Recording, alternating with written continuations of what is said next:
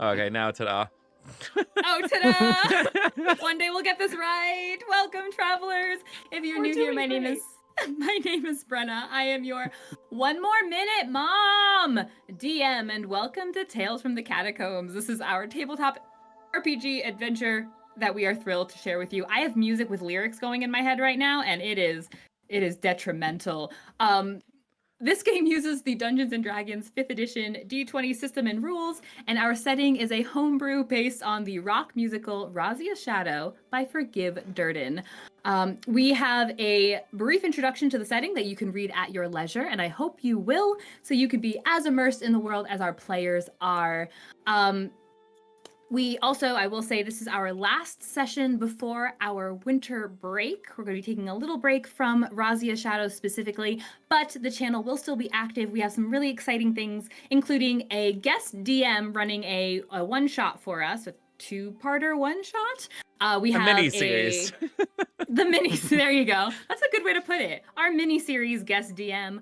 We have chit-chat time with our players after the holidays so we can get back together and just be together because I'm going to miss their faces.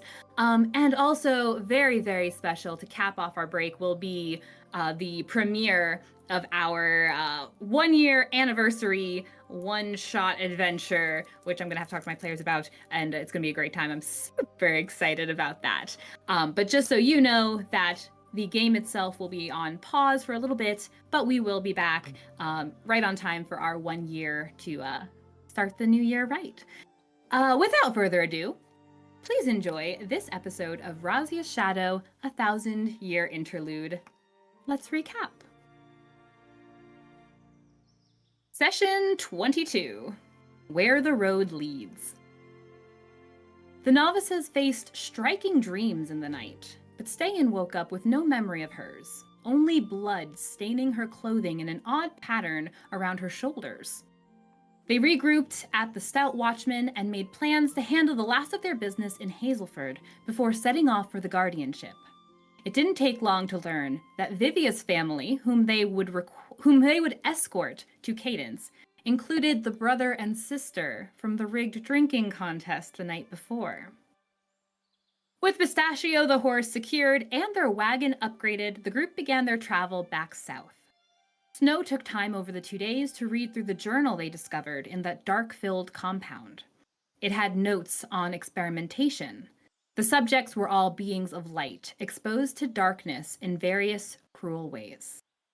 And along the journey, Ste'yn finally remembered her dream. It was a far too vivid memory of the Goliath Kalain Slyweaver's final night alive. The novices arrived in Cadence in the evening of the second day and bid farewell to Vivia's family, choosing to hold off on their hospitality until another time. They traveled well into the night to reach Gratiminot and went straight to Saker's Keep for help with whatever might be affecting Beau's and Snow's memory. The acolyte Aglin couldn't offer immediate assistance, only further observation that would take more time. Instead, the novices made their way to their beds of various types, wherever they choose to be. But on the way out, novice emissary Von Grissom appeared to tell them that their debrief would be in the Rally District once again. In the morning, while Snow, Ste'yn, and Viola prepared for the day, Beau was already awake and on the move to the Rally District. He spotted the captain in the garden behind her home, staring off at nothing and listening to the music in her locket. But rather than get that question answered immediately, let's first find out what the other three are up to, because those guys decided, let's split up again. It's always my favorite thing that they do. So, give me 1 second while I turn my music back on, because Spotify decided to shut off, and that was rude. And let's pop back over to the Peace District. So, Ste'yn and Snow, you guys were mid-conversation, but interrupted by, a very serious conversation that was interrupted by the bells of the new hour at Saker's Keep, and you guys were beginning to make your way out. You did have some tea left for you, by Yonai, which was very kind. Well, it said -Y, I believe. Not his full name, but I think Ste'yn can put 2 and 2 together. And Viola left Lear's side rather than going down to get breakfast and all of that, was making her way back to Saker's, assuming that that's where Ste'yn would want to be sleeping because she likes to sleep with dead people. Unless there was something specific you were doing individually, can I assume you guys met up with each other at Saker's? But tell me if there was something else. Otherwise, I will assume you guys reconnected at Saker's Keep. Yeah, I thought Viola did get just- breakfast and she got some stuff to like stick in her pockets to bring to them. Probably. Let's go with that. Guys. I'm going to write that down. Viola got breakfast. We gotta eat. Snow is just rereading his letters from, well, the most recent letter, specifically from Taryn, Okay. and not looking at Stan. Fair. So probably you guys were waiting either up front in that like initial courtyard area or in the atrium when Viola makes her way with breakfast, even some breakfast treats. So what are you guys doing then? Thanks for bringing breakfast. You are very welcome. Good morning. How did you guys sleep outside? Much better than I slept inside last night. Or a few nights ago. Splendid. Did you sleep all right? You look a little tired. I was just so excited to get back to my armor. I slept in my armor last night. I might have tossed and turned a bit. Wasn't the greatest decision, but I'm You very... slept in that. But just look how pretty it is. Are you Like- used to sleeping in it? Do you do that often? No, but you do it all the time, so I figured it would be fine. Clearly, I was wrong. Your armor's also heavier than mine. Is it? I didn't know that. It looks is. incredibly heavy. Maybe Thank before you. we leave, we should get one of the clerics here to give you some restoration. Can they do that? That would be really great. It's one of the few useful things they do. No offense, Ste'yn. Alright. Well, shall we head inside then? I'm guessing that means no more nightmares then, Ste'yn. No more reliving other people's deaths this time. Good. Very good. So you guys are already kind of seated in that atrium area. There are some people kind of it's clearly not a commonly kind of used area except by people who are kind of meant to be there. But you do, there are acolytes going through. You don't spot, say, Aglin immediately. But yeah, I don't know if you're looking for someone specific, but there's just acolytes who When we pass through start every now and then. seeing the robed people, if she can assume that they would be able to do something, Viola would just be be like, "Hey, I'm like really tired. My friend Snow here said that there's something someone can do to make me not tired. Is that a thing someone can do?" She's just kind of like talking out to the room of people as they're walking by. Yeah, and someone who was walking alone turns her head, and you recognize her as one of the ones who had peeked in after that messy situation the other day at Saker's Keep. A young lady with long brown hair. She also wears one of the white robes, but she also has a white scarf kind of over the back of her head and down over her shoulders. And she stops you and seems to recognize you again, back in your full plate armor. She smiles. Yes, I'm sorry, do you mean you're just tired? You slept funny? Correct. I did not sleep the greatest last night. Probably the Yes. best option would just be a bit of rest. A I longer don't have rest. time for that. I'm very sorry, but Oh. he said there's something called great resting or something like that. And she looks over at you, Snow.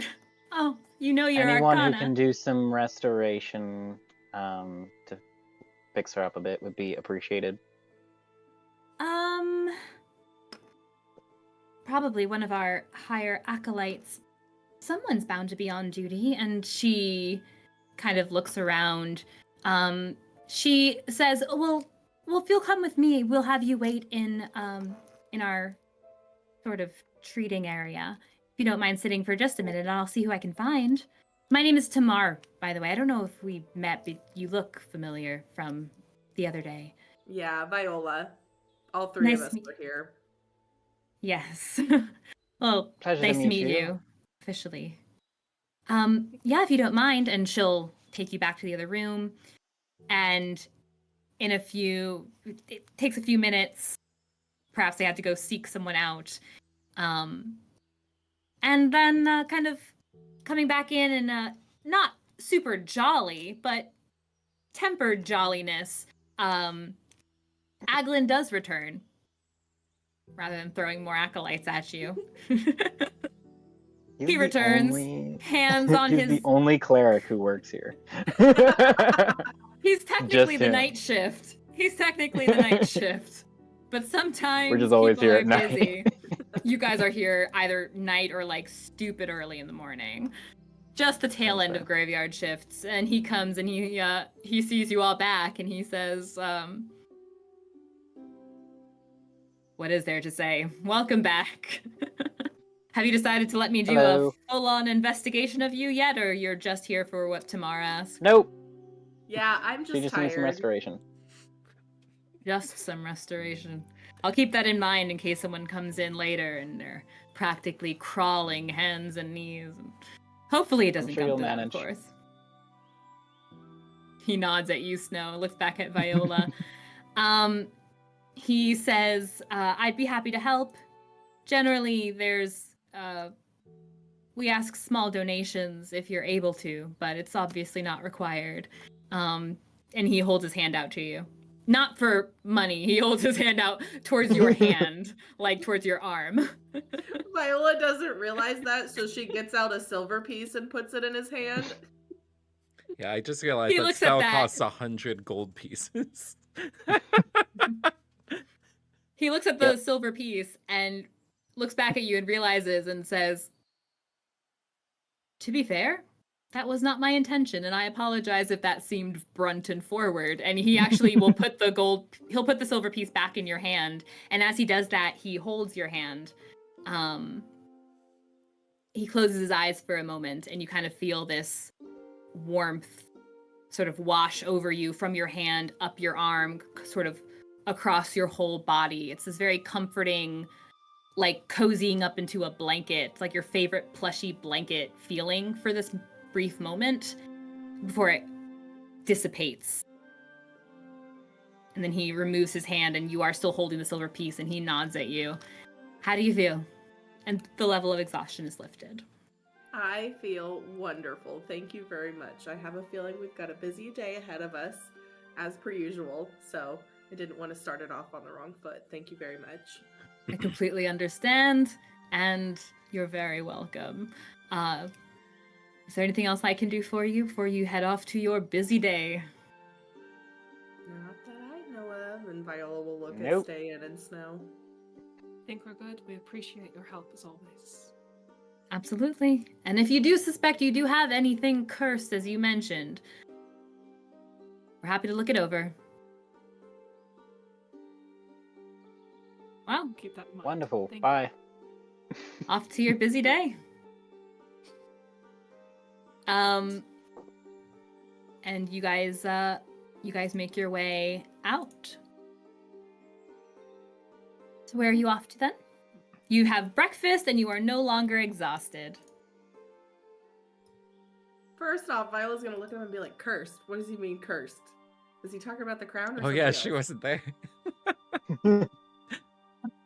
Some of the stuff that we picked up in the freaky compound place might have been cursed, but it's fine. We dealt with it. Okay. Well, I guess we need to get headed to the rally district. I have no idea where Beau is. I haven't seen him this morning, but I mean, he was there when Vaughn told us that we needed to meet up with Nora this morning, so... I mean, he can find his way there just as easily as the rest of us. So I guess we need to go down and Probably get a already cart. gotten there and left and is looking for us. Maybe, if he did the whole debrief for us, I'd be fine with that. Hey, that would be really nice, actually. Then we wouldn't have to go at all. But sadly, we do have to go to see if he's done it or not. Well, So do we let's have a go. cart or something, or are we walking? We always have a cart. Now that my thing is signed, I get a cart there whenever I need it. So we've got the golden ticket. Now that we travel with the esteemed Lady Viola. Thank you. And she'll curtsy very deeply. You hear a small little applause as you guys are exiting. You look behind you, and Tamar is standing there, just around the little archway, and then waves as you guys make your way out. Actually, give me a perception check. I said I was gonna roll my dice, and gosh dang it, I'm gonna. 19. That's an 8. 28. What if she's been the roaming pickpocket? She's been following us around this whole time. Oh, thank you for She the doesn't reminder. even work there. It's because we never give donations to the temple, so she's just taking donations. For the Viola most didn't even part, give that the was the silver first back. time they even asked for a Oh, donation yeah. in our defense. Mm-hmm. No, they didn't ask before. It's They fine. all She they did gave was one, boast he about just how gave it much the back. city funds them. That's all we've heard, is that they're doing great because the city funds them. Hey, he didn't say doing great. He just said that they were taken They care had of. no That doesn't one. mean that they had.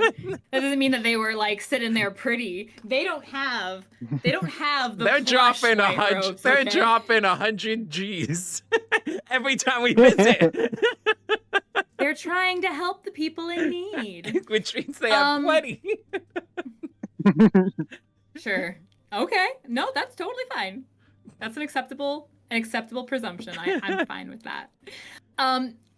You guys are heading. You guys wave back at Tamar. Viola's already spun back around. But the two of you see Aglin also in that hallway, seemingly to have stopped to have observed your exit as well. No, it doesn't wave at him. That's fine. He wasn't waving. He just has hands kind of in that fashion of like sitting on his belly, just that same calm demeanor that he just seems to exude. Like nothing kind of phases him. It's too But that's calm interesting. sometimes. Not as calm as Galoru, but there's some similarities there. He was past calm. He was barely living. He's plenty alive, but he does things his own way. Always has.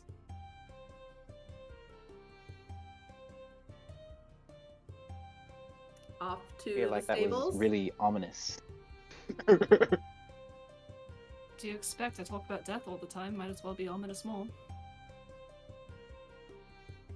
Fair enough. So, yeah, to the stables, I guess. Yeah. Onward.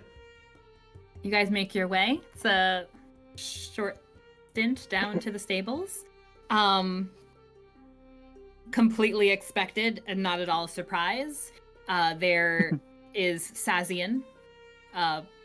He's helping one person or another, generally quick, and then stepping back and stepping away so that he's not in anyone's presence for too long.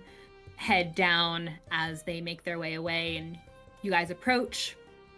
He has his head lifted only just enough to see that you were there before bowing again, head low. And he almost immediately goes back inside. And when he comes back out, there is he's got a horse that seems to be already prepped. It's not a small little cute pony horse. No, it's not a little baby horse, but it is a younger horse. Also a female, also very, very nicely tended to. She's also kind of she's more brown than she is kind of that gray that Buttercup is, but also a young, kind of pleasant, whinnying horse. And he brings her out and he says, he asks, "Are you making your way somewhere?" Good morning, Sazian. We are getting ready to head to the Rally District. Is this beautiful horse for us to use for the day? Yes, I was informed before that if you needed to make passage, then it should not be interrupted, so I made sure that at least something you might find suitable was there. Oh, well, Who informed you? Find anything suitable. I was informed between Sir Canyon and Darmian told me. It was important that I know. I'm here most often. I was Thank just curious. you very much. So, who is Yes, this thank that you. we have here? Everyone calls every horse something a little different. This one, most often, they're told her name is Cherry. Oh, that is a beautiful name. I love that. And while we're talking about horses, does Buttercup happen to be in the stables or is she out for training? Yes, of course. And he kind of steps aside and motions if you wanted to go in. Viola will look at Ste'yn and Snow and she'll be like, it'll just be 1 minute, and she'll walk into the stable to go see Buttercup. Every time. And when you go over to Buttercup's pen, you do see this small pouch.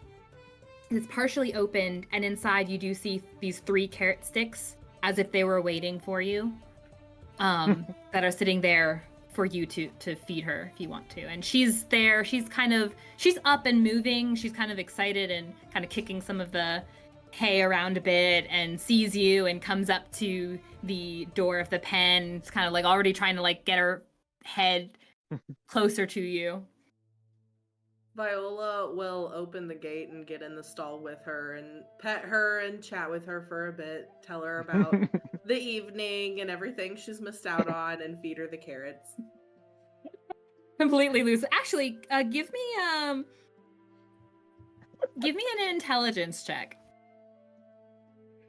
They aren't really carrots. Also, I don't know if it's just Sazian being proper, but is Canyon a knight? He keeps saying Sir Canyon, which Sir is usually knighthood. It is. That is a 7. Okay. Yeah. Yeah, you are spending this time with Buttercup. You're telling her about the evening, and then that just sparks another memory of something that happened a little bit earlier, and you're like, okay, let me set the story for you, and you start setting the whole story for her. You guys have been waiting outside for about 35, 40 minutes, wondering, like, you've occupied yourself. You somehow managed to not let Snow walk off, because he would have been gone at 5, he would have been gone at 3 minutes. But just the general jovial atmosphere, or at least, you're not where you were anyway. That was got a long time with Nora before you guys show up. Dang. Before, like okay, I said, let's pull it Beau's back gonna to, be like, done and heading let's call back. it back to like 15, 20 minutes, which is still a lot of time. We'll call it like 15, It's still 20 a lot. minutes. It's a bit of time. While yes. she's in there, Snow turns to Ste'yn and says, "Do you think maybe we could purchase Buttercup for like her birthday or something?"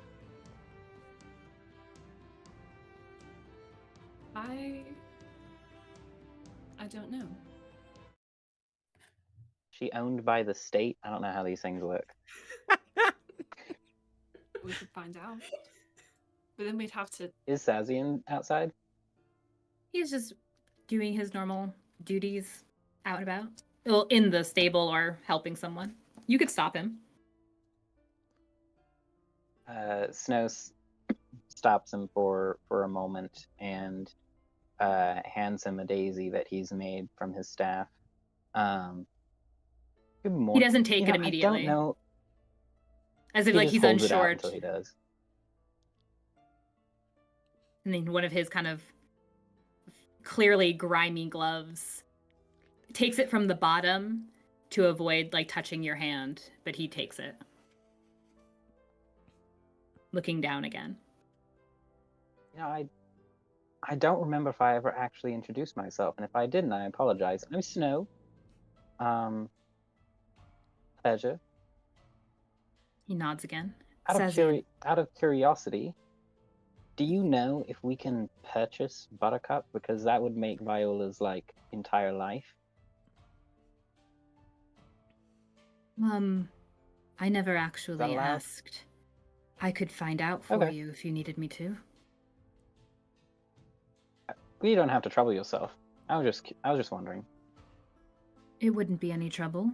I know that there have been people who have taken wagons out for assignments and such, and sometimes it's been a matter of keeping that one or having traded it out, and there has been compensation to the guardianship. I could imagine it could be the other way around as well. All right. Thank you.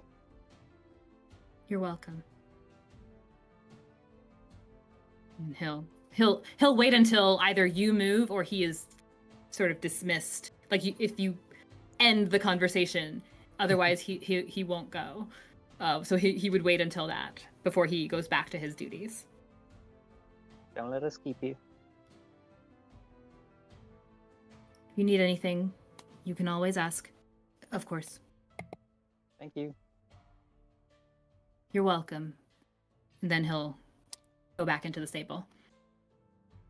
Viola does make her way back, not realizing how much time has gone by.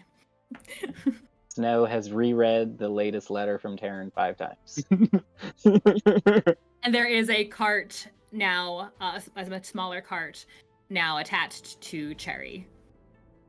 When Viola comes out, she'll just say, sorry, I always have to go in and visit with Buttercup for a quick minute every time I'm down here. Quick minutes? Yeah, it wasn't that long, but we better get going. It was an Yes. hour at least. It was not. You think you're funny, Snow. It wasn't an hour. I know that. Alright, shall we go? Let's do it. You do not have a rider. You guys are left to your own devices as far as is concerned, but you do have transport. Viola, you can give me an animal handling check as you make your way to the Rally District. Is she going to develop proficiency in 1,000% vehicles yes. at some point? 1,000%. Because I feel like yes. she does it enough. She sure does. Thank you guys for letting her do this. Well, for right now, that's a 9. Only Buttercup. When will we learn? It's her horse. we do need to buy her Buttercup. The person doesn't choose Gotta the have horse. now. The horse chooses the person. I mean, I feel like first we need to like enhance Buttercup because we need Baby. we need a reliable. She's just a little baby. Hey, she's going through training. She's got it down. It's true. It's true. It's Cherry is a little too eager. Perhaps she also needs a little bit more direction, or maybe she's kind of just now finishing up her own training and going out on her own.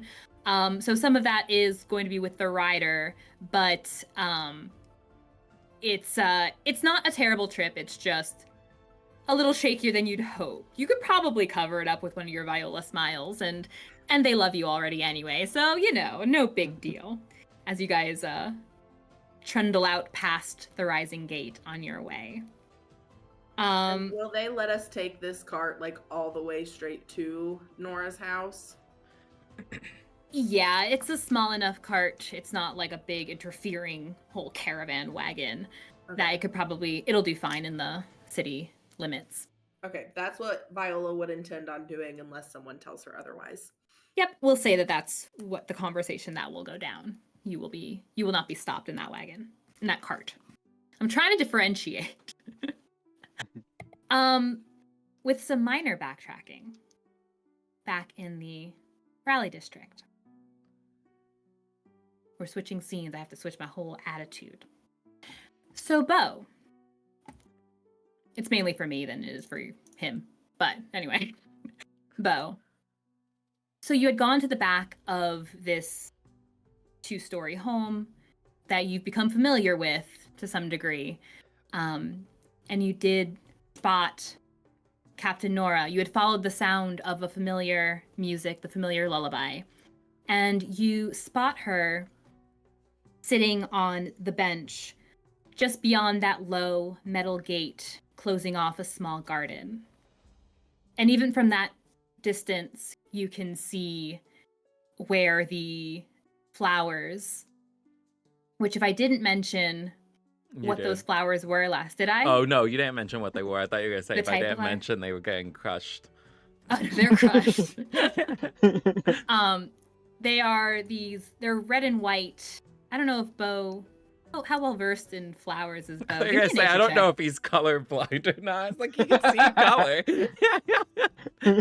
What's the check for? I'm just introducing a new thing. It's a nature check.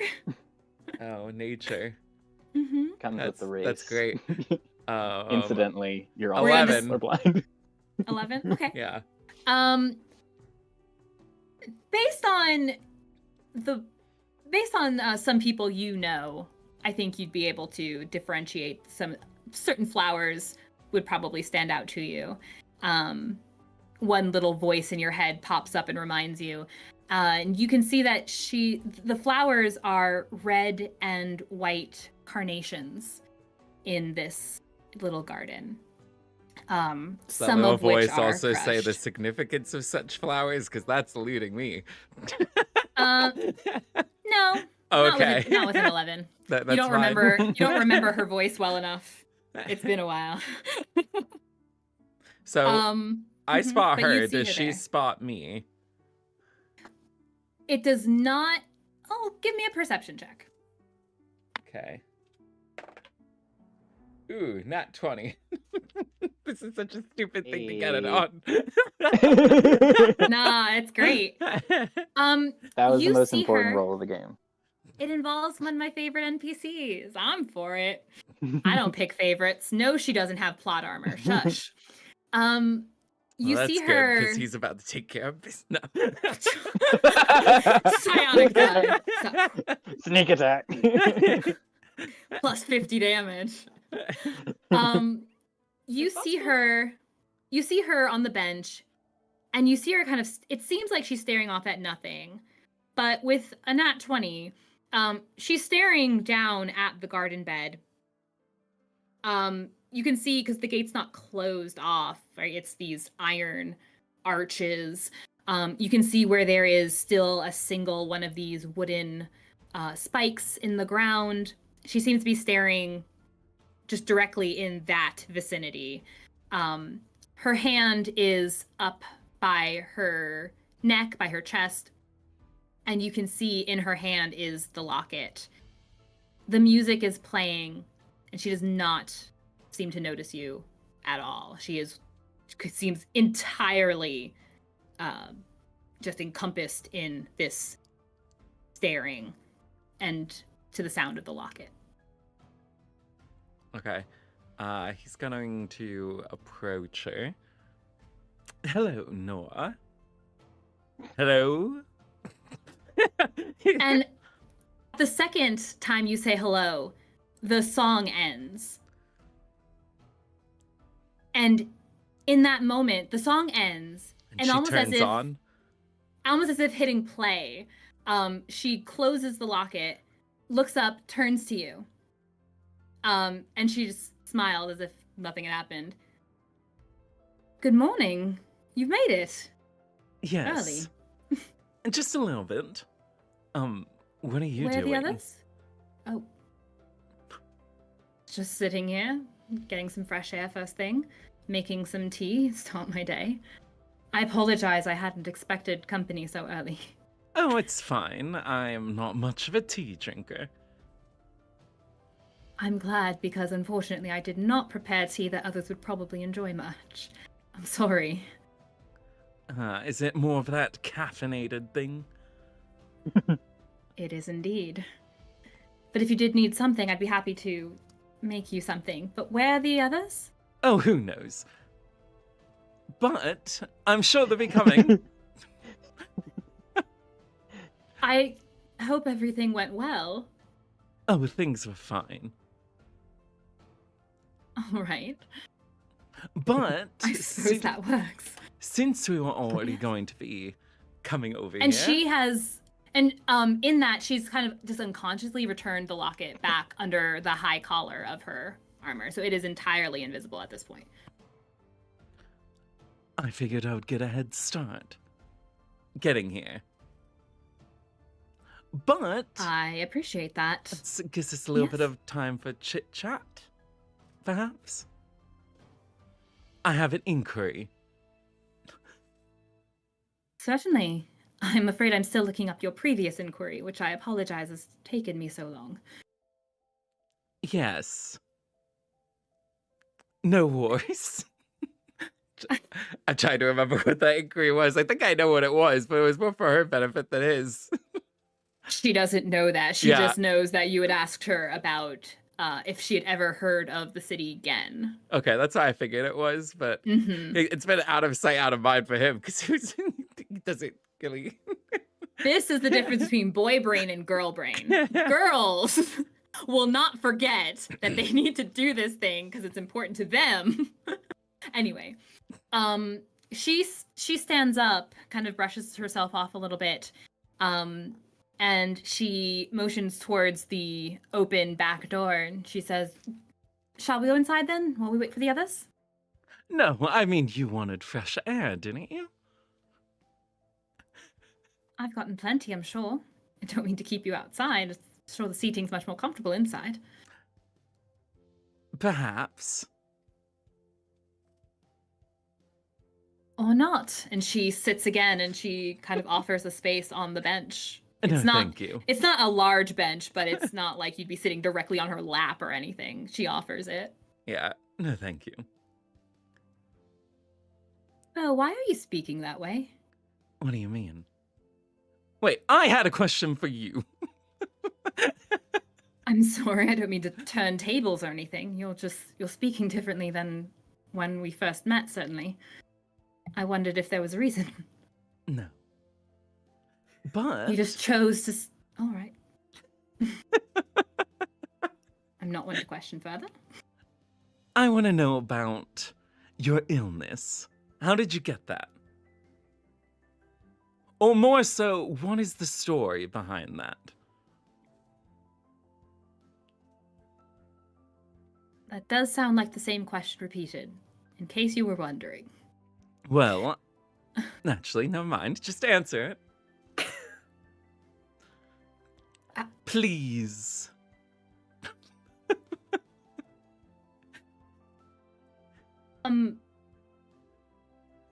All right. It's just something that's been with me for a while, since I was a child. Can't explain much further than that. Well, you don't remember what caused it? Give me a persuasion check. See, this is why I would have wanted the nat 20. Nat 1. Not a nat 1, but not much better. Oof. Okay, so I rolled a 3, but my persuasion's a 9, so that turns into a 12, and then I got a 4 on psionic, so that is 16. Say it again for the people in the back, the psychotic dice. So 16. From a 3 to a 16. I'm not ready. Okay. She stops and seems to think about it for a moment. And she says, Well, no, it's not a matter of not remembering. Simply,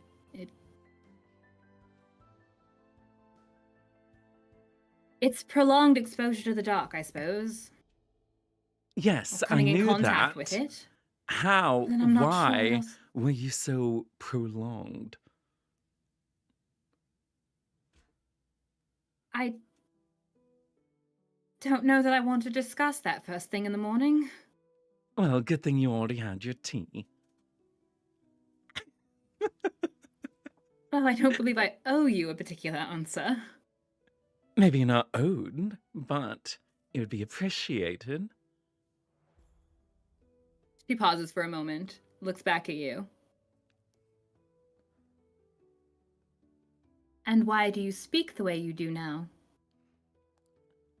I technically asked mine first. You answer mine, I'll answer yours. I've technically already answered yours. You're asking for further information. I could at least get a baseline answer to mine. A baseline? I Yeah. feel like talking like this. Yes, but why do you feel like talking? I like gave this? you a baseline.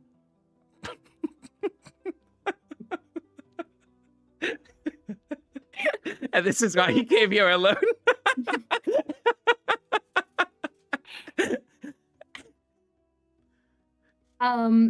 She isn't sure what to say to this, honestly. She looks off again, pondering, looks back.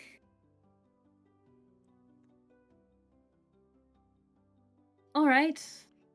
It's not a secret or anything. It's simply not pleasant. I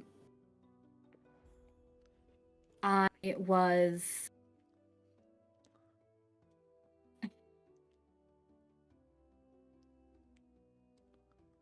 one of my parents who traveled in areas that were terribly close to bands of dark, and I was with that parent. That very often leads to more exposure than anyone is wont to have. So it wasn't from being in it? You were just walking along? Give me another persuasion check. Here comes the nut one. Was I supposed to expend a die for that last one, by the way? Oh, absolutely. Okay. Just wanted to come for him. I'm so sorry, this is gonna be better. So I got a 9, so that becomes 18. And if Mm. needed, I also got a 6, so that becomes a 24. Mark the die.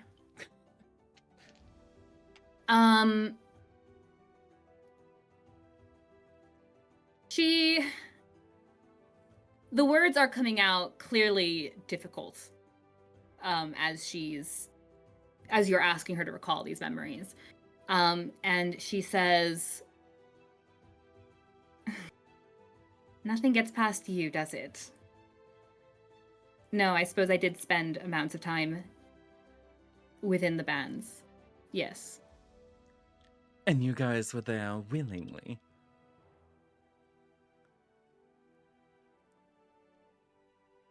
He was. I suppose I was. But I don't know how much you expect a child to understand where they should or should not be when their parent believes they should be somewhere. So he believed you should go with him? As a child? I suppose I should start from the beginning and make it make sense. Unless you're going to interrupt with more incredibly intrusive questions. Let me know now so I can be prepared. Well, I don't know what questions to ask yet. I haven't heard the story. So, I was born in Pio. My mother met a man who was a traveling adventurer and seemed very exciting and much more exciting than the father of her other children. So when I came around, mind you, she was very gracious in how she raised me. And her husband was not cruel to me, but you tend to stand out when you're not like your siblings. And I spent that time dealing with it and being raised. It wasn't awful, but clearly a black sheep. And then one day, my father, as it happened, returned.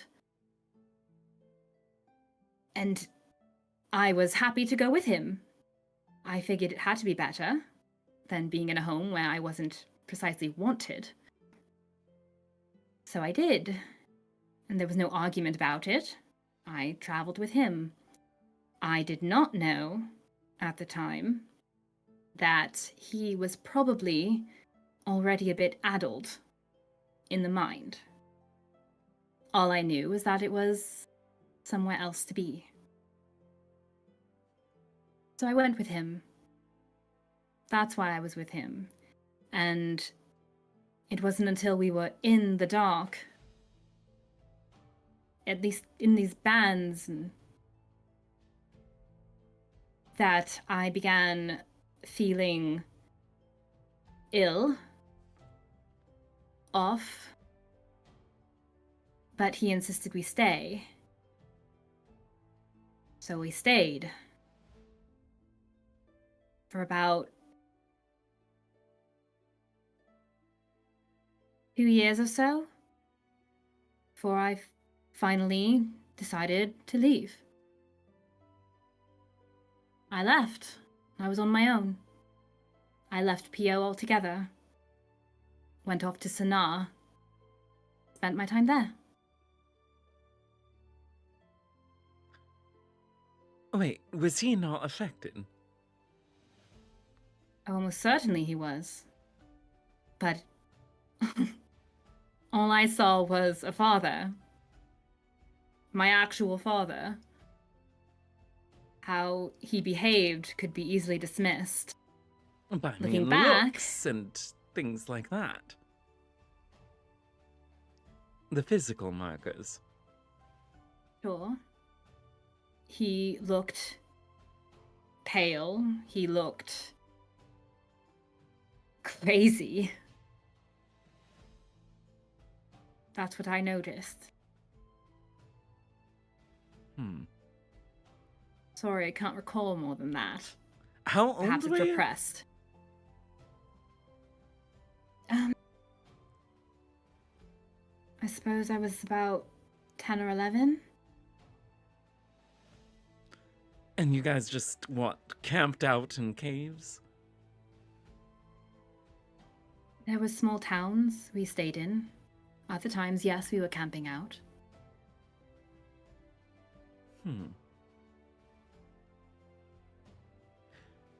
And you freely were able to just go into it and then out again? My understanding is you need keys of a sort. Keys? Of a sort. The kind of ways to get in and out. I don't recall anything like that, but I don't think he ever explained to me how he moved about in the bands. You think he's You'd have still to ask there? him. She immediately pauses.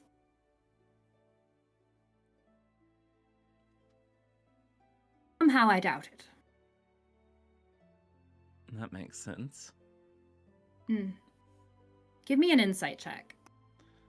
Alright. Insight.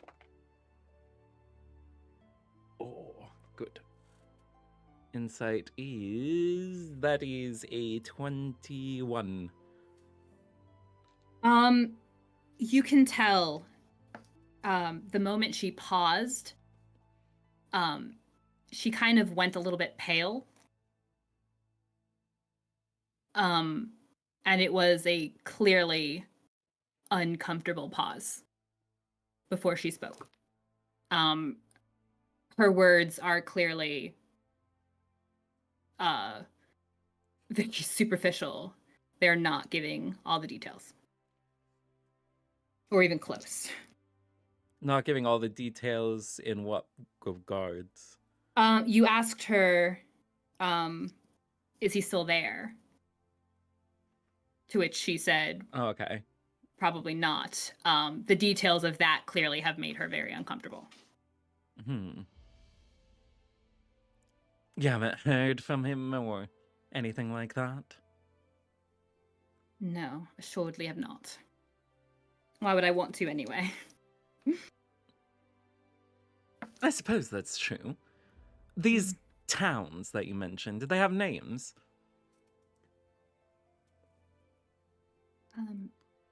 I suppose so, but I don't honestly remember. They were still towns, there were people, but more often than not, we were not in those towns. We were among the trees or somewhere.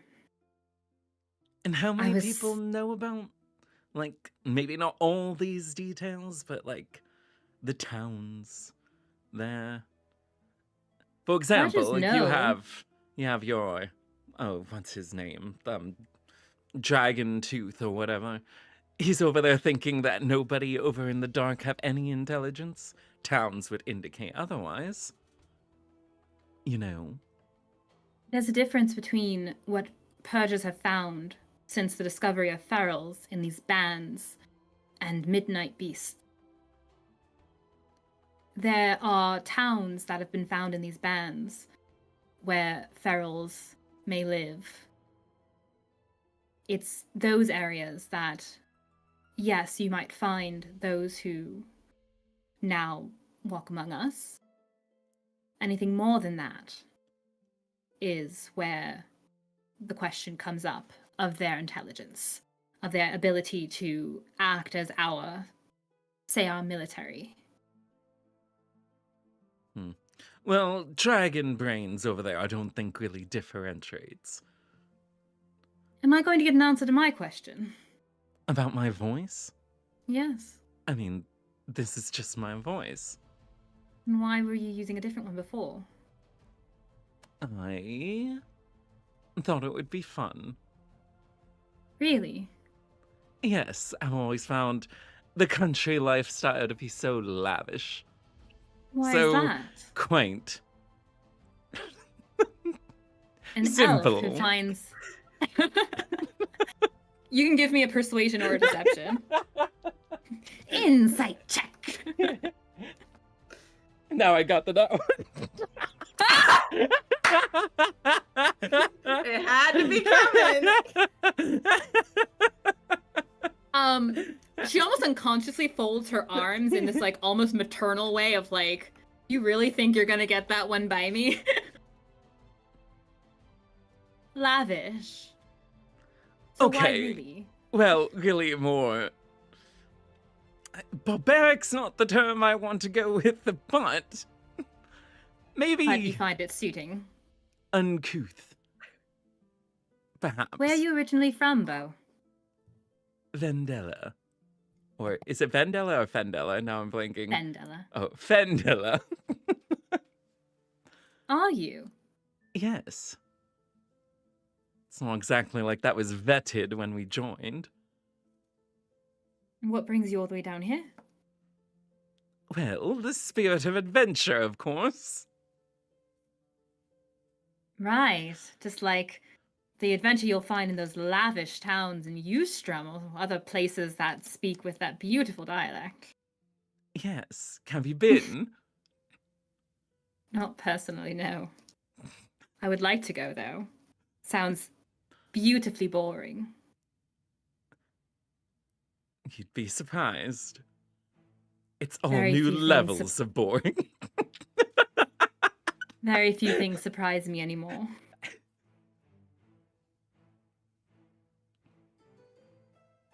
Did I answer your questions? Yes.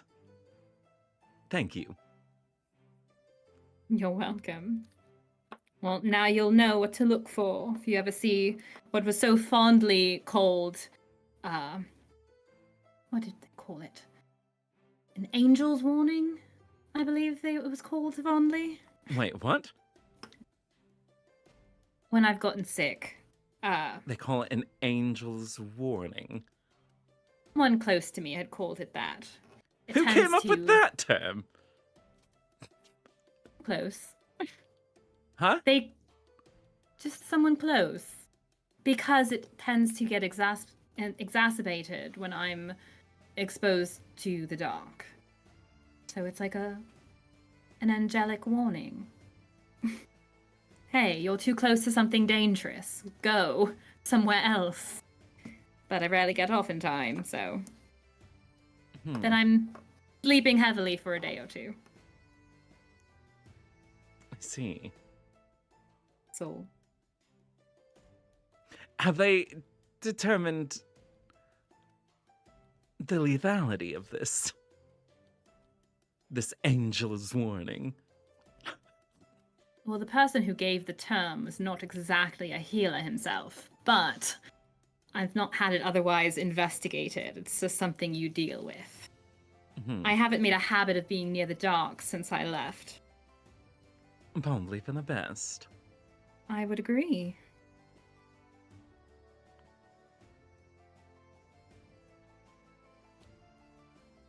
But at least now I have some context. As do I. A young man from Fandela joining us under guardianship. How fascinating. Yeah, not too fascinating, though. Surely there have been others. Here. Not that I can recount. Well, wasn't there an elven name on one of those mailboxes? Yes. Probably. Where was he from?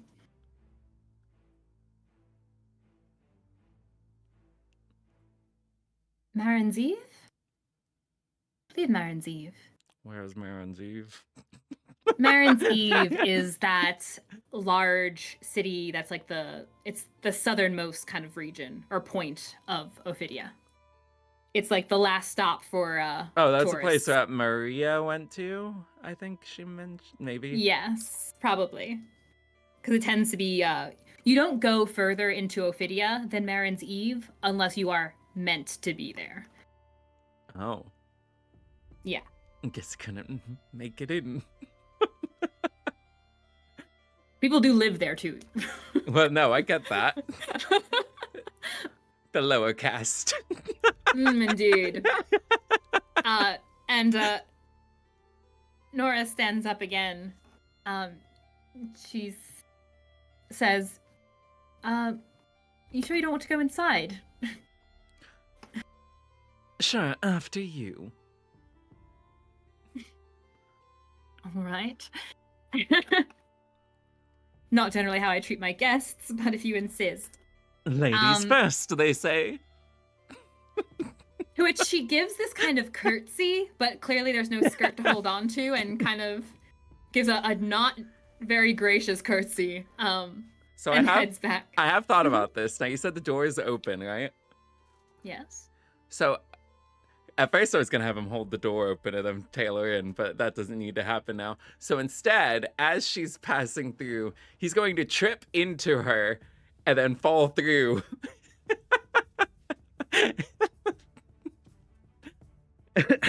Piggybacking I love everything off about of her.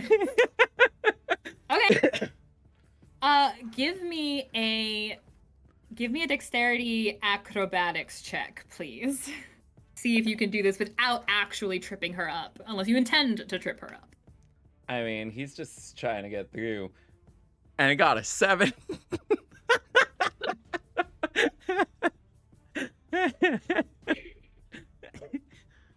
Oh, nice. Okay. Let's see.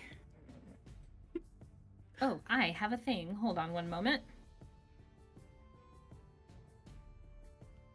you guys didn't know, Captain Nora Salin, in fact, exists. Whoops. Should have had her sheet pulled up. He's I'm sorry. real? He is real! I know, it's crazy! He wasn't having a conversation with himself. Nora, where Next are thing you? you're gonna tell me the polar bear's real. That I did not confirm. Polar bear is real. It was pretty Leave late him at in the night. You know, who knows? Oh, I thought her character sheet was here. Shoot, dang. Sorry. TTPS. My computer's doing this weird thing where it won't pull up a URL unless I type out literally the entire URL. And it's super weird. That's not good. Yeah, it's weird. But that's okay. DnDBeyond is easily accessible. This is not sponsored. But if you want to sponsor There. us. But if you want to sponsor, that's true. Josh, are you gonna say something? Oh, okay. I saw your hand slightly go up, so I was like, I didn't know if you... Okay. You make this attempt to kind of mock trip and misguide or misgauge where your foot goes and then how you actually fall. And you do, in fact, tumble through, falling into her, and she is not able to get her grip properly. And both of you just crash. I rolled her own acrobatics. I hope as she well, finished and that tea. She Or how hot is it? She did I say she was holding the tea, or did I just say that she had? Okay. Okay. She mentioned tea, so I just Making assumed she had tea. it. I did initially have her with tea, and I forgot to mention it, so now she didn't. But she rolled a nat 1, so you know. So she falls forward with you falling, and you hear just like a not fun sounding smack on the wooden ground. And you're both kind of sprawled on the ground now, just side by side, in this like awkward moment of silence. Whoops! And he just picks himself up. And you pick yourself back up, and she is definitely slower to stand. But you did not feel that same. You did not feel something repelling you as you went through the door. Aha. But she just first she goes to sitting, and she's rubbing her head. But she looks back up at you, and she says, "I'm sorry. If I apologize." And she picks herself up. Oh, it's all right. Maybe I do need that tea. Would you like anything? Do you have any eggs? Actually, I might. And she goes to the kitchen. She prepares a little bit of something for Beau, and in fact will prepare a little something for everybody. Ste'yn and Snow and Viola, you guys arrive in the Rally District. You are able to take that kind of straightaway path, heading further in towards where the command residences are. So you arrive at the familiar... Oh, I'm sorry. What's that? One thing before we arrive, Snow has been rereading the letter from Taryn, like I mentioned, and it finally clicks the description that she gave with the dream that he had, and he will look up suddenly at Ste'yn. Ste'yn, do you have the spell sending? Is that a thing you can do? I know clerics have that spell. Do you have that? Can you do that? I believe I can. It would probably have to be tomorrow. Or Tomorrow? I don't have it prepared. I don't typically think of it as when I have much useful. Why? What's wrong? What's a sending spell? It allows you to It's a communicate way to- with people across the world, essentially. It's What's wrong? it's my system. Is she all right? I had a dream. I don't know. I need to know. I need to find out. I had a dream, and it wasn't great, but I saw a place, and it looked. Something happened there. I don't know what happened there, but I realize it's where she is. It's Fandela, I thought she was the in Crystal Netherlands. City. She was. She used to be there. She's not there anymore. They traveled for whatever her class is doing. It doesn't matter. The point is that in the latest letter that she sent me, she said that they're now in Fandela, which is the Crystal City, and the way she described it is exactly what I saw in my dream. I've never even been there. I've never seen this place, but it had to have been the same place. What did you see in your And dream? it looked like something happened. It was, I don't really even know how to describe it. It was just, there was, I mean, the beginning of it, I remember. It was a memory. It was just the two of us before we first got separated, before I went off to be an acolyte and she went off to be tutored. But that's not important. The important part is that it changed, and she asked me, what am I going to do without her? And then I saw a city, and it was crystalline. It was obviously the Crystal City. That's what they call it. But it was abandoned. It was lifeless. I don't know what happened, but I don't know. Something bad happened. The fact that I dreamt about a place that I've never even seen before, but it's definitely where she is. I need to know. I need to make sure she's okay. I'll prepare it for the morning, and as soon as it's ready, I'll reach out to her. The more I know about her, the better chance it has of working. I can tell you everything there is about her. I'm sure she's fine. But we will make sure. What if she's not? Worrying isn't going to change anything except make you more stressed out. All you can do in the meantime is try to do something productive. Well, when I'm worried, I pray, but I know that's not a thing you tend to do. But I will It's never pray for helped you me. and her. That there's guidance and light on this. Thank you. Why don't you play us a song? That's That's a good something that idea. you do. Is there a song that you and her liked a lot? Like a lot?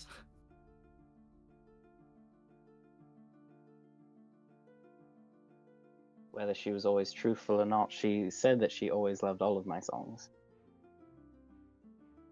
Well, what's your But- favorite? I can play something that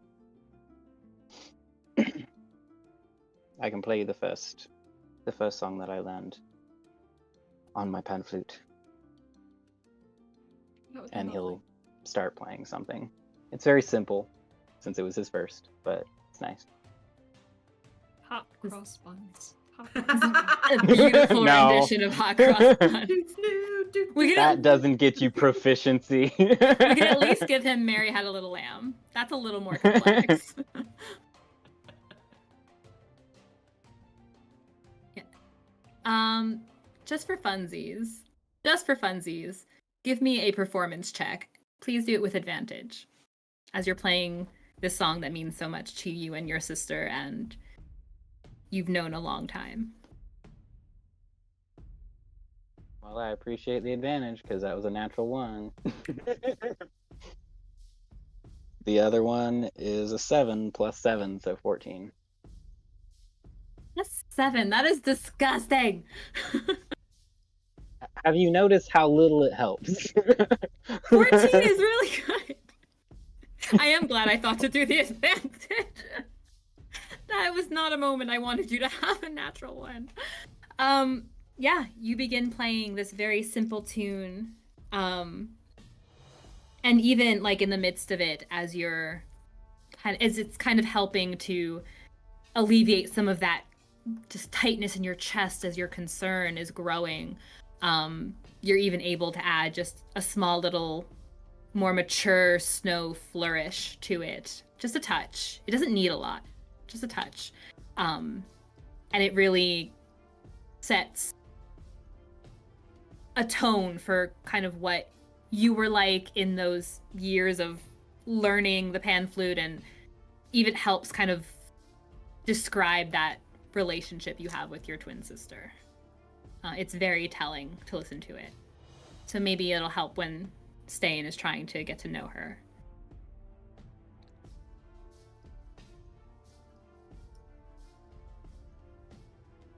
As he finishes, Viola will give him some claps. A couple of looks from people passing you guys in the street, who also kind of applaud a little bit, as if you're a passing minstrel. He is. Yes, as a matter of fact. Are you beginning to then tell Ste'yn about her, or is that for another time? Is that for later? If we're still writing, we still have time. She'd just start asking simple things, starting to get to know her. Yeah. Okay. Snow will give a pretty detailed description. I mean, a lot of it physically exactly like him, except female with a blonde pixie cut. And other personality differences, such as he was the more charismatic one, she was the more intelligent one. Little things like that. Okay.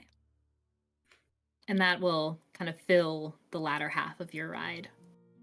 As you approach the familiar line of houses and the sign out front, Isalin, E. And you stop Cherry there. Viola will get off the cart and like get her settled and tied up if there's a tie-up out there. And okay. You guys approach the door. You don't hear the music that Beau was hearing earlier, so it's just the standard quiet street. You go up and knock appropriately. Beau answer the door. Nora's got eggs to make. She's finishing up the last plate, and Beau, as she's about to turn around, Beau's already there. So yeah, Beau answers the door. Hello.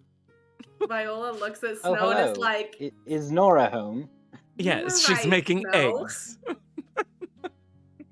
That's delightful. Do you live here too? I'm afraid we haven't met. My name is Snow. Very funny. Are you a Solid E? You must be Mr. Solid. Closes the door in their face. that was a missed opportunity with the masquerade tattoo. He'd never seen her husband. He's only seen caricatures of her husband. There's the painting of him. There's the painting in the dining room, yes. Oh, I guess there's that. The masquerade tattoos for serious business. Serious business only. He gets one shot a day with it. He has very serious business. He's got to turn into Granny at some point again. Oh my goodness. Exactly. Oh dear. Yeah. You guys go inside. You'll be pleased to know I didn't tell her anything that we did. Oh, we thought you might have finished the debrief, so we wouldn't have to. Oh, I didn't want to take that away from you, Ste'yn. How long so have you thoughtful. been? Oh, not very long. Hey Nora, Maybe- how long has he been here? She's making eggs right now. It's not like it's not like the door is open to the kitchen. Oh. And she does poke her head out with this apologetic smile on her face. I'm so sorry. I was not prepared for early guests. Welcome back. I'm glad you're well. We're sorry for intruding. Vaughn told us to head here as soon as we woke up this morning. Of course he did. Yeah, Excellent. thank you, little manservant. Beau. I shall go back in. Well, if you can keep it off the record. And then she goes back inside the kitchen. She will not say anything if you do that. She doesn't, but she's thinking about it. Wait, what are you doing? I may have missed it. What? A good smack upside the head. Oh. It doesn't take long though. Nora comes back out, and there's these 4 very simple plates that have some scrambled eggs and just 2 biscuits on each. It just looks like a very simplistic breakfast. And you do hear now the tea kettle going. She offers you guys seats in the dining room, where there's the room immediately next to the kitchen, through a different door. Well, that one I think is just the archway. And she sets the plates in there, so it's just a little more comfortable to sit with food in front of you. Goes back and comes back in. She has a tea kettle, and she gets from the little china cabinet. So now it's a little bit mismatched in that there's very simple plates, but she takes these really lovely little teacups from out of the cabinet, almost as if she had forgotten to take simple ones from the kitchen as she's hurrying back over. And she pours out tea for all, even if you had not said tea necessarily. You have tea. This won't make the heart race like the last one did, will it? No, I assure you. This is proper tea that was gifted to me, which is very kind, when I was not feeling 100%. What's the flavor? This one is it's a floral, a hibiscus. They have seemed to figured that out, that I enjoy that flavor. Viola will say Please. thank you and begin drinking the tea. Do not feel like you necessarily need to. I'm simply trying to remember my manners that I did not have previously, and I apologize. I was not feeling 100% when... There was no need for you to be doing anything more than just being there and listening, which is probably far more taxing than it should have been for you, given the whole situation. I appreciate that. And I am certainly doing better now, so... First things Beau first. drink the tea? Huh? No, he's not. Does Beau drink the tea? Okay. No. Of course he doesn't. If he does, he'll find it tasting like milk, because Snow used prestidigitation to change the flavor. If he was gonna drink it, he was gonna change the flavor. Yeah, I was waiting for you to say that so that I could. I was waiting for you to say it so that I could say that Snow does it after you do it. He doesn't want to make it clear that he's changing it, so that's why he hasn't done anything. So he's like, how long do I have to say it? Is there a verbal component to that one? Yeah, it's verbal and somatic. Nice. So he's just like, but the hand can be under the table, and you can disguise the verbal in a cough. Snow is used to this. Snow did a lot of things that he wasn't supposed to do when he was an acolyte. Yeah. Of course he did. He got bored. No kidding. Way. No, this is my surprise face. Well, Ste'yn, you want to go through the details? I think Nora was trying to ask something first. Oh, was she? And he's quite on point. No, I was going to say, I'd rather get that out of the way quickly, because there's other things I actually needed you here for. So first things first. How did it go? Well, we solved the problem of the goblins and the shipment issues. And, well, it was caused by goblins, as you'd expect, but they were part of a... And Ste'yn will begin explaining the whole situation that they got themselves in. The demi-planar place that they went to, the building they walked through, things that they found, and how they talked to the snake lady, the Yuan Ti,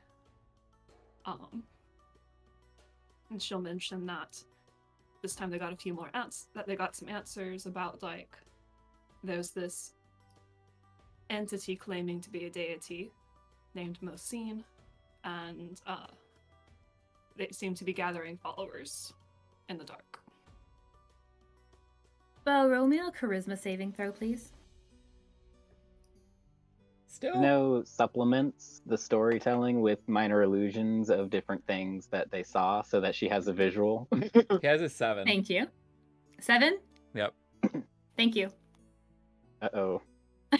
Does didn't say Ste'yn anything. mention the knoll? She mentioned that they found some gnolls. She does not mention and that one of them was killed. She does not mention specifics about how the gnoll was killed or the circumstances around it. Just like she does not go into detail about her conversation with the Yuan Ti and how it tried to convince her to join. She sort of skips over that. Oh, just kind of hand waves it a little. No big deal. Yeah. Her hubris continues. Hey. Champion.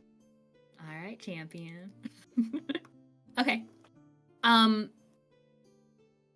As you're And explaining she'll pull the light slaying arrow out of her bag and lay it on the table. And talk about what Snow identified it as and what they learned it does. And then I've got about 85 potions worth of radiant resistance in the bag as well. They seem to be stocking. Which will be up for selling if you think it would be helping the cause here. Viola gives a big eye roll. They seem mean, to be preparing for fights or a war of some sort. That's precisely what it sounded like to me. And if they're getting things like this arrow, making potions to resist, probably the best thing to fight them with, or would have been. But what you're describing, it sounds like some small version of a band of dark. But you were nowhere near any of the bands of dark. Isn't that crazy? It just seems to happen to us. Why?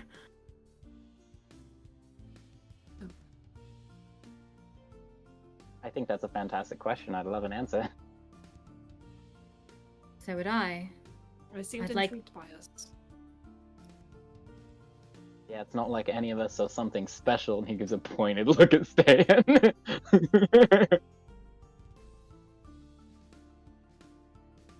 And she's quiet for a moment as she's kind of taking in everything you said, as if that was not at all the story she was expecting to hear.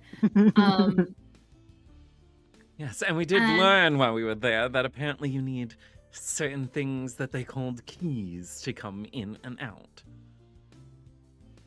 Of any band? Of this particular band, at least. I mean, we know from other experiences with the dark that doesn't have to be everywhere that the dark is. You need it, but to access this place. Well, we don't know that for sure. I'm afraid I'm not any master purger, so I couldn't tell you what they specifically do when they go traveling into bands. But they do travel into them. That group Some of way. boys, Daffy's Dukes or whatever they were, they got Pistachio and their horses and all the other stolen goods out somehow. So clearly they didn't leave through the drain that we did. Well, they said it was just left in the woods. It seems I like think it just they kind of closed that coughed safe up. or dominion, whatever it was said. That's what the 1T in the figure talked about. Sort of like what happens if you destroy a bag of holding that has things in it. They just kind of drop Wow. out. Right. Yes, and Closed it. It can be I think closed. that makes sense. that's what was said. We have about as much information as you do. It seemed like this was a temporary kind of setup. He seems lost in thought for a moment. Temporary. Also, they said that we only got in there. So, like, it was kind of like they pick and choose while you're walking in the woods. So I don't think everybody that goes to those woods went in. Maybe you are special to some way. Must be my looks. That's it. That makes a lot of sense, actually. I mean, it's mainly saying that to take away from Ste'yn. Like, Your looks and your dialect, I'm sure, put together. Oh, irresistible. yes. Yes, he likes They to play love around their with it. Fendella boys. I've heard so much about those Fandela boys. With their varsity jackets. They're gonna take home the cup this year. Right. Rah, rah. I always thought there was something so highfalutin about those elves, those full-blooded elves. You know how they are. I think you're so Um, special. Indeed. It's only the Ophidians, though. I feel the ones in Vencelat tend to be very calm. They're more like the artist types than the jock types. Do you have any idea, back to the topic on hand, do you have any idea of what if you knew, oh, I can't get into this dark place without a key, or I can't get out of this dark place without a key, what would come to your mind as maybe something that would work as a key? And Snow casts Detect Thoughts on her. Okay. You're asking her what she thinks might work as a key into a band of dark? Yes. Okay. There's a clear look of confusion and wondering on her face. You can see,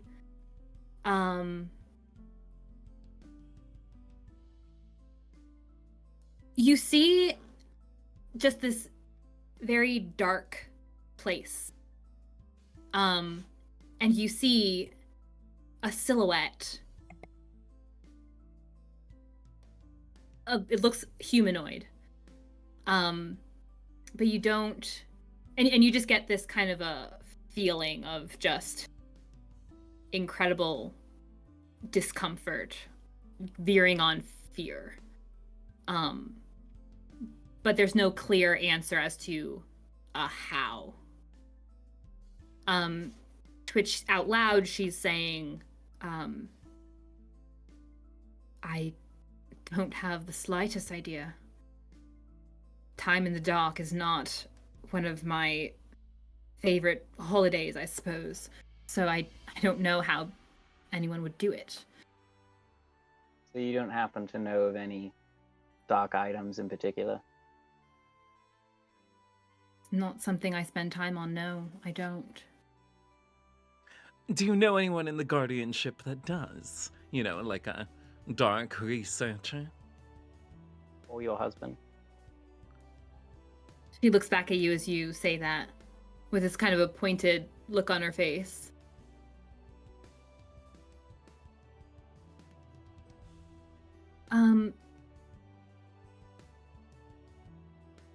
I can say that Captain Elikin has not mentioned to me any particular way he goes about what he does, and I don't ask many questions. So he goes in to those places? I don't Or you're understand just not exactly. sure? I don't understand exactly. What purges and gods tend to do is... The goal is to push back the dark. The goal is to, wherever the bands are reaching, they do something in there, and it decreases the mist. It pulls it back. That was the entirety of the Millennium War. It was pushing back this darkness that encroached upon the light. I don't know precisely what they do. I imagine it involves killing midnight beasts that have taken and tainted the area. If there's more to it than that, he hasn't said anything to me. Then again, very few people say much to me. So it would be a surprise to you if you discovered that you had one of these dark items in your house? In my home? Yeah, upstairs, Yes. for example. Does Snow see any deceit in her thoughts? You see this sudden image of like her bedroom. As you say upstairs, and that's clearly the first thing that comes to mind, but you just get a sense of confusion. And then you would need to recast it. Sure. She shakes her head. Why so specific? Do you suspect you found something? When were you upstairs? Snow doesn't answer. He just gets up and he goes to where the shard of dark focus was on that shelf upstairs. He looks at the others. Does he do this often? It's one of He must have snuck in one night. I don't know what he's doing.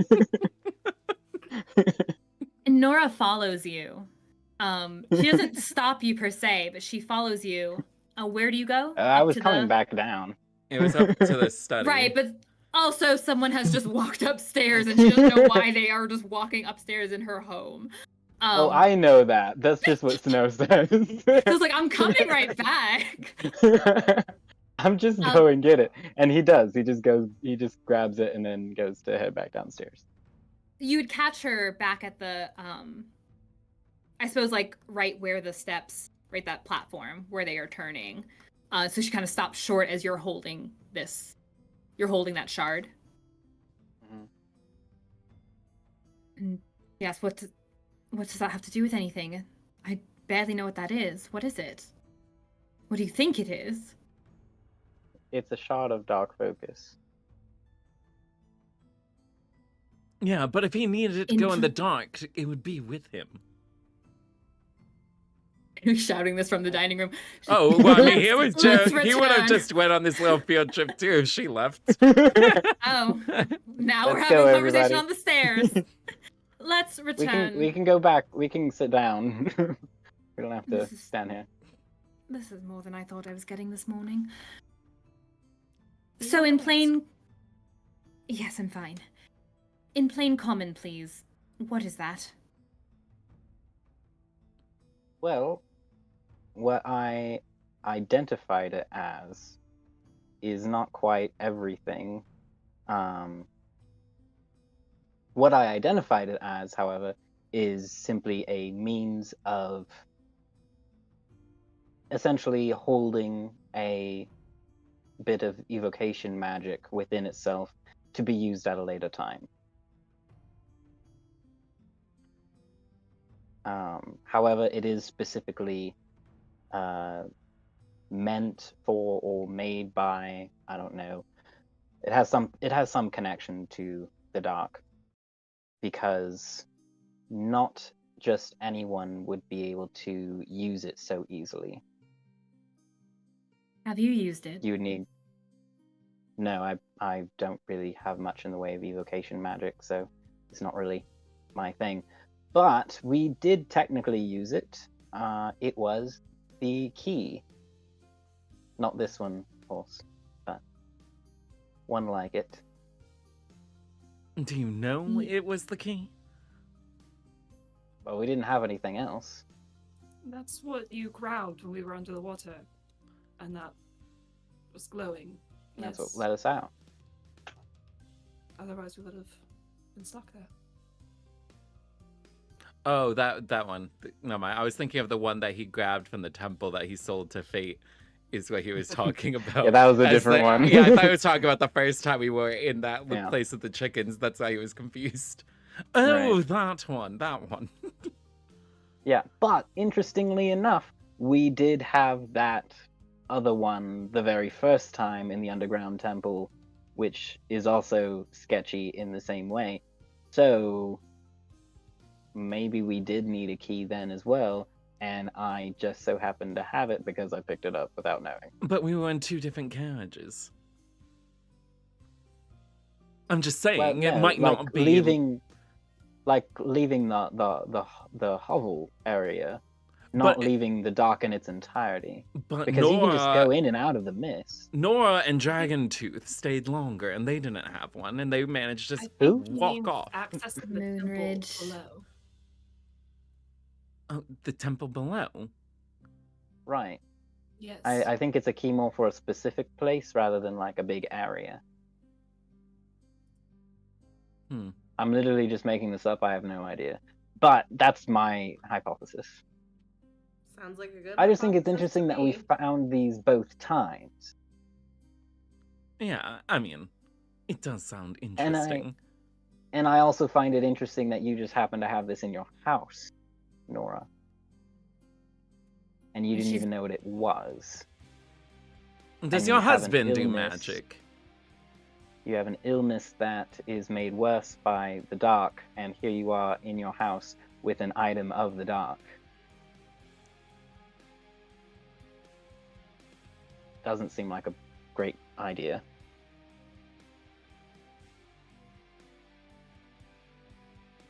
She's just slowly nodding with her eyes downcast, as if she's just entirely lost, just in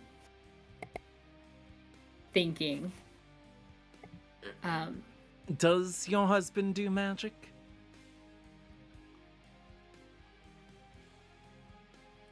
I'm sorry?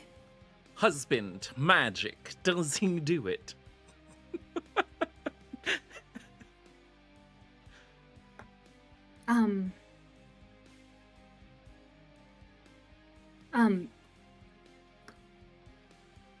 Small feats. He's not a caster per se.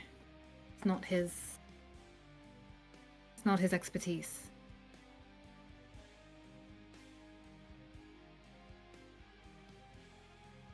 Is he a researcher of some kind? Listen. The purpose... I asked you to come here. Debrief aside. It's necessary, technicalities, whatever. I asked you to come here because I wanted your assistance with something else, if you weren't opposed. Speaking of Captain Elikin. Do you think he's cheating on you? You Oh, want us to Beau. do a little We'll reach over and investigation slap work? Beau behind the... Now he It's an honest question, Ste'yn. If you want us to beat him up for you, we will. We have no problem doing that. I've I think we already should given just him let an I Nora mean Beau. speak. Why don't we just listen to what she has to say, and then we'll know what she wants us to do. Fine. Thank you, Snow. And yes, So what do you Viola, want us to do? I've already given Ste'yn permission. As I was saying, Captain Elikin returned with his guard, the ones that had gone to investigate, where you had said this underground temple to the dark was, and that whole surrounding area. And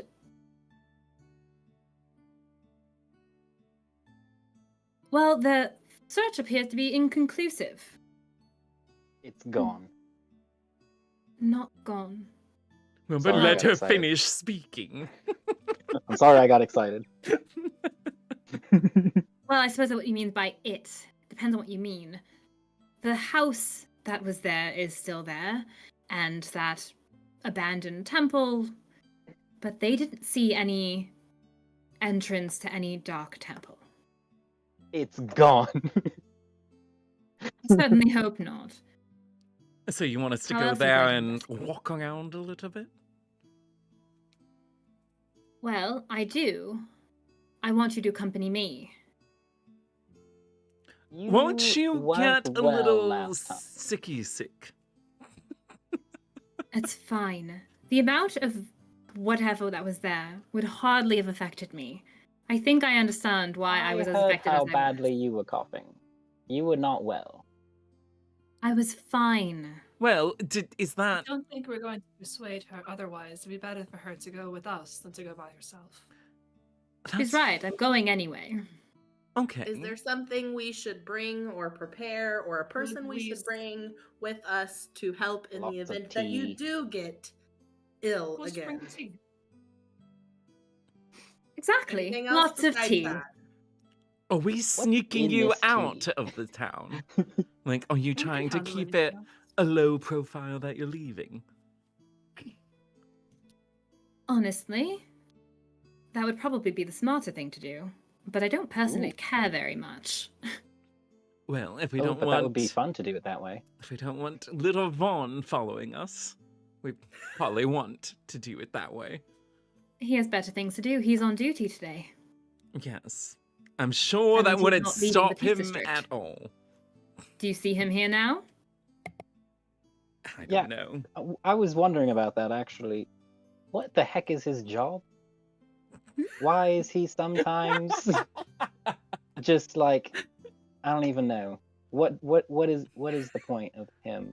Not in like a mean way, but just, everyone In a has a purpose very... in life. Yes. No. In a career way. What does he do? We don't want to be mean, So- but he seems kind of redundant and useless. I wasn't going to say that. Always have no tact, it seems. Well, Beau, I believe I've come to expect it, but Snow, you seem a little touchy this morning, and I hope everything's all right. It's fine, and I also... Never mind. I was just wondering, because... I don't know, he's odd, and I don't like him. Fair enough. Some people don't. All of the novice emissaries are here to assist in any way that they can. They're protective, they can give information, they will help how they need to. They're here to help me to help you. So if Right. they have time where they're not specifically with a person or have specific duties, they might be just monitoring. Well, we can Almost always like a talk patrol. the ins and outs of Vaughn on a little voyage. When are we leaving? Immediately, if you're prepared. Oh, alright. Wait, if what our time shard is it? theory is correct, do we need to visit Fate? No. Who? No. No?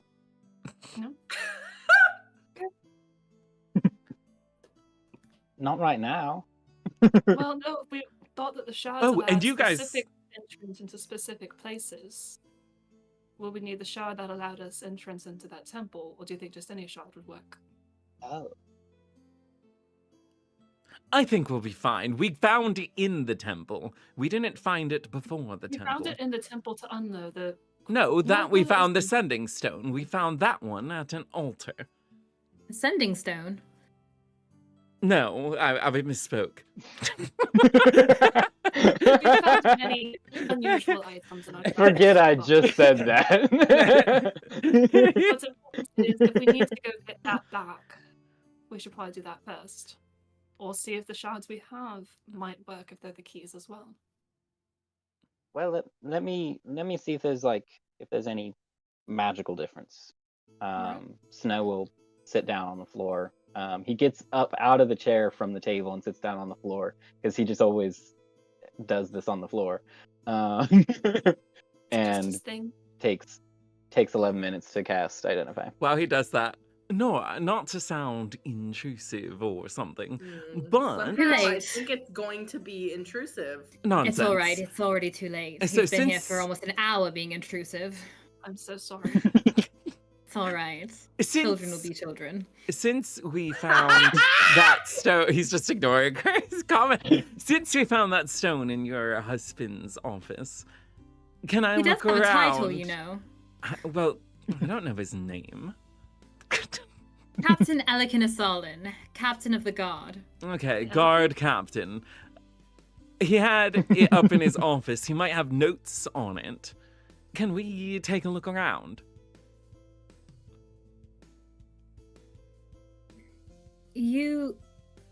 In all honesty, I don't know what all you'd find. He doesn't keep much here. Well, still leaves a room for something.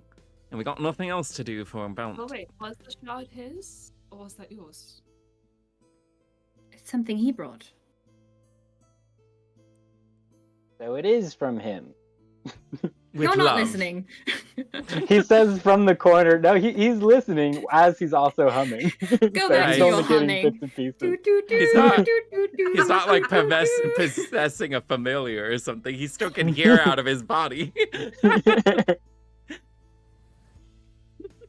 And he's not playing. So he's is not it fine playing if I his go flute, take he's a just look? singing under his breath.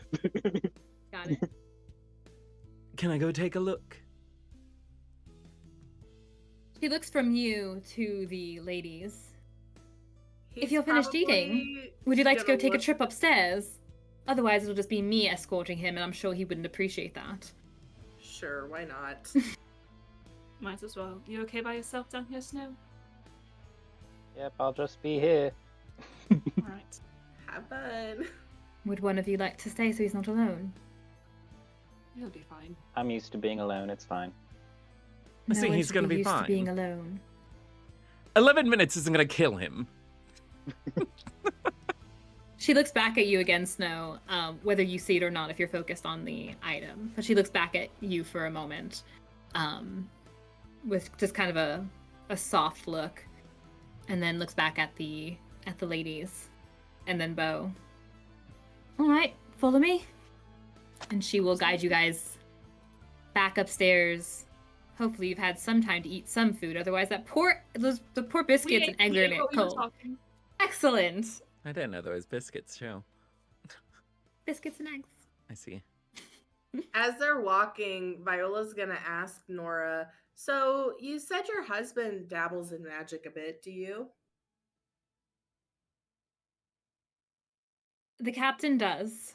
I have some means. I'm also not a caster, but I have some means. And she does have her weapons on either hip. So the dagger is on her right and the firearm is on her left. She Does brings her you guys. pistol look similar to the one that Viola saw in her dream at all? Or would that just be like a standard? Give me an intelligence check. I pictured the other one more elongated, like some kind of cannon. Mm-hmm. But that could have just been me visualizing it that way. That's a 10. Okay. No, it doesn't look the same. He's right. The other one has this kind of additional flair to it, this elongated barrel, very intricate details, but all in gold. Hers does look very unique, although you're not well versed in different forms of firearms. But hers has a blue hue overall to it with gold, whereas his was this elongated barrel and all gold. Viola, while she's thinking about it, she'll ask Nora where she got the firearm from. She says, it was a gift.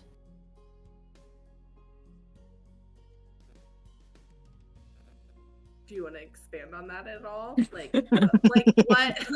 I'm not very familiar with this type of weaponry. My family pretty much stuck to blades, so I was just kind of wondering, like, if there was a certain person who made it or anything like that. Give me a persuasion check.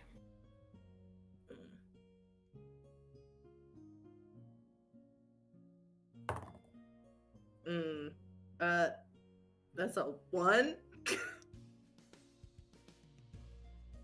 Retire that die for the evening. Have a good night, die. She says, just someone very thoughtful. And she does say, I wasn't very well versed in them myself. It seemed an odd gift, but with enough training, you can become proficient in anything. Good to know. Speaking of unusual weapons, this might seem very random, and I apologize for that, but... Oh, that's all right. I spent the morning with Beau. Yes, that's Which... deepest apologies for that. I understand. Do you know what happened to Kalane's sword?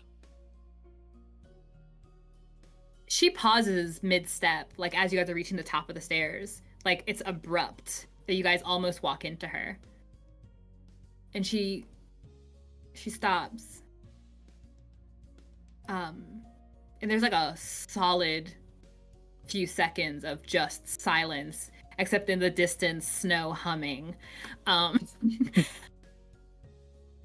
And she slowly turns back to you, and her face is like it's kind of got like a shock, like this steady growing, oh my gosh look. And she says, I was holding it. I must have dropped it.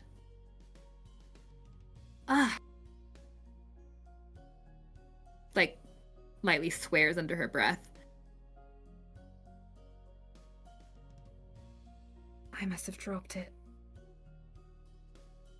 Well, it's a good thing we're heading back then, isn't it? We'll have to recover that. I thought you had handed it to Vaughn at some point. I thought I was holding it.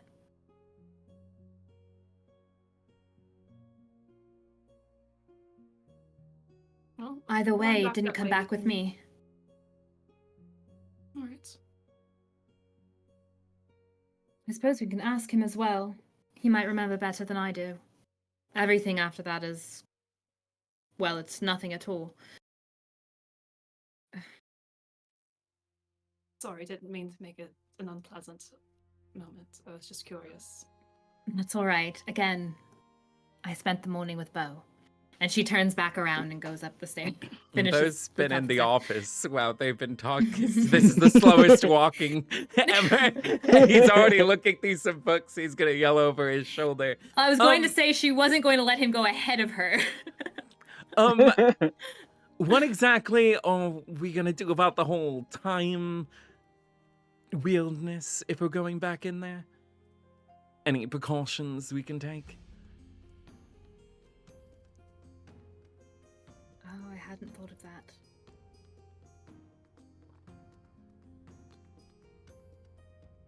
Leave a note? It seems like about an hour of time is about a day's of time. That's a significant jump. Is that really better than a week? We went down there twice, and we weren't down there for too long, and suddenly it was 3 days later. Get us closer to the Harvest Lamp Festival. It's fine. We can think about that while you're finding what you're looking for. So what were you looking for specifically? He's trying to see if he made any kind of notes about where he's found that, or how, if it's been used, or basically anything referencing that rock. And he's gonna start with if there's a bookcase, because I think he said that was like on a bookshelf on like the top of it. Maybe I'm misremembering where it was positioned before. So he's gonna start with wherever he remember, like wherever it was positioned before. Yeah, there's a line of bookshelves along the wall where the windows are. There's the desk. There were some, I think there were some that were on the wall as soon as you walk in. That's the same wall as where that that chest is that was locked. But yeah, you start looking through. Give me an investigation check. Yeah, give me an investigation check. Investigation, that is a 16 or 17. Fantastic. You find, again, there's a lot of books about military tactics here, but you don't find anything that's specific to, say, like, what he might be doing, except you do find, again, that sort of crudely drawn map that you had tried to copy the first time round. What's the deal with this map? Any ideas? Nora looks it over. That's certainly his handwriting, but I don't... she takes it from you. She's kind of poring over it a bit. It looks like it might be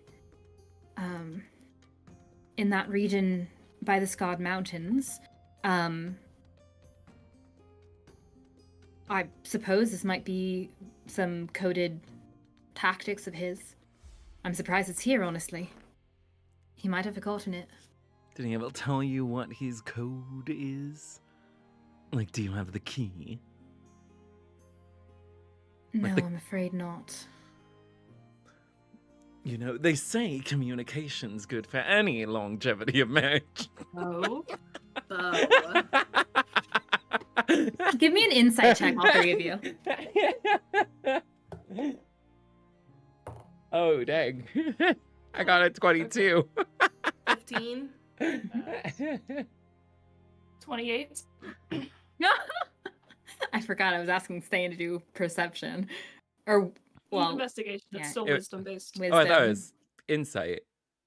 Insight. Yeah. Yeah. She meant insight. Wisdom is what I meant to say. I see. Yeah, so Viola, you note that as Beau's going, it seems to make sense. He's talking about like marriage and, you know, communication, and you see her jaw kind of tighten. Beau, while you're laughing it off, it's not just a jaw tightening, it's like a clearly uncomfortable. She's clearly uncomfortable with you having brought it up at all. Ste'yn, yeah, she seems, the idea of bringing it up, and you guys have continuously said your husband, it all seems to kind of like, almost like reaching a boiling point. She's not angry, it's just she does not want to. She seems to dislike having him referred to even as like husband. Well, she married him, jeez.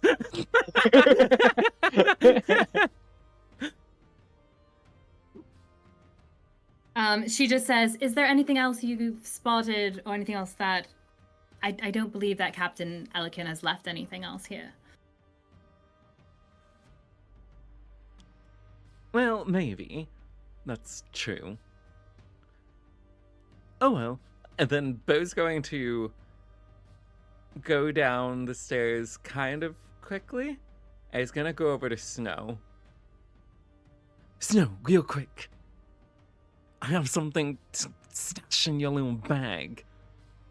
You can use it later. Hush, hush, Slow. Snow just turns over so you can see the opening of the bag that it's kept around. He's gonna grab the witch brew thing, and he's gonna like show the box to him a little bit. It was like the easy make coven. Make coven. Yeah, he's gonna like show the box label to it. He's like, I think you'll be better at it than me. And then he's just gonna shove it in there.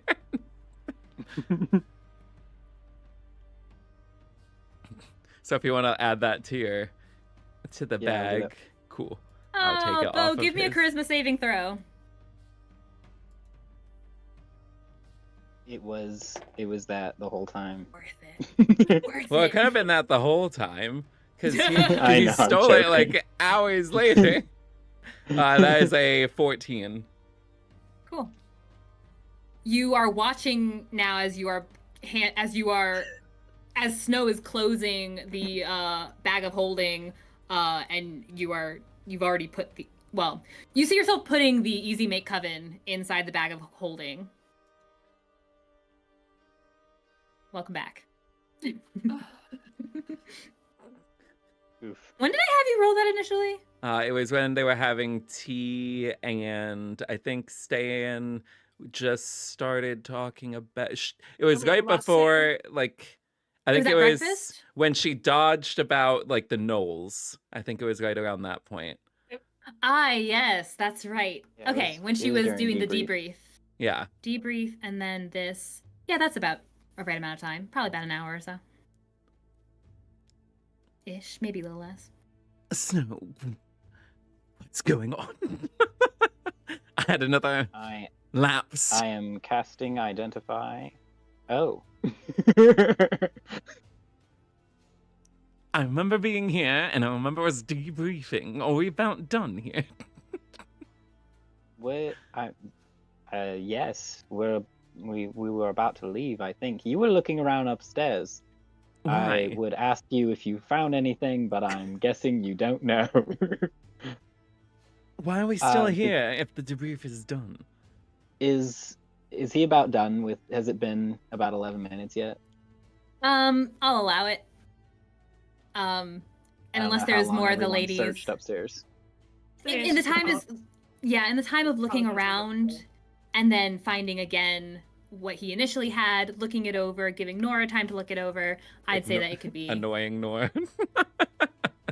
You're just mad because she's not taking your sass, sir. Wait, I'm not upset. She is. Not you. Beau. Oh, he's not upset. He doesn't even care. Listen. Flat back. So- Somebody has to. But yes, upstairs. I was identifying this because it's the one that was found here. Wanted to make sure that it's the same as the other one so that we don't have to go back to Fate and get the one that I traded for my lovely necklace. We're also going to be going back to the they couldn't find the temple thing, the underground temple thing that we went through. So now we're going to go back. Nora's coming with us. Oh, why is she coming? Stuff. I don't know. I tried to discourage her because she almost passed out last time. It seems a bit like a that would really- liability. And I also just feel really bad for her. But there's she is that. very insistent. Poor And thing. so I think that's all we're doing. I don't think anything else has happened other than you looked around upstairs to see if you could find any notes about this. I don't know if you found any or not, because I've been down here. Yes, I don't remember any of that. That's a lot. I knew Aglin wasn't any help. Yeah, he wasn't the greatest. Also, I feel like he had a bit of an attitude. You must have something on you. There must be something on you that's cursed. Like, there has to be something doing this. There's no one here that's, casting anything The on you. only new thing that I got were the things that were already inspected and that thing I stuck in your bag. But that was how I got out after I already had a memory lapse. Why don't you just put the other things that you found in the bag of holding and we'll see if it fixes it. And then if it doesn't, then I'll give them back. And if it does, then we'll know. Sure, he'll put the scimitar Science. and the 9-sided die in there. Because that's the only other things that you got from there. The goblin letter we already ripped up. Yeah. Okay, the scimitar and the die are in the bag of holding. Upstairs. It was just a scimitar, right? There wasn't anything Correct. special about it. It was just a normal. Where did he get it from? He got it from the temple off of a goblin. Yeah. The goblin that was outside the knoll cage. So I can just put Yeah, scimitar. I don't need a custom item. I mean, that's how I put it No, there, but no, if it not needs to that be one. custom, I'd take it. Nah, not that one. Upstairs. As Beau flees out of the room and Nora's clearly slightly confused and still a little bit of that jaw set and slightly uncomfortable, but has just kind of watched him go. Yes, he All does right. that too. They both like to run. Was Snow Can all hear right you from up the there. last time? Sorry, was what you Snow asked? was Snow all right from the last time he was here? He also left abruptly then. Well, Snow left abruptly, and this time Beau left abruptly. I think we all made up. There was a bit of contention, but I think everything's on the bright side for now. Good. It's good to have people you can trust around. Well, It is. Are there people you have to trust? Are you alone in this? she kind of looks around for a moment, and she says, I suppose that depends on what you're trusting them with. Not many people feel inclined to trust me with much, so I don't have much to give back. In a position of authority, and there's not much I can do if I don't know what's happening. Well, maybe you should know that. The dark people we talked to, they were quite interested in me. I might have made myself known to them. And as she's saying this, she will sort of pull her hood back and let her long silver shiny hair fall. And I've recently learned that I'm probably not like my family was, human, half-elves, the lot. But an Asima of Atala. And the dark like the idea of a champion of the gods on their side.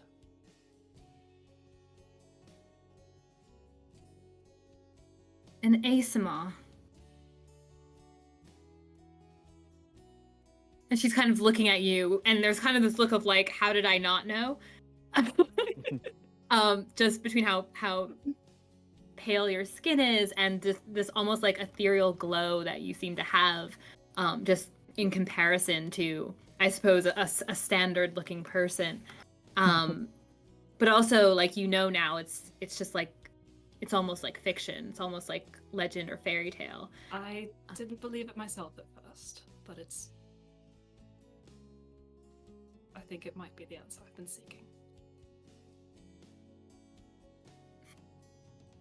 I'm glad that you have found answers. Never mind. So we have an Asima and an elf from Vendela. And what are we going to learn about you next, Viola? She said it half jokes. No, there's nothing special to know about me. She's excellent with Buttercup. Other horses are a little bit questionable. Nice deflection. A skilled rider is what we'll have from you, I see. And Snow, are we going to discover his stories are also magical spells? I mean, they might as well be with how yeah. charming they can be. Quite charming. I suppose he's not going to find the boring that he's wished for me. But still, all the same. That's Speaking really of the point. boys, we should probably catch up with them. You're probably right. All right. After you. Kind of guides you to the door. Give me a perception check, Ste'yn. Is a 3. 20,000. Over 9,000. Okay. As you're leaving, first you note a glance. Nora glances back, sort of through the room. Her eyes falling on the large, exaggerated portrait of of the wedding couple. And then also as they're leaving, just before she closes the door, her eyes fall on that chest, the locked chest. Before she closes the door, smiling and motioning for you guys to go downstairs. You reconvene back in the dining room. Snow, you have time to have completed your identify, and for Beau to have mentioned he's forgotten the last 45 minutes to an hour. Did I learn anything different from the identify, or is it all the exact same info as before? It is the same.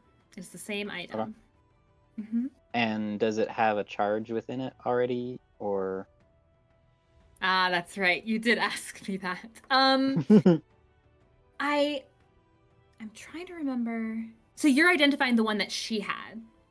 The one that she had. The one that he has, he already identified. I was trying to Or remember. no, he didn't actually cast identify. I was asking about the way you described it before. Because you said that it was glowing or something as if it had a charge, whereas the first one I found did not. Okay. So it tells you what it currently has, your identify? Or that's just kind of like, common sense dictates you'd know. I mean, any Mhm. magic, any spells that are currently working on it, I would know about. So since Got it it. literally holds spells, I would Got know it, got what it. they are. It looks like it's. I think I did describe it looking just slightly different than the other ones did, like maybe more like gray tinged or something. So yeah, it has one charge of darkness. Okay. And then the one that from Nora's house that he just identified. That one does not have. That one is empty. Okay. Alrighty. Before they come back down, he also puts that in the bag of holding too. Which one? Or just Both of The them. one, Nora's. Okay. In the bag of holding. Got it. Yep. All right. You guys reconvene. She kind of looks between the four of you. What time of day is it? It's still be... It's still morning. Mm-hmm. Okay. No later than like 9:30ish. Okay. You guys like to start early, which I'm not against. So, I'm an early are we bird. heading Bed, out? early to rise. It works. Well, Exactly. so this morning I saw Lear and got to chatting with her, and she said that all the girls from the bunks, from the girls' side of the barracks, was going to get together and do something for the Harvest Festival. So I didn't know if maybe we could, Ste'yn and I could run and do that this morning, and then we could leave at like right after lunch, so that way we can still eat lunch here, do any preparations we need to do. I just thought that sounded like fun, and I wanted to join. But if we don't have time, that's okay. There's still many Festival's days not for before a the week. Harvest Festival. I'm sure there'll be time for us to do that with them. Oh, but isn't there a us whole doing that with time them. jump thing in these temples? There might be. We don't know exactly how it works. I mean, There even if wasn't it takes one. 3 days, we're still gonna have more than double that, so it'll be fine. So are It's we entirely- leaving now, or can we leave after lunch? I had Yes, hoped sooner we to leave, the make. I had hoped to simply make a day trip of it, leaving earlier and then returning. But please, if there's something involving the festival and your time with other novices, I couldn't hold you up. This is entirely a volunteer basis. I cannot make you do this. I A will not make paid it. volunteer basis? Oh. I'm sure that can be arranged. I was Just- going to say it's not an Just official. to get my understanding, the last thing we did was a bit of volunteer work. So we're not against it, just, It was an you official know. assignment. You'll be Oh, paid. not that. We Child. escorted the family home on our way home. Did you? We did. Yes, and they were lovely. I should enjoy hearing about it. But we'll do something with Leah, and then when we get back. Okay. Can we at least run by and check our mail, though? Because I forgot to check my mail on the way out this morning. At least I think I did. Oh, yes, mail is important. If whatever preparation you need to do, please, and I can meet you at. Are we trying to sneak you out? Because we can make that happen. She is also very laughing. She's also laughing. She said, well, if poor Viola cannot spend the time with the other girls and doing that fun thing, I'm sure you can come up with a fun thing for us to do on our way out, if you must. A fun thing to do? I just didn't know if we were sneaking you out of the town. I said you didn't need to, but if you seem excited about it, please, by all means. I'll cooperate. Well, if we don't need to, then it's fine. We might need to if Vaughn is slipping around. You're right. What about a disguise? What did you have in mind? He's just gonna eye her a little bit first. And she kind of steps back and kind of makes herself stand very plain, her arms out a little bit, and even in her kind of thicker, this leather armor, she still just has a very small kind of appearance. But she just kind of stands there and lets you observe whatever will work. How do you feel about pirate hats? Yeah. How I need tall to is die. she? Nora is approximately 5'5". Oh, okay. Just under snow. She's a little thing. Give me an insight check, Beau.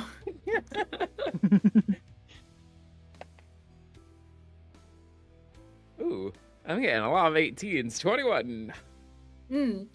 You joke. How do you feel about pirate hats? And there's this like kind of flicker across her face before she smiles and nods and says, I think I've always wanted to be a pirate, and if I weren't here, that's precisely what I'd be doing. Excellent. Same. He's gonna Really? He's gonna grab a We should pirate maybe hat, leave this place. the eye patch out of his bag, and like a coat. He's gonna. It might tail a little. Wait, you said she was short or tall? She's short. She's short. Yeah, it might Short, a little bit short. drag a little bit, but it's fine. Why would a pirate be walking through the guardianship? Why not? Of course. Why not? Pirates do go on land, you know. So I've heard, yes. Or they spend time up in the air, who knows? Depends on the type, right? Oh, this one wasn't a sky pirate. I see. That's alright. Maybe another time it'll be. Alright. So you wanted to check your mailboxes first and then come back and I get to become a pirate walking out of the guardianship. Oh. And then he's going to The do great plan. prestidigitation on her hair and make her a redhead. You did it now? Yeah. Less than an hour. Excellent. So her hair is currently tied back in that standard ponytail that she has. And as you say that and do that, she kind of takes some of it and sees it over her shoulder. Oh, that was unexpected. How does it look? Wonderful. It looks fine. Not white, so definitely hides. Beau, you are a genius. I never even thought to use prestidigitation for that. And he uses it himself to make himself be the exact color of blonde as his sister. Because she's still on his mind. Beau, as fantastic as the red hair is, could I request it just be black? Sure. Snap his finger. Say the quick, the vocals. I forget what it's called.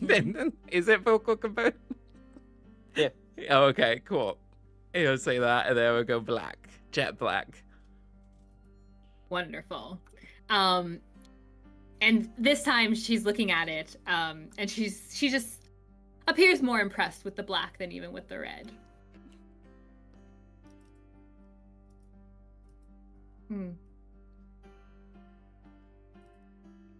All right. Let's go. Then I'll meet you at the gate. Yes. Perfect. So you guys head out. You head back. So you're heading back to the Peace District to check your mailboxes first. Okay. A long mail trip. It's a very long mail trip.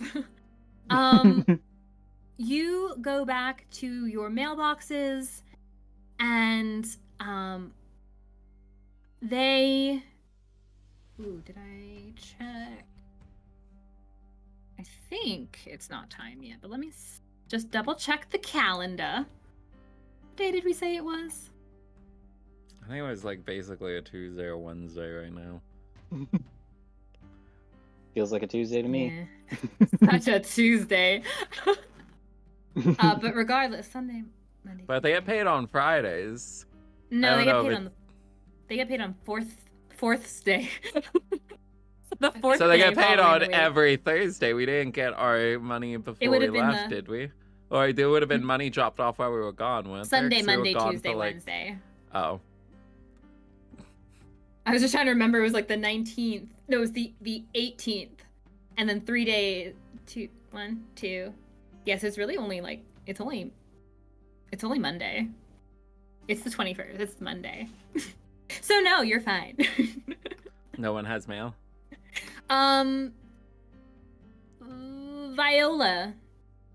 Viola does. Hers is the only Viola mailbox that is glowing. Sprints over and rips open the mailbox. You do, and you find a small coin purse in there with a very official looking notice that explains compensation for the wagon, for cart upgrades, and contributions to the strength of the guardianship. And how much did you pay for the wagon? Nothing, because the family paid for it. It was They did pay 47 gold. Yeah, it was 4. Well, I think 14. I thought they swapped 14? it. I think the father took it back or something like that. Well, Viola paid first because she paid up front with I the paid rest of the gold that she 7. had. Mhm. Yeah, And then they and were then supposed the to pay family covered 7 the more. rest. And then the dad, I think we said, gave Viola back 7. Yeah. Mm-hmm. But you initially paid, so So You were told technically it it was was gonna be 14. 14? Yeah. Mm-hmm. Okay. You find 10. You find 10 gold pieces as this like compensating. There's a word I want that I can't think of what it is. Upgrade. No. I want to say like compensatory, and I'm like, that's not a word. I'm positive that's not a word. If it is, I don't So we're think it not- would be that. It sounds like some kind of medical thing. Or something. But in compensation, and for your contributions to the guardianship, and so you can add that to your Like a goals. reimbursement. Yeah, words. But compensatory is a word. What does it mean? Intended to recompense someone who has experienced loss, suffering, or injury. Loss of gold. Yeah, you know. But that is what you find. The other mailboxes are empty. Okay. She'll put that in with the rest of her money. All right, well, Bernice, are we heading off? He says that to Nora. Nora's meeting us at She's the not gate. with us. Oh, I thought she came with us too. No, she said I mean, she's she's gonna in wait for you at the gate. disguise. Why wouldn't she be with us? She doesn't want to go that far. Boo. We had Because to- she doesn't need to come back to the Peace District with us. I mean, We're meeting her Alright, at the we're ready gate. to go meet with Nora. yes. Mm-hmm. As we walk, Snow is going to attempt to keep an eye out for Vaughn. So how did you all Okay. spend your morning? Give me a perception check, Snow. Big 6. Cool. No sightings yet, but you're keeping an eye out. How did we spend our mornings? Yeah. Apparently slept in a little later than you. And then Viola checked on Buttercup. I also met up with That took a Lear, while. and we had the most wonderful conversation. I see. So nothing And much. I saw that polar bear again last night. Okay. Oh. He was in Is there not... more to the story? No, I was too worried about my armor, so I went straight to my room to check on my armor. I didn't go in and talk to him, but I've made a note of where Okay. he is at that point in time during the day, and I intend to look the next time we come back. So learned that sleeping in armor is not something as easy as it might seem. I did also learn that. Will not be doing that more in the future. So why are you still in the armor then? Don't you have like a workaround for it now?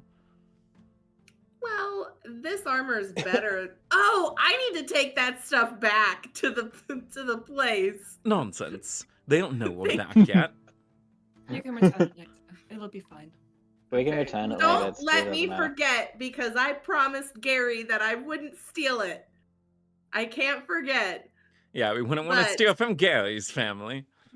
We're asking the wrong people to remind you. Well, technically it belongs to the guardianship, I would think, but I mean, as long as we're here, it's not stealing because you haven't gone anywhere with it, you know. that is true. The Mithril armor's in my room now. Oh, then it's fine. Let's go. But I still have the night vision goggles. Excellent. Well, this might be good. useful. It was dark down there. Alright, Sure, so I we don't guess have we're... to light a coin. Dang, I like the coin. The coin's still in Viola's crown. It's just not in my crown because I haven't found it in my house yet. We have to get Cassie a coin. We should get one and we should just mail it to each other and all like sign our initials on it and then send it to her and she can put it in her crown. That would be very sweet. Merry Christmas. Merry Christmas! All right. Anything else y'all are doing while you're in the Peace District? No. Okay. So you guys head back to the Rising Gate. Give me a perception check, everyone. Ooh, nat 20. Ooh. 15. 30. 7. I gotta stop asking her. I'm just gonna be like, you know what, Ste'yn, just don't worry about it, okay? Actually, I'll ask if you want to do the perception check to see if you can get higher than just your passive. Well, she could That's still what get I'll a do. nat 1. Yeah. Still the That's dice. Yeah. No, I'm kidding. Don't make it sound like I don't love to hear the word number 30 pop up. It's amazing. I'm sorry. So a 30, a nat 20, Snow, 15. 15, Viola. 7. Okay. You guys head back to the Rising Gate and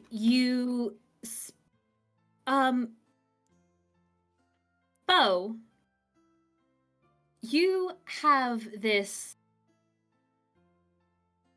So you spot where Nora is. For a moment, you're unsure because her hair is this pitch black and not the gray-white that you've come to know. And you spot her sitting.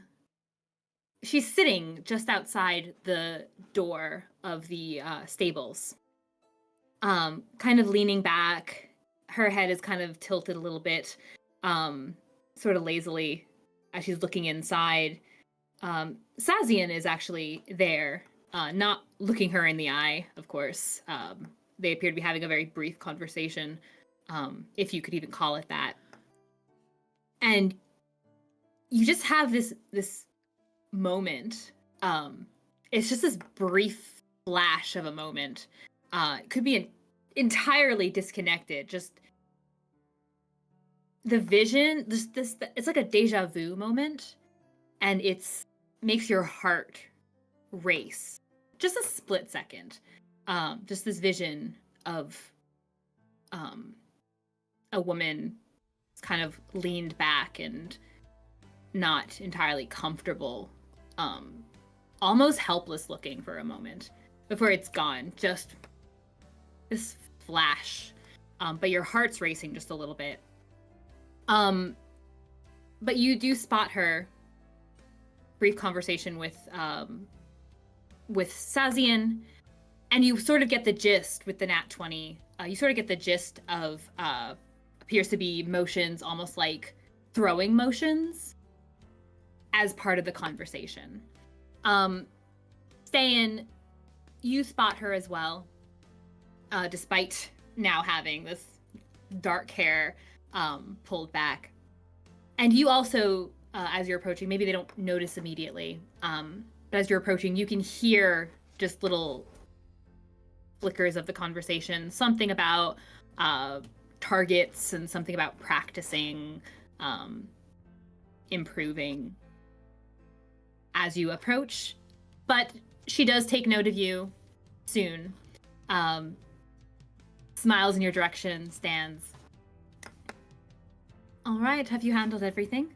Oh, I'm sorry. Should I change how I speak, too, for this new persona?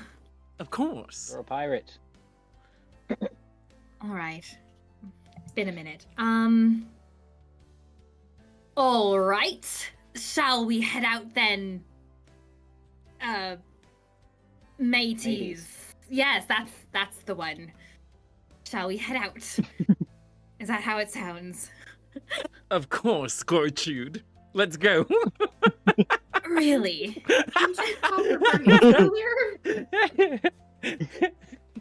Well, I didn't. I mean, Beau would have said that since he knew that she wasn't there. I didn't realize she wasn't there. He had a chance to make it worse.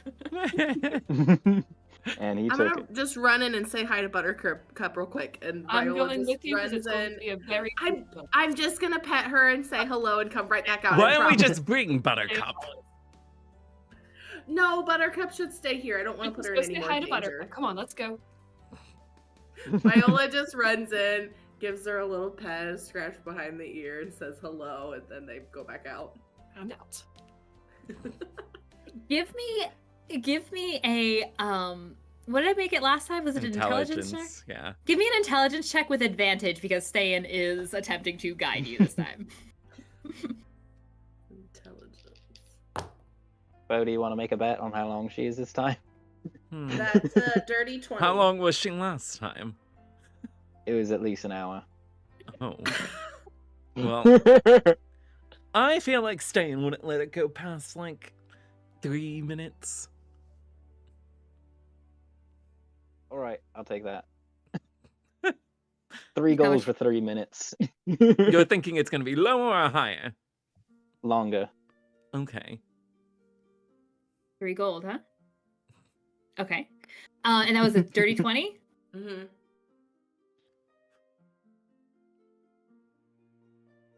Let's see.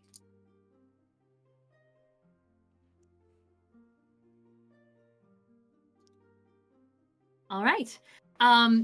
Viola goes in. Ste'yn is right behind her. And almost as if he's waiting for you, on this little nail in the wood of the pen is this little baggie, and you can see a few more carrot sticks waiting for you. And there's like a little, like, your name is like pinned to this thing. You go in with Ste'yn guiding you. Buttercup's already waiting for you. Give a quick pet, feed her quickly, and you're right back out. It takes you less than 2 minutes to go in and out. It's your quickest one. You're not super happy, but you do get to like ruffle her up a little bit, head on out. Less than 2 minutes. Aha! Thank you, Ste'yn. Snow is going to give him 2 gold, and then he's going to try and see if he can use prestidigitation for the third one, because you can make a little non-magical trinket. It only lasts for 12 seconds, but Snow's thinking is like, if he puts it in his bag, if he just immediately puts it in his coin purse, then it's going to be too fast and he won't notice. Snow has never tried this before, but he is so curious to see if it works. Okay. Let me. Beau, what's your passive perception? So, We know this thing exists now. passive perception is a 13. Okay. So while you're casting this to make this appear, I will need a sleight of hand check. See if you can get that coin. You can make it appear, Spell obviously. DC is 15. Um, For the record. to observe that it's fake. I was just gonna Just have in you. general, no. Oh. But yeah, sleight of hand. Yeah, I That was gonna is have dirty you 20. just- Okay. Yeah, 3 coins it is in your purse. Well, here's the catch. So, Beau would have to have the coin purse ready, right? I know he keeps it tucked away. Is that all right? Like, he's expecting coins, so he's gonna take his Yeah, coin purse I out and get mean- ready for coins. Yeah. Okay. Like he'd 3 probably coins go be in. grabbing it while he's putting out his hand for the coins, and then would just put them Okay. in. Yep, and 3 coins go in.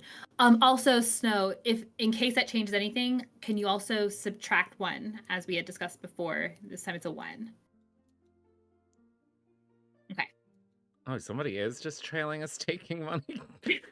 What is this? Tamar, what are you doing? Daglin.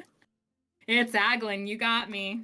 You solved the mystery. I wouldn't put it past Dang him. That guy's a jerk. All I'm saying He is wants Beau is donations. definitely not like I'm not messaging Fred being like, he's take some more. I haven't. That's fine. I didn't never. It's fine. Anyway, yeah. Yeah, there you go. Coins go in. We're having a good time. With that all set up, you guys have a sturdier, I suppose, carriage ready. That's not just for towns, but for movement. And you know what? They'll let you keep Cherry if you want. Cherry can handle it. She's ready for a big girl mission. Do we As- want Sherry though? Do you? If they get Cherry again, Viola will this time like go and like spend some time talking to her and like petting her before she gets on to like ride, just to familiarize herself better. So hopefully it's better. Fingers crossed. All right. Yeah. How much time do you want to take for that, poor Snow? Well, I mean, I was gonna say, how Probably much time does like- she think the group's gonna give her for that? Probably be Hey, like yeah. 5 minutes Let's or so. go. 5 minutes. But it's gonna be like, come on, Viola, how long does it take to introduce I'm yourself? just trying to make sure that Cherry is comfortable so that our ride is a little less bumpy than last It'll time. be fine. How Ste'yn about ca- while this is happening, you guys decide which way we're going to go. Are we going to go the way that we went the first time or the way that we came back? The way that we came back, we have a stop to Right. make. Precisely. But I'm sorry. Precisely. But how hard can it be? Yeah. Beau's just gonna walk over and he's gonna pet the horse on the nose, and be like, "See, that's all you had to do." Animal handling check at disadvantage.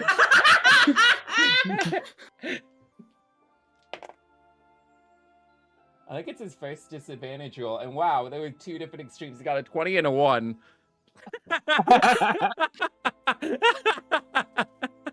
Oh Um, man, Cherry, you lose a finger. you pet down Cherry's nose. She bites your hand. He's gonna- Um, she bites your Viola hand. Laughs and like It's only 1 covers point. it up. 1 1 point, point of HP. Subtract that as her flat little teeth go right on your hand. Ah, you stupid beast! Beau, Careful. Just like that. back in the cart. Well, just make it quick. Look, it'll be fine. Ste'yn will give Viola a little pat on the shoulder and cast guidance, so she has an extra D4 to add to the ability check. Let's get going. Okay, Viola And- will climb up into the cart and And after Cherry had bitten Beau, Nora had gone over to kind of settle her as well, and she also has these very gentle, seemingly accustomed to like movements like under the horse's chin and kind of like patting the sides of her cheek, and she seems to calm down pretty quickly as well, as you guys are talking amongst yourselves. And then when she sees you getting in ready to go, she will join. She does offer to guide the horse if necessary. Oh, I think I've got it. That's okay. Nora might could help Yeah. you take the exact path we need to, though.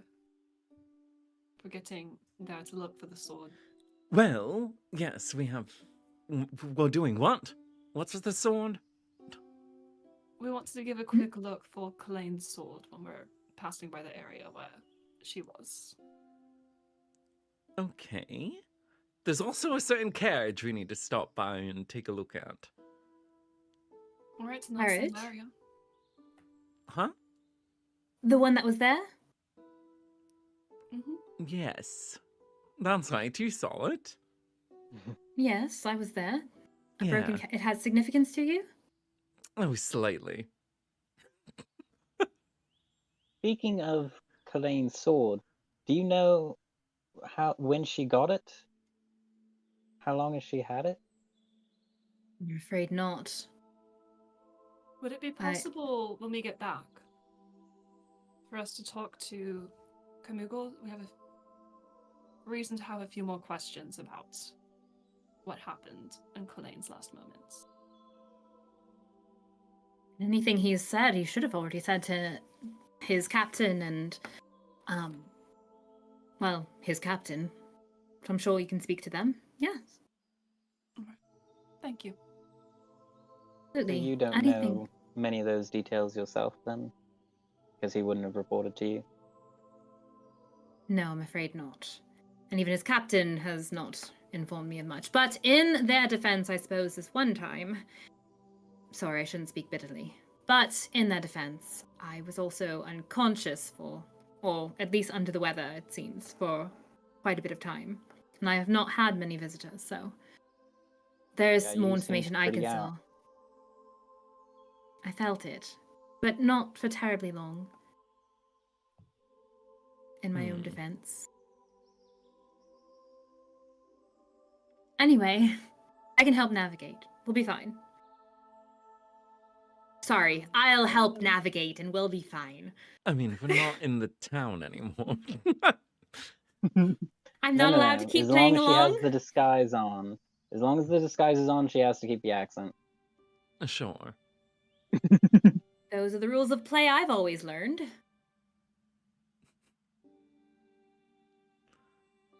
Do you know someone named Maton? Who? What? Maton? Maton? DM doesn't know which name we're trying to say. Trying to say one of the names mentioned in the dream sequence about Kalane. Shoot, what was it? Matron? Was it supposed to be Matron? M-A-T-O-R-N. Oh, yeah, I think... Oh, yes. Is that what it's supposed Because to you be? corrected so many other names in that paragraph, you left that one alone. The Crag Matron is a title. Is that the Right. one? I guess so. Yeah. And I think Ste'yn would be familiar 'cause there because was she had a- a conversation with Lear and Yeah. Well, Urgin. so I just typed something wrong and thought it was a different person. Yeah, do I need to take a quick look and confirm? She mentioned Crag Matron, which is a title. That would be in this instance her mother. Gotcha. Crag Patron, also the title, the patriarch of that family, also her father. And then just culturally, Crag Patrons would refer to both of them. Okay. So instead of asking that, then... I apologize for the confusion. Machon! No. It sounded like Not you're your like fault. going no, French. no matron. No, instead of asking that, he asks her, "Have you ever heard of someone who titles themselves the Doctor.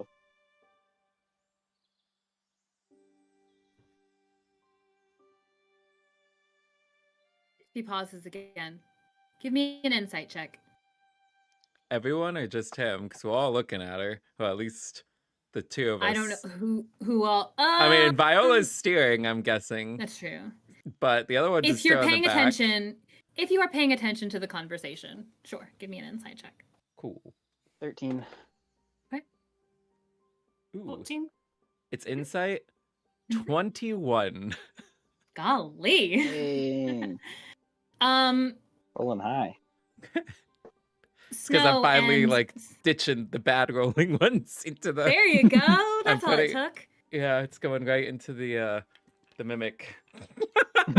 Yeah. I love that. Your mimic is so much cooler than mine. Mine is a little plushy mimic.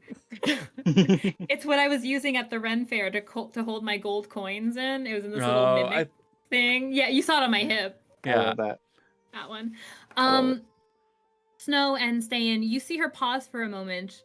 Again, her eyes kind of like go off into nowhere, but it looks more like a blank, like trying to recall to be helpful.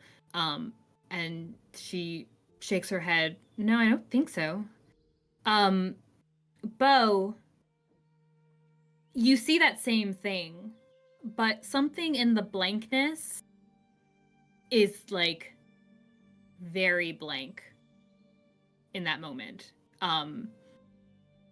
Like it's hard to explain, but like maybe reaching into like a memory she doesn't know she has, or it might be familiar, but it's just cannot recall. And it just feels like a no to her. She shakes her head.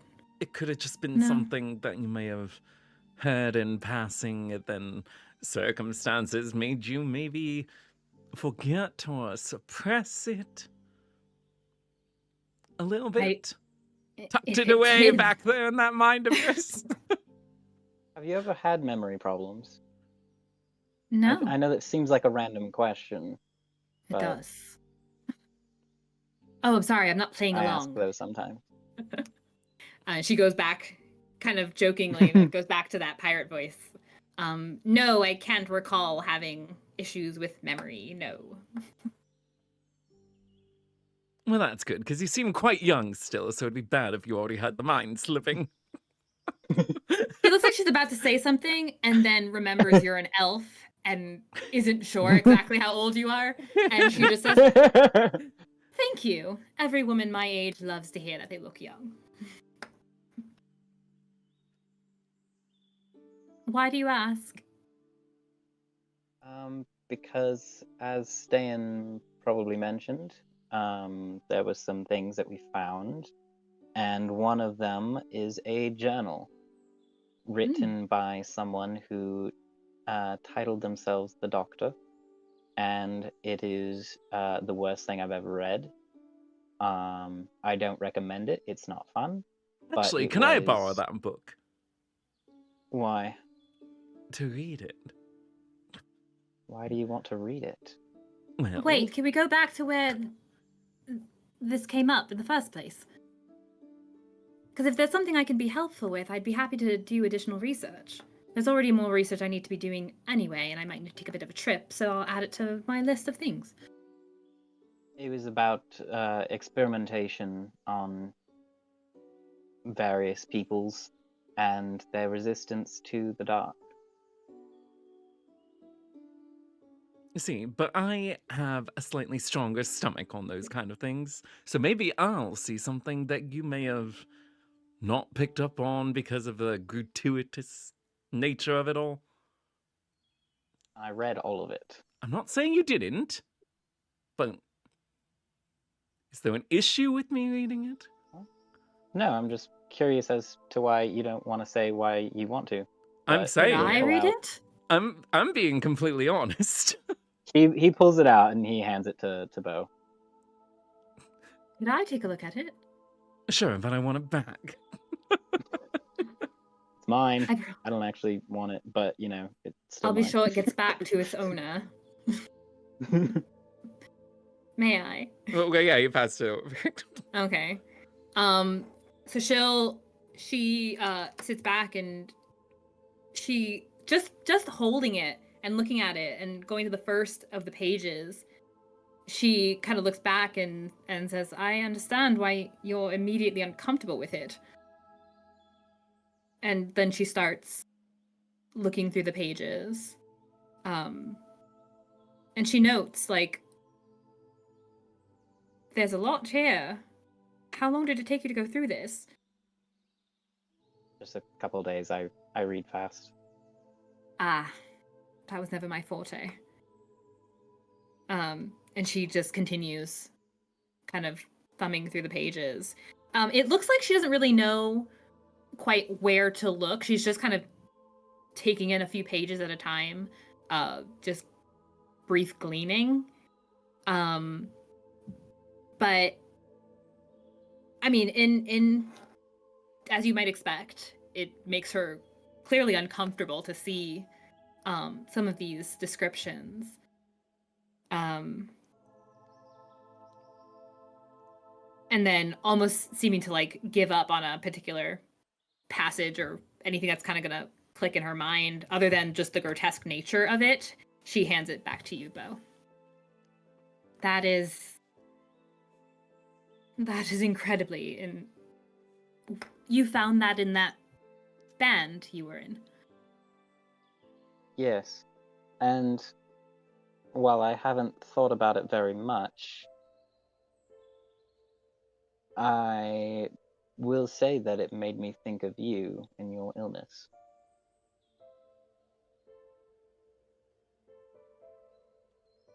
As your illness seems to pertain to prolonged exposure to the dark.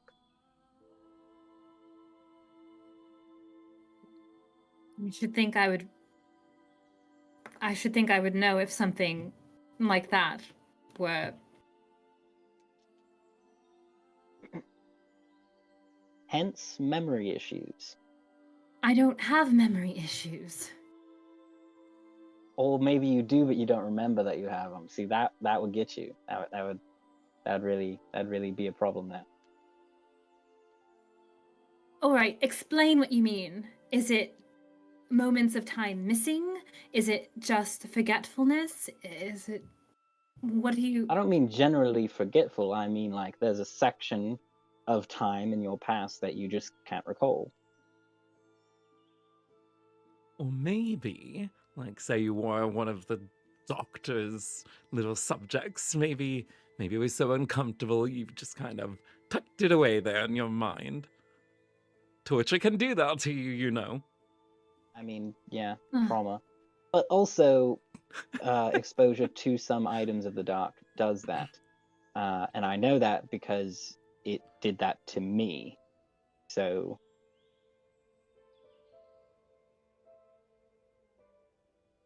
Did I mention that? I don't know if we mentioned that. That happened. So, there was You've that. lost memory. Yep. Yes. Yeah, so we found a ruby, right? Another one like the one in the crown. I mentioned that You part. never saw the crown, I don't think. No, but I saw the ruby that Goro had. Right. Well, it was another one exactly like it. And while I was carrying it around, I kept having moments, kind of long moments, where I would just not remember anything that happened during it. Thankfully, the others have informed me that nothing interesting happened during that time, so I don't really care. Absolutely nothing. But I believed you more before you said it like that. But, okay. Sure. I don't remember what I was saying anymore. Moments of forgetfulness. Probably wasn't important. Because of a ruby. Yes. Yes. So, had the ruby, that was happening, put the ruby into bag of holding, which, right, extra dimensional space, so not, like, on me, and then it stopped happening. And then I gave it to Aglan. I hope Aglan hasn't forgotten he has the rubies. That would suck. I don't have any rubies, though. No, but you did have an item of the dark that you didn't know you had. So it's possible. Also, if something crazy happened to you in your childhood, like maybe when you were 11 years old, then maybe that would be why. It's yeah, very maybe you specific. didn't hit that passage, but there was a girl. It was the worst part. I don't recommend it. But there was a girl. He looks at you, Beau. Female. What? I'm just reading. He has the book in his hand. So I was wondering how long you've had this illness of yours, and if you know how you got it.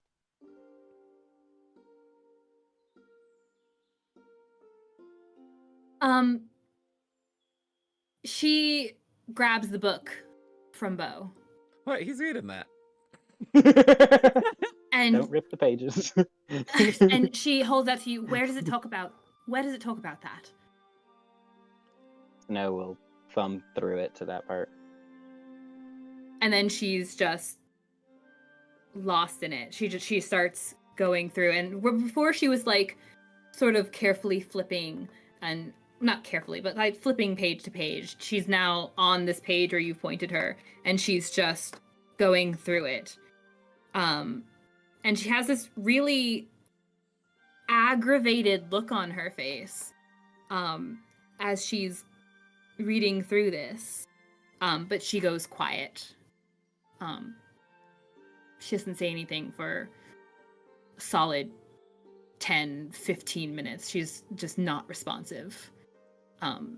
She's just reading. Give me a perception check, everyone.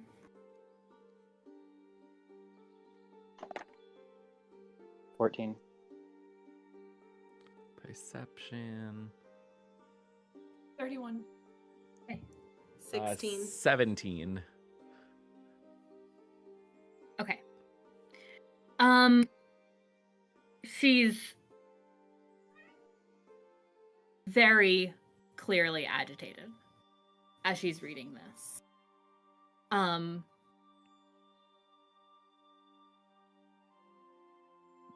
Sorry, it was a 13. 16, 17, and then I think Ste'yn's was in the 20s. 13, 16, 31. 17. Oh, 30s. 31. 30s, you know, that ballpark. Mine was a 14. A 14. Yes. Snow, and you're already putting pieces together, so you kind of suspect you're onto something, and you do see an expected just agitation on her face. There's like a frustration there. Viola and Beau, you guys can see this look on her face.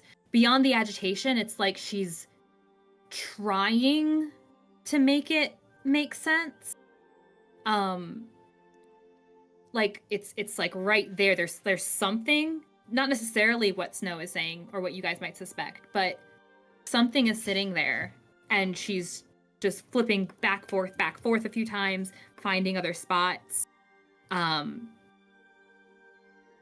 And she stops again at the end of this section for this 11-year-old girl, and it's fairly lengthy, even in these like kind of cliff notes, because it was 600 something days. Ste'yn, you can see, like, from your vantage point, you can see her finger is like tapping towards the end of this passage. And you can make note, her eyes are kind of, she's not like sniffling like she's crying, but you can see like a reddening, as if holding back tears, kind of, but it looks unconscious to you. Like she doesn't recognize in herself that her eyes have started watering. And even as she blinks and closes it, and a single tear escapes that she seems surprised by and kind of wipes at it. She hands the book back to Beau. Sorry, I didn't mean to snatch that from you. That was impolite. He's been impolite to you. Nonsense. It's true. Even if so, it doesn't mean I should do the same. I apologize. Sure. And then as if forgetting, but more just kind of dismissing, she turns away. She kind of looks back out towards where you guys are, where the horse is leading. She does not prompt anything else. She just looks out. Her eyes are spacey. Snow moves to sit next to her instead of like across from her, and puts a hand on her shoulder. She flinches immediately. Sorry. Yes? Are you all right? I mean, I don't know how you could be after reading that, but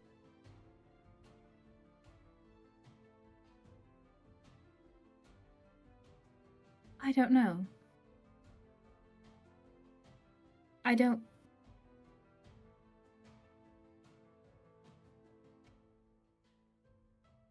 know who that girl is. But I do? So there is something.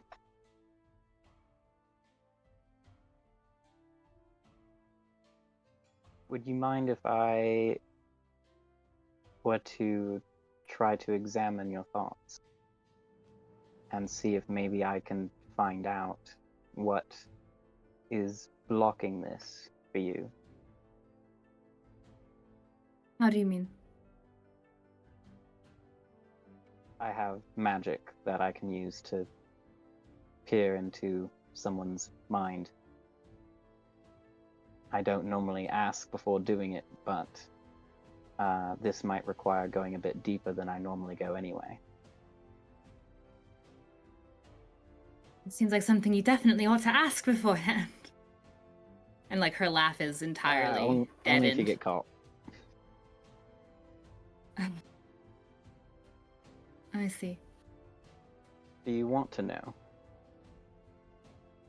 what you don't know? How does it make you feel? Why in all the hells would I want to know?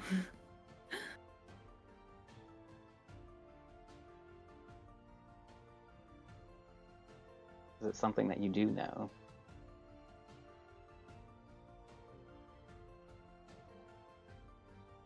But I can certainly understand that there are some things that we would rather forget.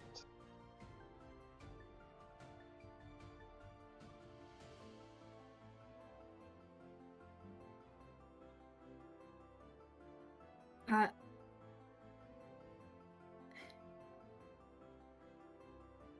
feel like I've invited you into something more than I entirely anticipated.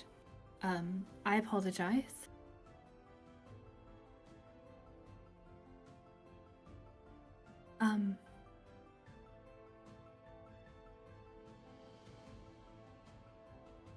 Snow, give me a persuasion check.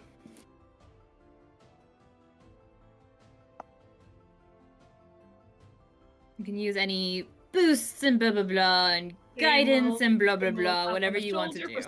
Well, guidance is really the only thing he can get. He can't inspire himself. Yet. Not yet. Make it Ste'yn count. is giving me guidance. Yeah. Make it for count. some reason. Yeah. Well, Okay. he's just as interested in this as Snow is. All right. That's a 16.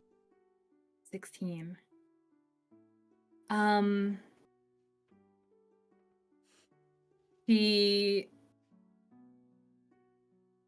You can hear the clear hesitation in her voice, as she says,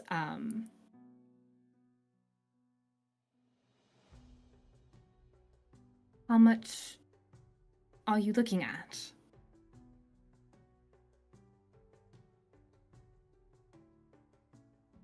I'm afraid I don't know, because I don't know what there is to find. I'm not trying to look through your entire being or anything of that sort. But you don't even know how much you don't know. I don't know. I don't even know that this will work. It might not. But if it does, it might remove the block, or it could just allow me to see past it, and then you won't even realize that it happened. I don't know. We're dealing with things beyond what any of us are really sure about.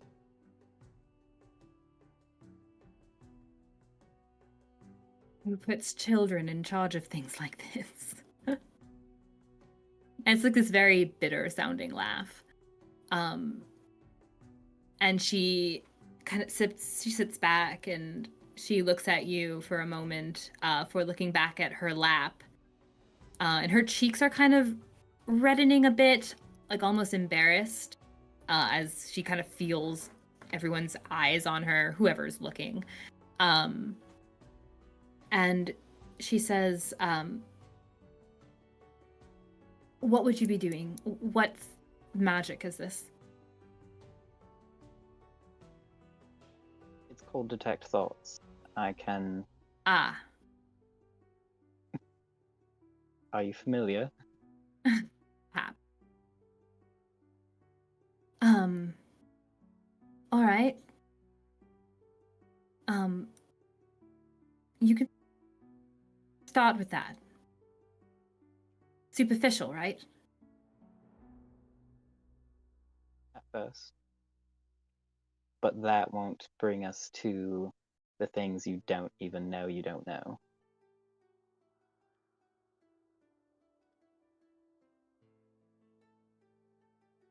Start there anyway.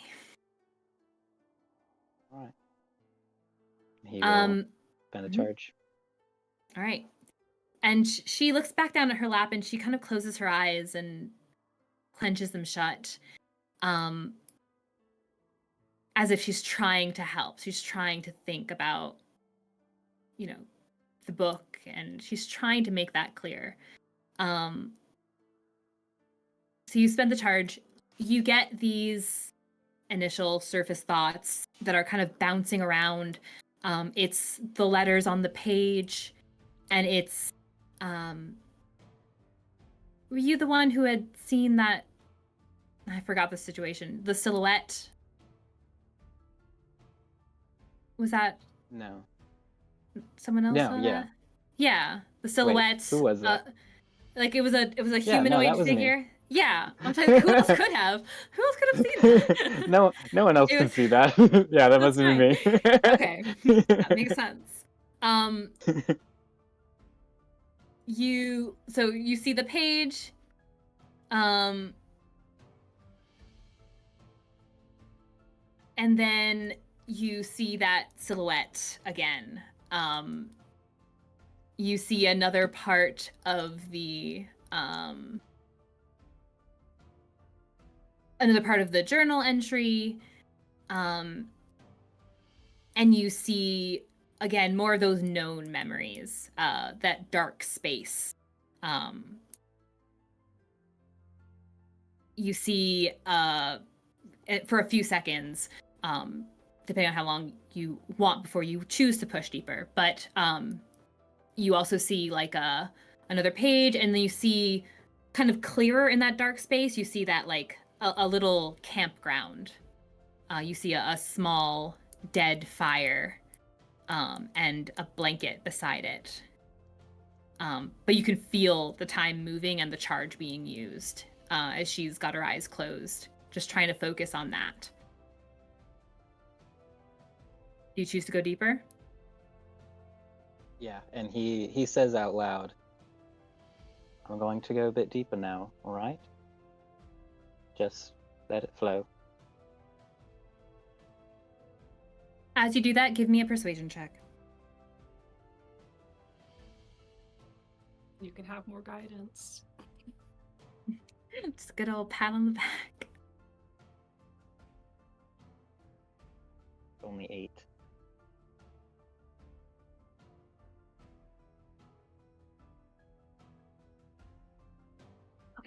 Sorry. Made her leave. Hey, no! Go back. You start to you tell her you're going to do that, and you see her shake her head. She's like, I can remember. I can try. And she kind of keeps clenching her eyes shut. Do you go through with it anyway? He just whispers, because he's so close to her, he just whispers, "I'm so sorry," and he's going to go deeper anyway. Okay. I think it's an And intelligence you save for her or something? Wisdom. Oh, wisdom. Wisdom Yeah, save? it was one of those mental thingies. One of those. Yes. one of Let's those see how thingies. wise she is. She has a 15 to beat. Oh, no, it's a 13 for the medallion. Yeah, unfortunately, it's not my DC. Yeah. It's the Medallion. that's the one downside of having it in an item instead of myself. Wisdom save. Maybe she's got like minus wisdom. Okay. She doesn't strike me as too wise. She does not She have has a minus wisdom. 10 to wisdom, so Yeah, her default stat was already like a -2, so What's the DC? 13. 13. Okay. She rolled a 7 on her die. And it's only a +3, so she only rolled a 10. Oh, she's got decent wisdom though. She's very wise. Yeah. She's pretty wise. Good for her. Particularly for There's a fighter. other things you would she think that can't would be do. more neglected. There's Depends other on the things kind of she can't fighter. do. Depends on the person. And you whisper this, and you see her kind of clenching her fists. And you kind of parse through this now very foggy and incorporeal kind of scene of that deadened bonfire, and it kind of slips away, parting like clouds in the wind, into a darker space, which we will discuss after a short break. We'll see what you see. So we're going to take a short break, which I said earlier we were going to do like, what, every hour or something? Yeah. Yeah, about that. So take a moment, eat some food, and have some water, and you guys at home too, and we'll be right back. Oh wait, I gotta switch it. Whoops. Yeah, you Good do. thing nobody, good thing We nobody are did still anything. live.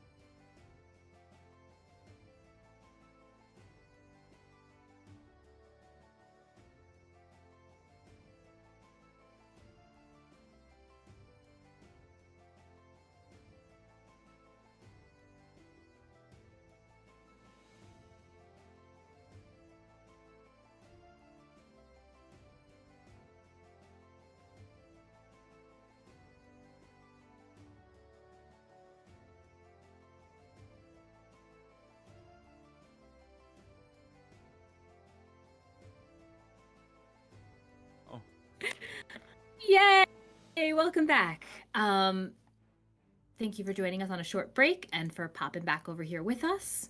I'm gonna try and. I was getting really excited, like, "Hey, we're back," and I'm like, "Let's bring that back a minute because we're at kind of a moment." So Well, nor is it kind of a moment. This whole thing has become a situation.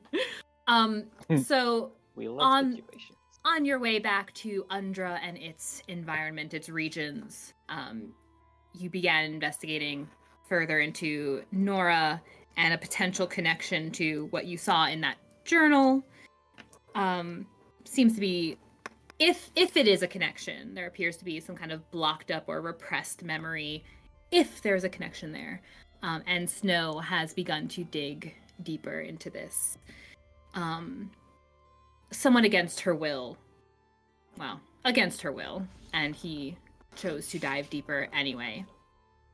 So, as that deadened, darkened camp scene kind of pushes aside in these wisps of dark smoke,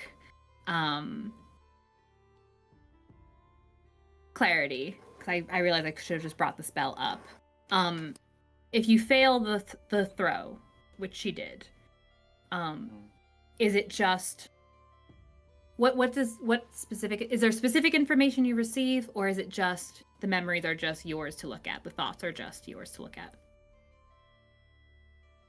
If it fails, you gain insight into its reasoning, if any, its emotional state, and something that looms large in its mind, such as something it worries over, loves, or hates. If it succeeds, the spell ends.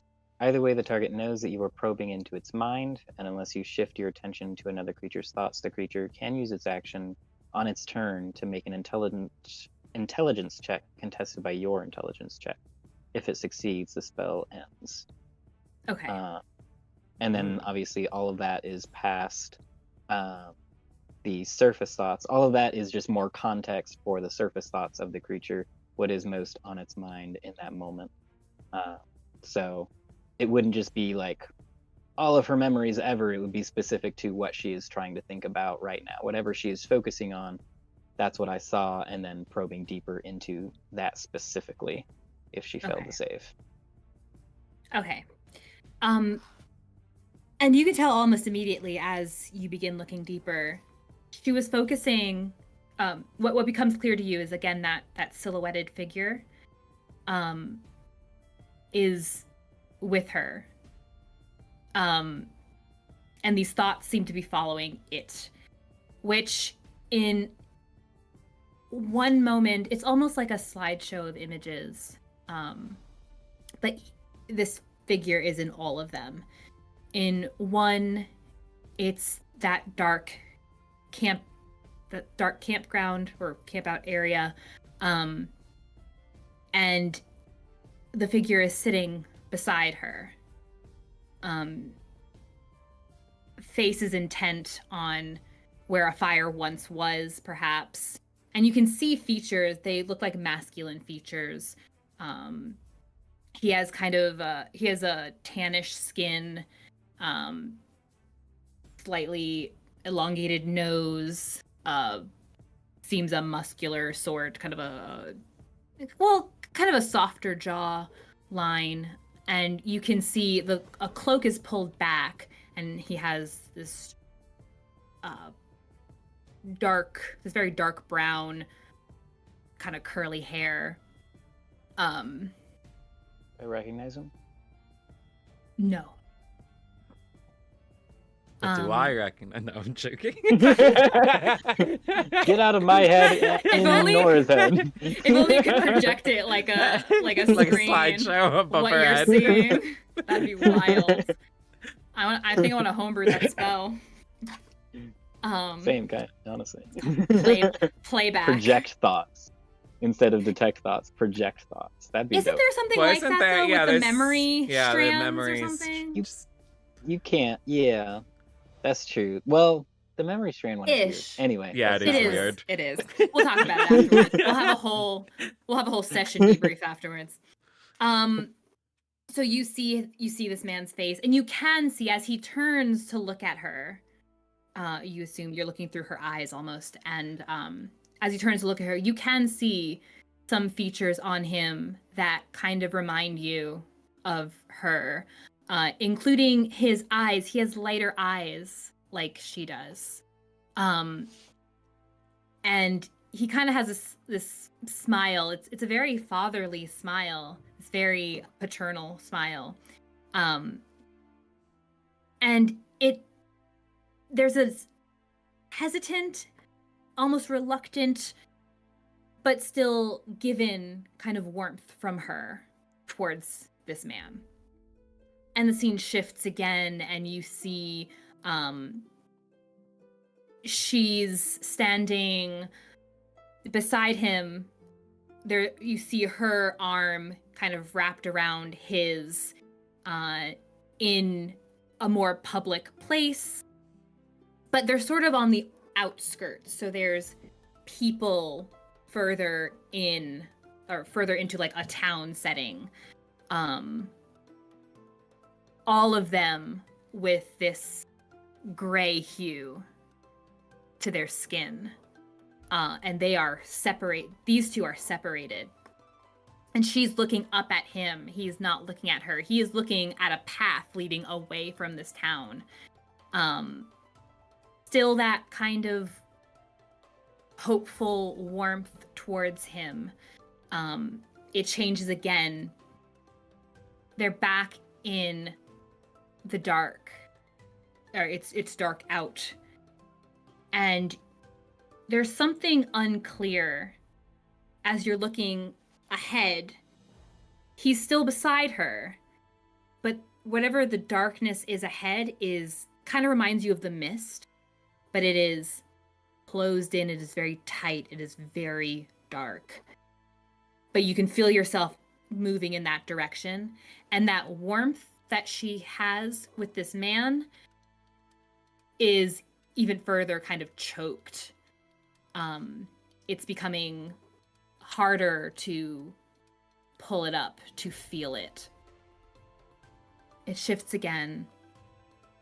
There's a small room. There is... there are...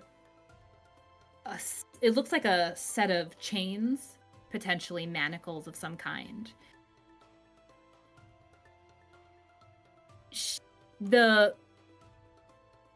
She's by herself in this room.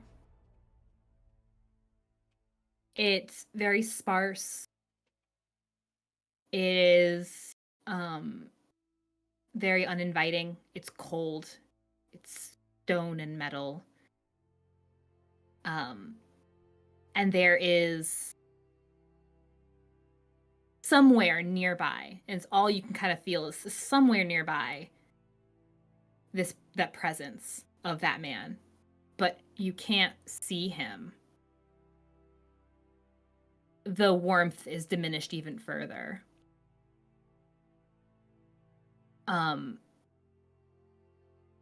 It starts to fade again. What's the intelligence save? If she is trying to resist it, on her turn, she can make an intelligence check contested by mine. Oh, it's just contested. Yeah. Okay. Go ahead and roll it.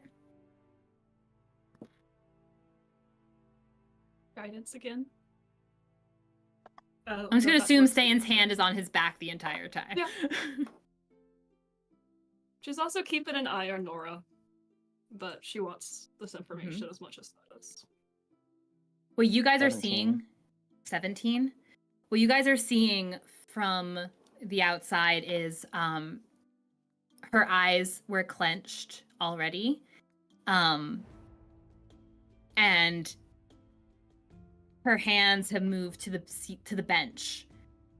And you can see her knuckles going white as she is holding on to them, as if trying to break them. But she's just holding on. You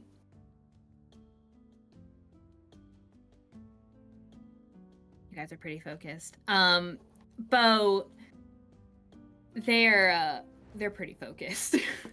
I'm gonna say they're pretty focused. Your call.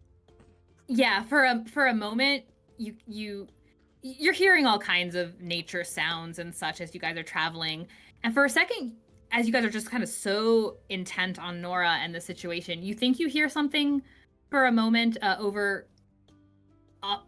You're not really sure, somewhere to the side, and you look. You just see Beau, kind of maybe hand near his face, but not. It's kind of hard to understand. He's just kind of back to whatever you guys are doing. Just seems an odd movement is all. But he looks a little uncomfortable. 17, you said? Yes, ma'am. Okay. You feel this pulse of resistance that you're able to push through, and you keep looking. He whispers again into her ear. He's got his eyes closed through all this. He still has one hand on her shoulder, and his head is bowed. It's right next to hers. And as he feels that, he whispers again, "I'm so sorry."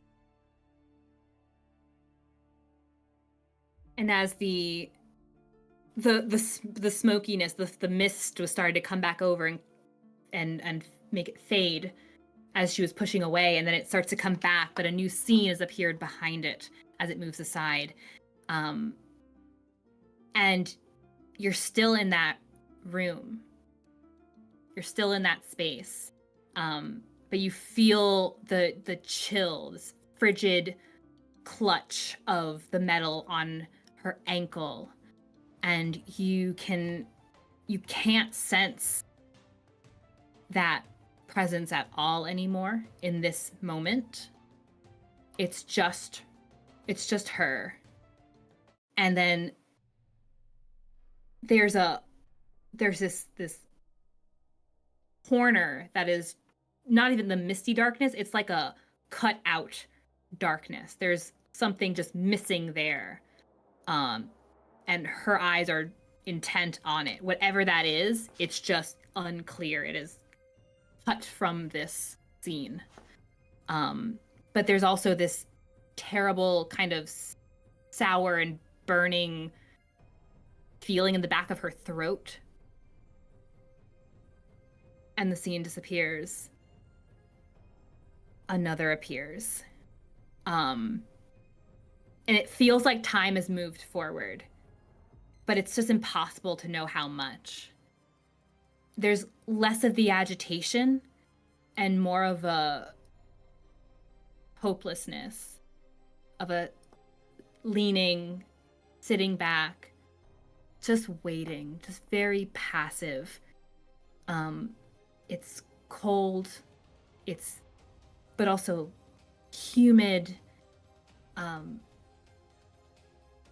tired, so tired. And even though someone is coming, she knows it's more of the same. Someone's coming, take her away momentarily, and then bring her right back. And it's just going to keep going and going.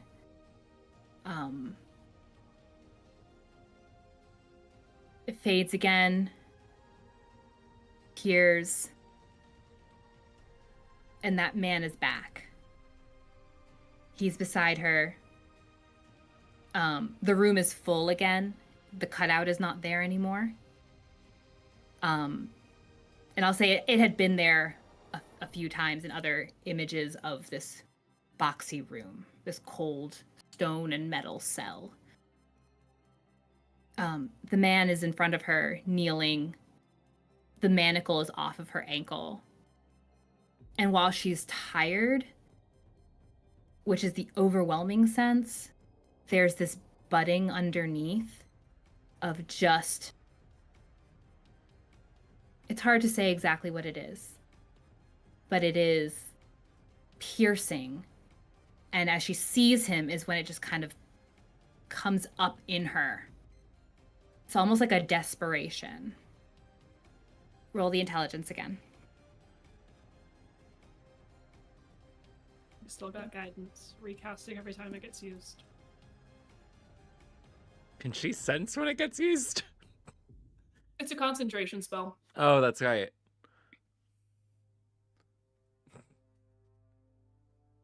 Just get a little notification 16. ping.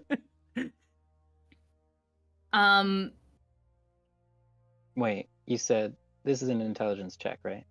This is the contested. Yes. Right, in order for her to... Mm-hmm. So, not 16, 17. 17. Okay. She...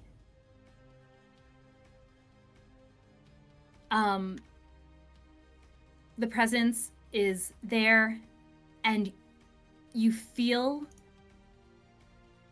It almost wasn't even... In fact, it wasn't conscious. It was not a conscious decision. It was just a moment of pure fear and desperation as there's something in her hand. And this presence is kneeling in front of her. It fades again. And you're in this dark again. It's not the cell. It's a different kind of outside. But that presence is gone. She's thinking about him. She's thinking about him and where she last saw him, which was laying on the ground. What you all see outside is this... Well, first, let me have... Snow, I need you to give me a dexterity check. I need you to do it at disadvantage. Gets yoinked off the wagon. What you all see... What you all see... Oy, oy. Mm-hmm. How did you do? 19. Okay. What you all see is, as Nora had been so tense, and you can see suddenly there's like these tears that are streaming down the sides of her face. And just as that happens, you see her right arm immediately. It's at her side, at her hip, pulling the dagger and aiming it at Snow.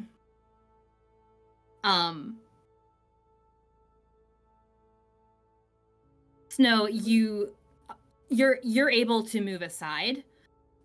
She only rolled a 2, and she rolled with disadvantage. So it's not hard to... It was very so much for her telegraphed. survival instincts. It was very telegraphed. Well, I'm literally in her mind right now. Yeah. Well, she was Yeah, just lying I there can- as an almost can deceased feel corpse, and she was able to at least best that guy. Yeah. You're able to dodge it. And there's this almost like feral scream. Did you want to do something, Ste'yn? Ste'yn was gonna try and disarm her when she sees that. Like, just gently take the dagger from her hand if she can. I will allow you an opposed... She's gonna roll a disadvantage because she only got a 2 on that one. I'll allow an opposed dexterity. You can add your acrobatics. As she's doing that, Snow holds his other hand up, as if to say stop. Yep. To Ste'yn. How'd you do? Ste'yn got a 17. Yeah, she got a 19 before I added her modifiers. Cool.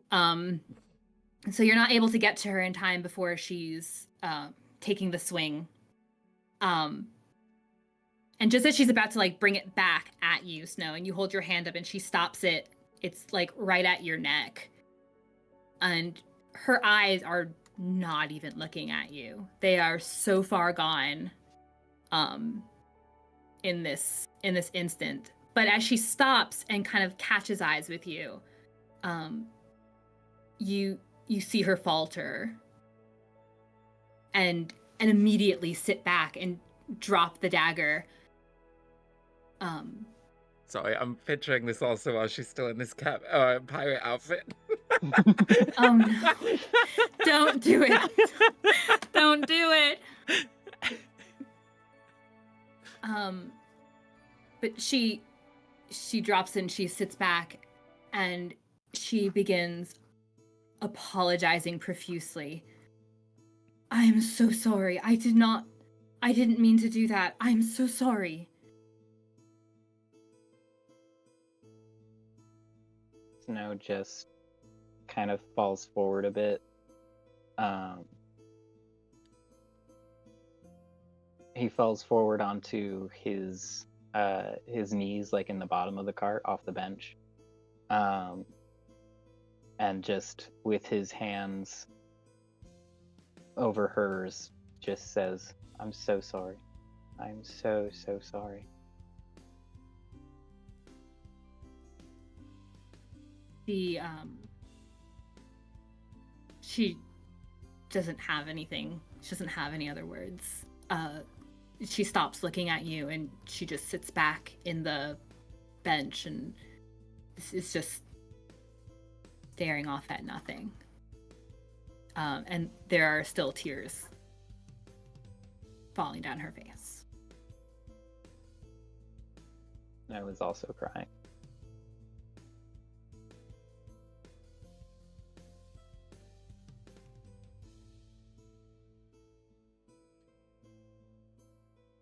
So we're looking for a sword.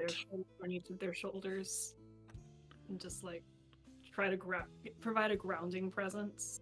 Just not saying anything, but there for both of them. If Beau starts speaking, she will glare at him. He's not looking over it by them. He's just sitting off in the corner of the wagon. So.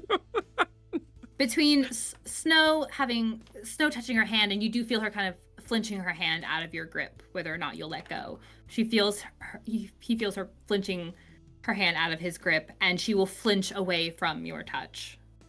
Ste'yn. And she's just, as she's staring off at nothing, she says,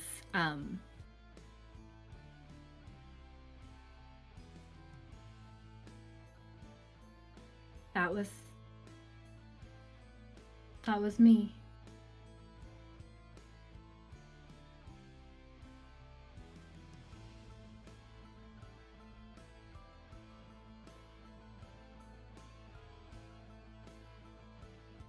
That was him.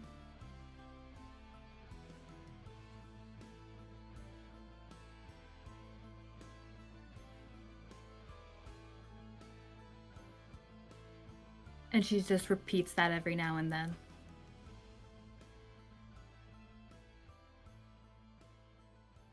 No one deserves to go through what you went through.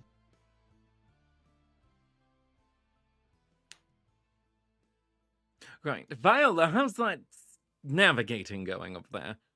That's what I was just going to ask, is how well Viola is able to get wherever she's supposed to be getting to with the directions that Nora was going to be giving originally. I would assume that she originally gave her some sort of directions when we got started. Mm-hmm. But yeah. Yeah, and it's not too dissimilar from your original path. You can you know where it's going to kind of veer off differently, but it's a pretty straightforward path. As you guys are traveling, there is remember that time we had notes? There are little kind of off in the distance, there are little you could see where the main paths go, and you were told you'd be going off of a more main path because this area is kind of abandoned and potentially was going to be rebuilt. But give me a survival check, And we'll see how well you remember the directions before your navigator was distracted. That's a 5. I'm not very well. You kind of start finding yourself on the track back to the long way around. Start heading in that Like, direction. oh yes, this is familiar. Wait, for the wrong reason. Precisely. And you start veering in that direction.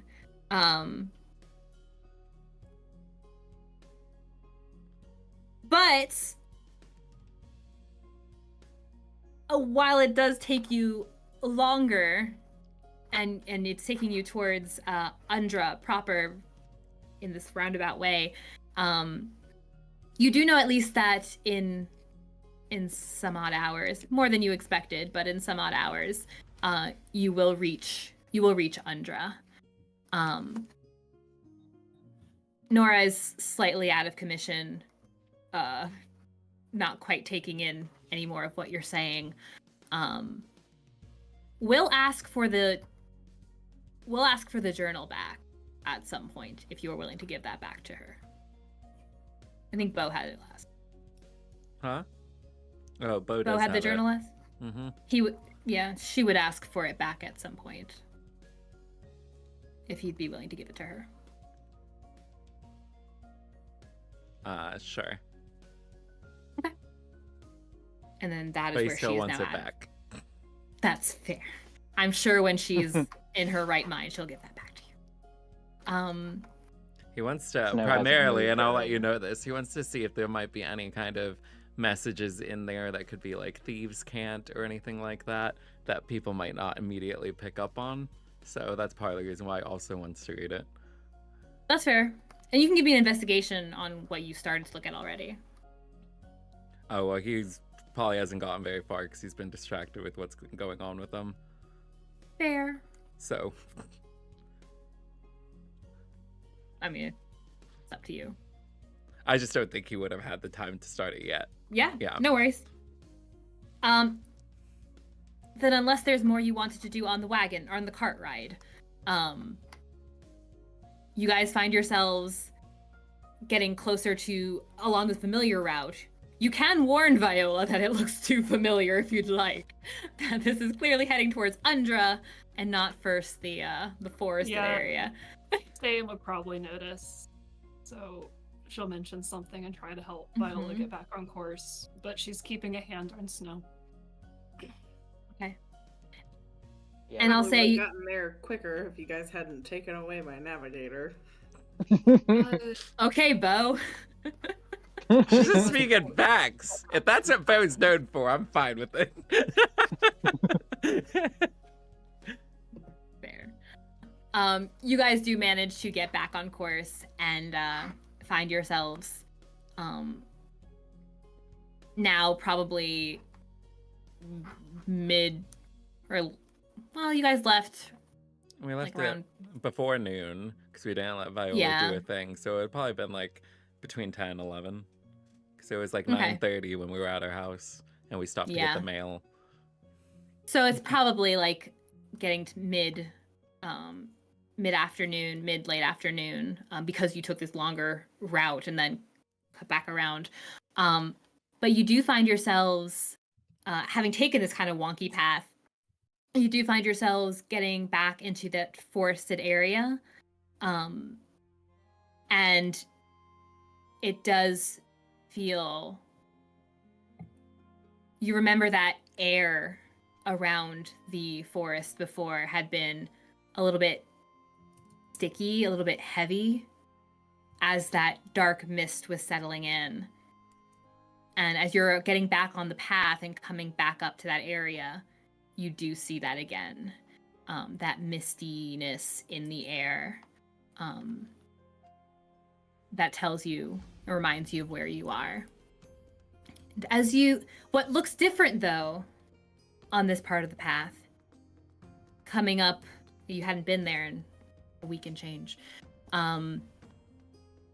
When you look out, coming now the way you had left, when you look out there, you do spot that wagon.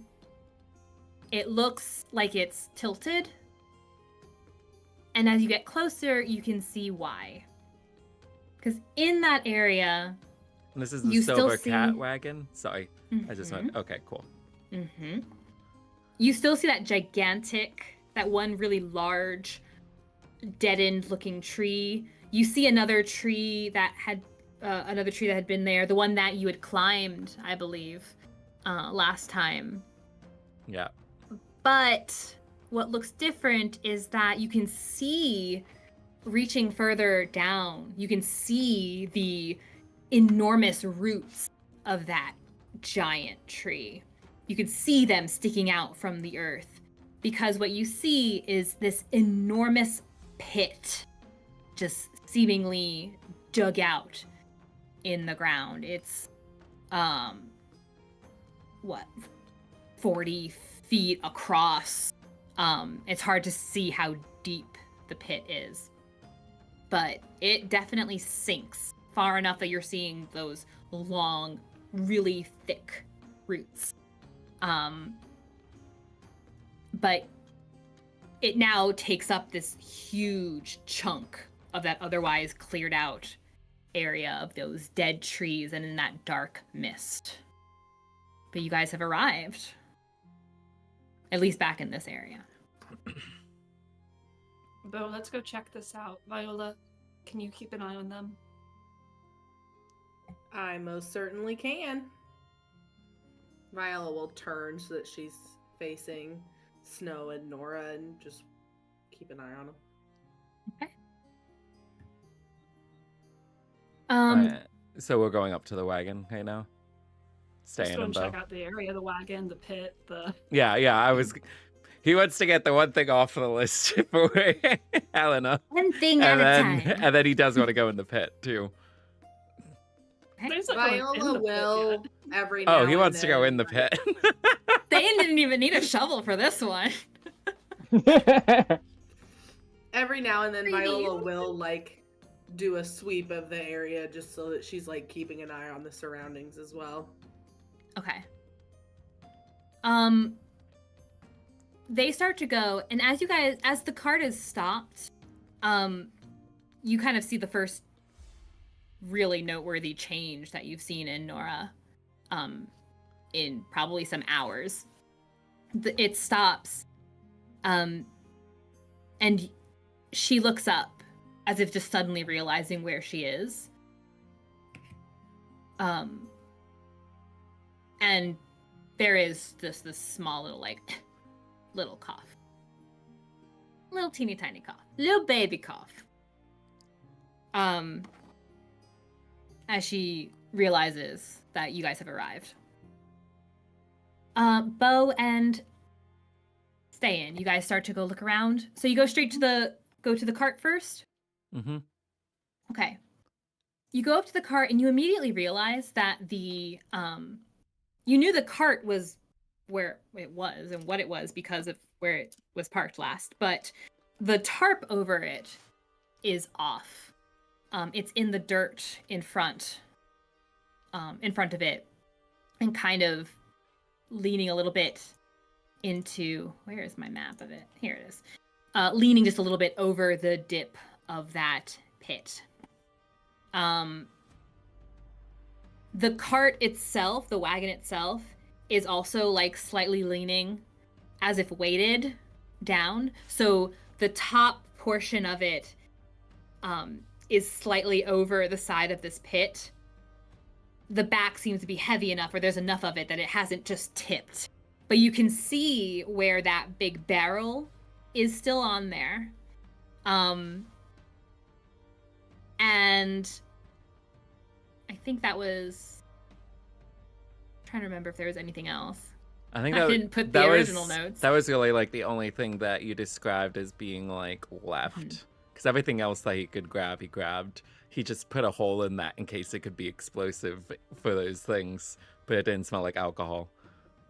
You both can give me a perception check.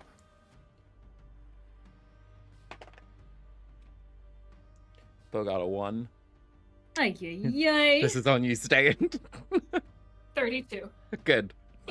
It's like he doesn't want his stuff back. as you are walking, Beau goes like straight for that barrel. He's like, I know what I'm here for, and then we can get out. Saying as you're walking, you step and you feel something before you get to the wagon. You feel something hard under your foot. And when you look, you see a couple of these large shards of mirrored glass. You see the one under your foot, and you see another one that's a little further away towards the base of the tree. I realize it's not the exact same tree. It's fine. By the base of the tree. And as you look up, you can see as if it's at first it's kind of strange to see it so high, but you see what appears to be a metal rim. It's kind of a dull tone, so it almost just doesn't stand out much against the dull tree. But there's like a metal rim, and you now realize it's the frame of a mirror. And you can see a couple more pieces, or the rest of those pieces of kind of broken glass in it. It seems almost as if where you had originally seen the wagon, it might have like short stopped, and this thing might have gotten literally like launched up. So it's on like a lower branch, but like looks like it dinged the tree as it was kind of thrown out. But you do see this mirror, and the missing pieces are on the ground. Hey, Beau, this mirror might have also come from that wagon. You think so? I mean, look at the way it is. How many pieces wagon are stopped broken short. off of it?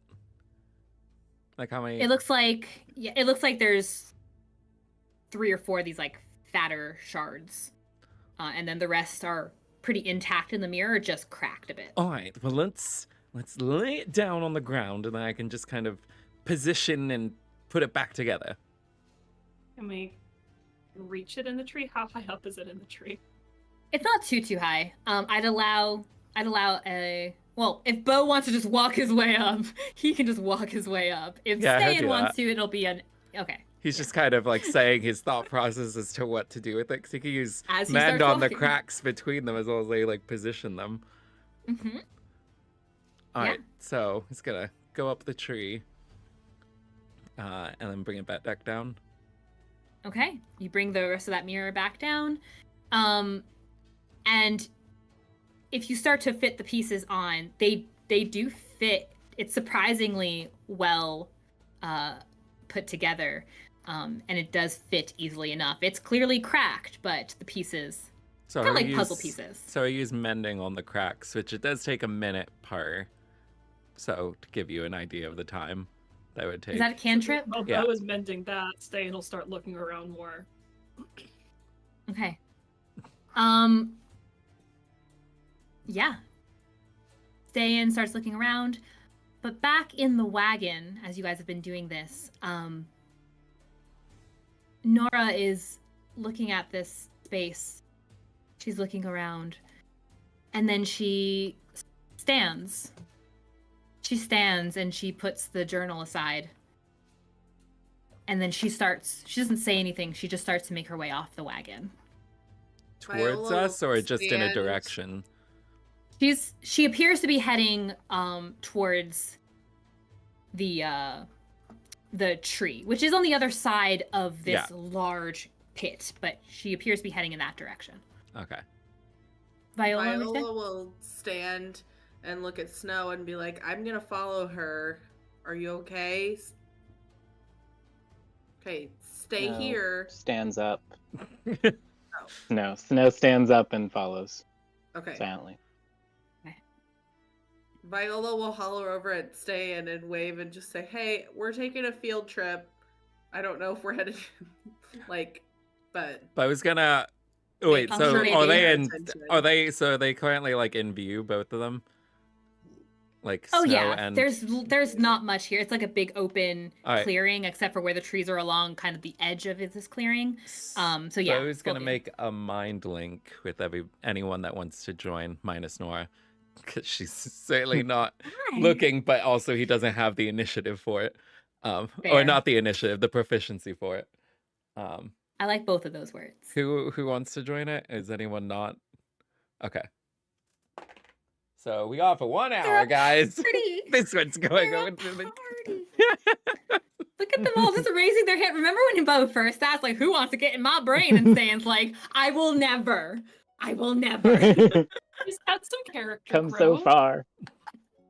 Yeah. I love you all. So great. Communication is bravely important. Gravely important. Is are they still like? Do they seem to be still in earshot or anything like that, or are they farther? The wagon. They're probably about 30-ish feet away from the wagon. So there's there'd be the long way around this pit, and then there's a shorter way around that. If you look at the map I have here, it's kind of like off the map, but it'd be like a whoop. Well, actually, I'll just say in the mind link, I just don't know how much I want to like do this over and over at this point in the night. But in the mind link, he's gonna message specifically Ste'yn. So question to you. You haven't told people about my little thing, have you?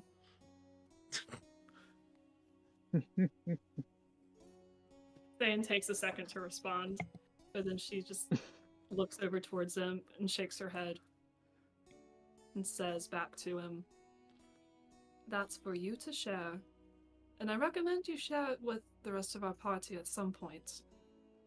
But I will not spill your secret unless it becomes gravely necessary to do so." Okay. How would you feel about one more little secret? Still. All right. But not too many questions on it, mind you. I don't tend to ask that many questions. I'm not you. A good point.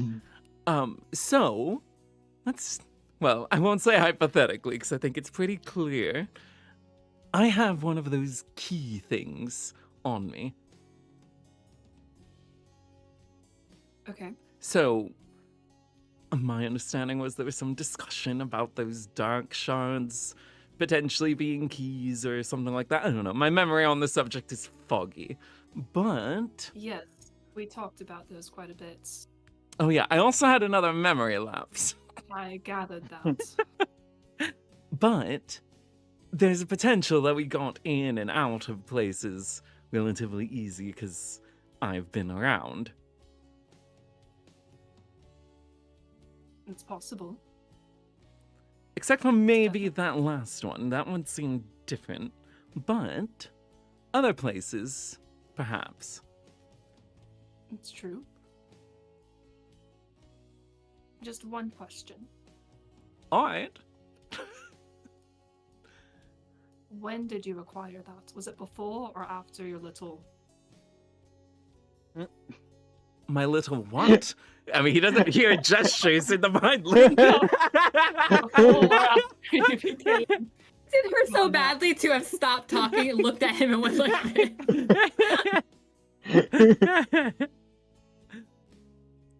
Was it before or after you became the Dampier?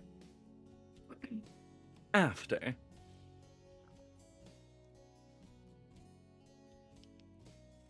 Did you take it willingly?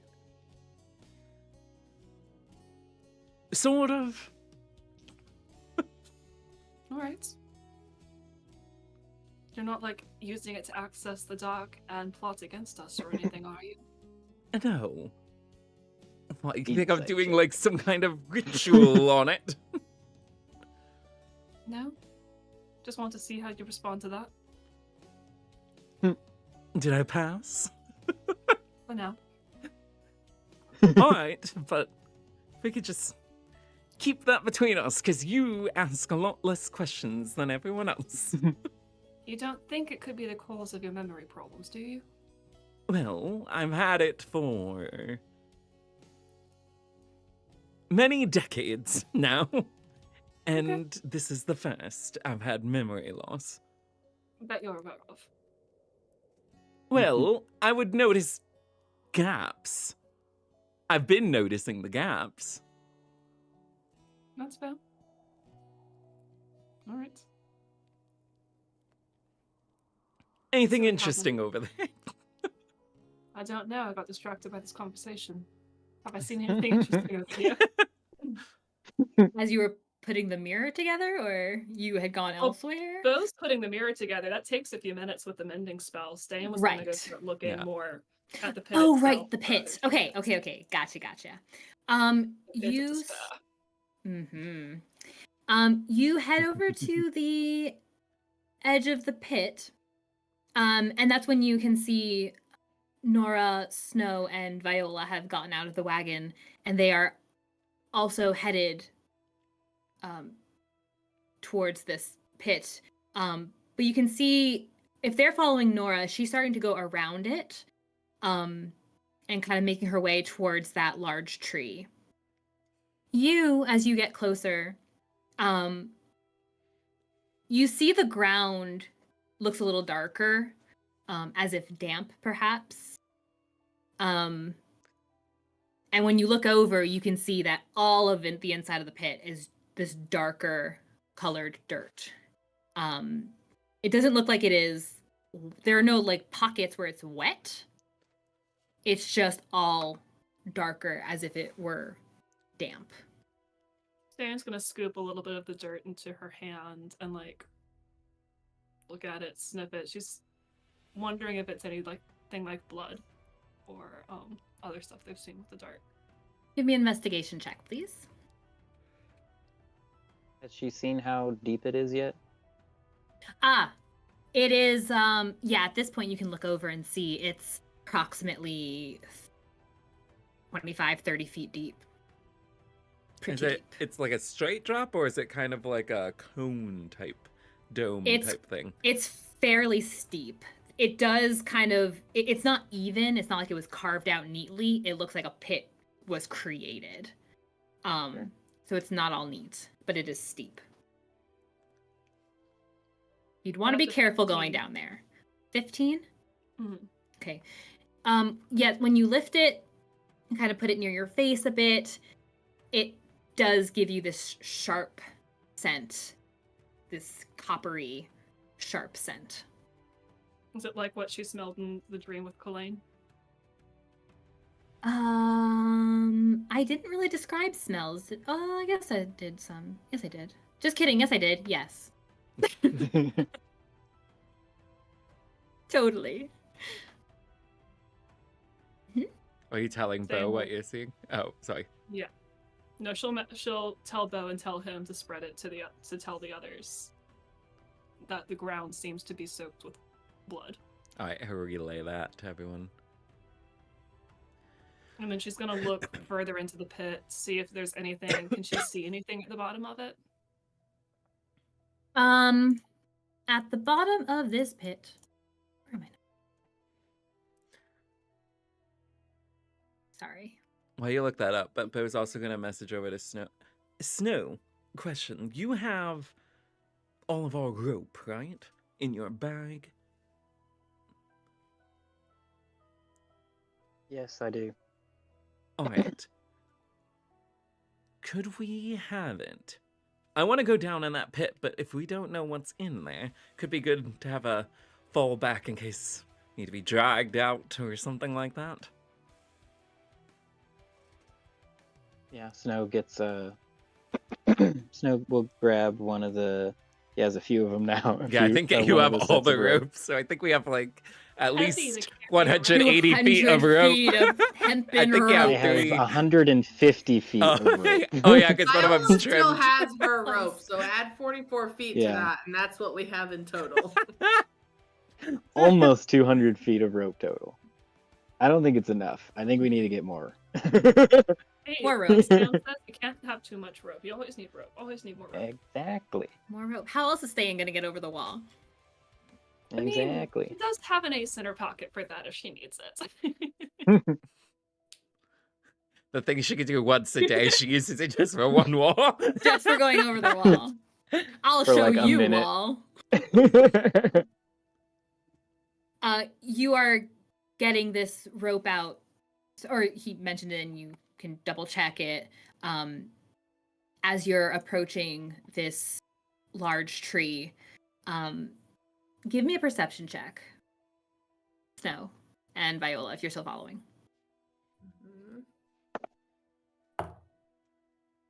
12. Okay.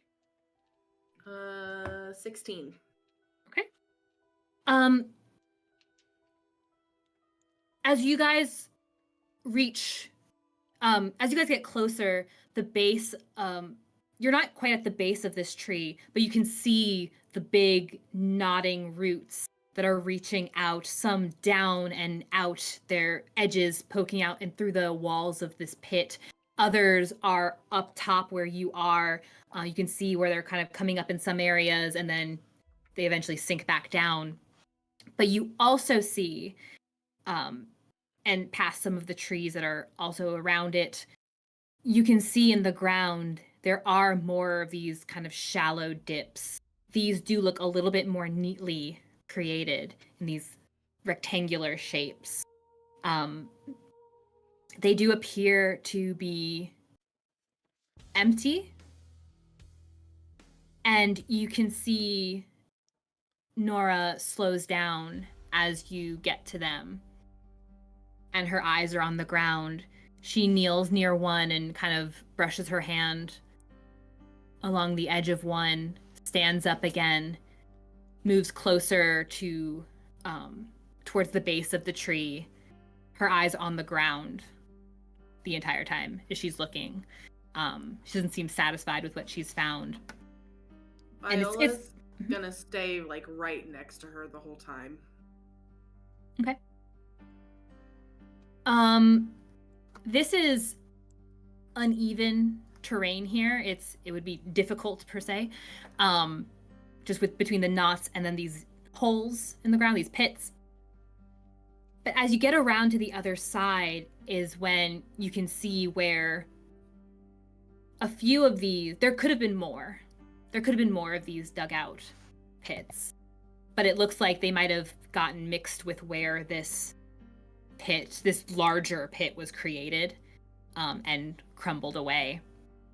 And you can see Nora standing on the other side of the tree now, one hand resting against it, looking down at one of the spots. And there is it looks like some rubble, some stone rubble by one of those. Not much, but there's a little something there. And she stops there. See it? If you're right next to her, then you can see it. Viola in the mind link is gonna tell Beau, first off, I'm pretty sure one of these pits is what Nora fell into and got covered in blood, so maybe we need to be careful and not go in them. Also, I think we're at the pit where Kalain was. There's some bits of stone here, and Nora's paused at this pit. Alright, we'll make our way over in a moment. Has he finished the mirror? And he would also do it to the knife stab that you put in the barrel, too. Okay. Yeah, I think there's been enough time. It's only been, what did you need, a minute? It's a minute for each one? So it's a minute per foot, like square foot, I believe. Let me double check. Yeah. I still think that'd be plenty of time. Yeah, 1 foot.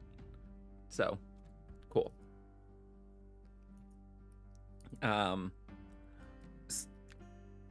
Ste'yn, he's just gonna say this out loud. You want to help me get, like, the mirror and that into the wagon, and then we could go meet up with the others? Yeah, did they find something? They found, potentially, where Kalain died, it sounds. Yeah, let's get over there. Viola's gonna ask Nora if she's okay. She doesn't seem to hear you for a moment. It takes a few seconds. But if you give her that time, she eventually turns to look at you. And her face is dried by this point. She looks at you and she's like, kind of forces. You can tell it's a forced smile. But she nods. Looks back. It's okay to not be okay. I mean, what you experienced here was traumatic, to say the least. She looks back at you. Still smiling, though. And she says, no, in this area I didn't experience much at all. This one's not me. But I do regret sending her out here.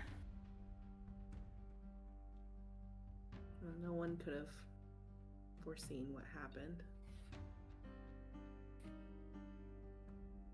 No, I suppose not. And she looks down at the pit too now, and as if kind of seeing it for the first time now, as if she were so dead focused on the other thing, she looks at it and kind of pondering like, I suppose this gives credibility to what Moonridge was saying. She's like looking there, and she's looking down at her feet, and she's near the edge of it, and you can see where part of this pit has caved away into this larger chasm.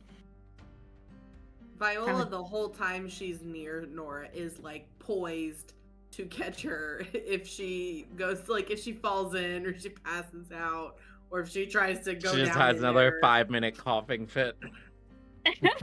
It was like 24 seconds, okay?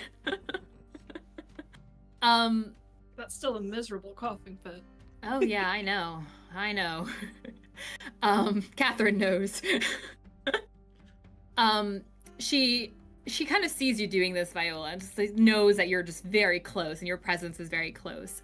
She doesn't tell you to stop or anything, but she does note, she says, last I checked, I was meant to be your mentor, your captain, and looking after you, not the other way around. Well, I would feel terrible if something happened, and that's kind of the job of a subordinate in a term anyways, is to be there to support the captain when she needs it. Well, you were very good the last time as well, so thank you. So, I was hoping there would be something we could bring back properly, but it seems we've missed that opportunity. She starts to reach for the stone and then stops herself. And she's eyeing it, but not touching it. What were you saying, Beau? Oh, I was going to say, as they approach them, Beau's still going to ask, hey, Snow, what about that rope? He's got it out, and while the others were speaking, Snow kind of turned aside so that he would have his back to them, and used prestidigitation so that it doesn't look like he had cried at all, to just clean his face, so he looks normal. And then he turns back to face them, and he's got the rope out, and he just places it on the ground for Beau, whatever he wants to do with it, and just gonna start taking a look around, investigating the pit. Okay. And you do hear this kind of fleeting, her voice just from disuse sort of cracks a little bit, and she's saying, just careful not to touch anything that you ought not. I think I learned that lesson. Well, that's what the rope's for. But All touching the things same. is my specialty. But it's gonna Please it. don't. She's gonna what? Head over to the stones that Viola mentioned that were found. She wants to check those out because she has a good feeling of what bad feeling Don't of what touch. those might be. No touchy. As you approach, Nora will again iterate. Just careful not to touch anything. That's how I wound up in there, I believe. I was gonna tie 2 of the ropes together to give him 100 feet, because I don't think he would need more than that. And then he's gonna tie it around his waist. Viola, can you do me a favor? Depends on what the favor is. Can you hold this end of the rope? You should tie one end to the tree as Well- well, in addition. Good idea. Can you tie this to the tree? Viola You have will, a stronger hold touch out than her I do. hand. She is good at knots. She's also like, I think 8 points stronger than he is. Yeah, that too. Mechanics. I think she's at least a 16 strength, isn't she? Oh yeah, something like that. Mm-hmm. Yeah, it's I better than only have Beau's one. 8. I only have one character. Literally sheet right double. now. Yeah. Literally double Beau and Snow's. Excellent. Yeah. You can give me. Well, I wish I could remember what I had you roll. I think before tie it the was knot. survival. Or The something. survival for. It seems to check out. I was gonna say think that- survival again. Yeah. It seems to check. It's how well can you tie a sturdy knot for this situation of survival. Well, she's much better at tying knots than she is at navigating. That's a 21. That's good to know. There he are gets pulled in and numerous. then Hugo just goes right in. There are numerous branches and knots on these just extravagantly large roots that you could choose from. Are you choosing one of the roots that's a little closer down towards the edge of the pit to kind of give him more room to drop? Are you using one of the maybe more sturdy looking branches a little higher up? Whatever looks the sturdiest is what she would use to tie it to as sort of an anchor. And then she's going to continue to hold the rope closer to where he is, like giving him slack as necessary, as like an extra slower lowering. Right. Ste'yn, Okay. you didn't find. I'm gonna say that's gonna be one of the. I'm just gonna say that's gonna be one of the way that the roots system kind of goes into the ground and comes back out. There is a spot where the root kind of comes up like a joint and then sinks back in, and that one doesn't go out into the pit, so it looks like it might be sturdier. So I'll say you'll use that facing the pit. Ste'yn, you didn't find any swords over there, correct? Haven't found a sword yet. All right, I'll check down there and see It's if there's anything. Very shiny. Gleams in the light. Ste'yn, were you looking further beyond when you just picked up the dirt? I want to make sure I didn't forget. Were you she's looking? been looking very carefully. Okay, because it all looks very similar to you as you just like touch and feel and Yeah. it She's all now just... looking at those stones, trying to see if they are pieces of Kalain like she thinks they might be. Are you touching them or are you just investigating them with your sight? Starting by just investigating them with her sight. She is going to dig a small dagger out of her bag that she could use to turn them over without touching them herself.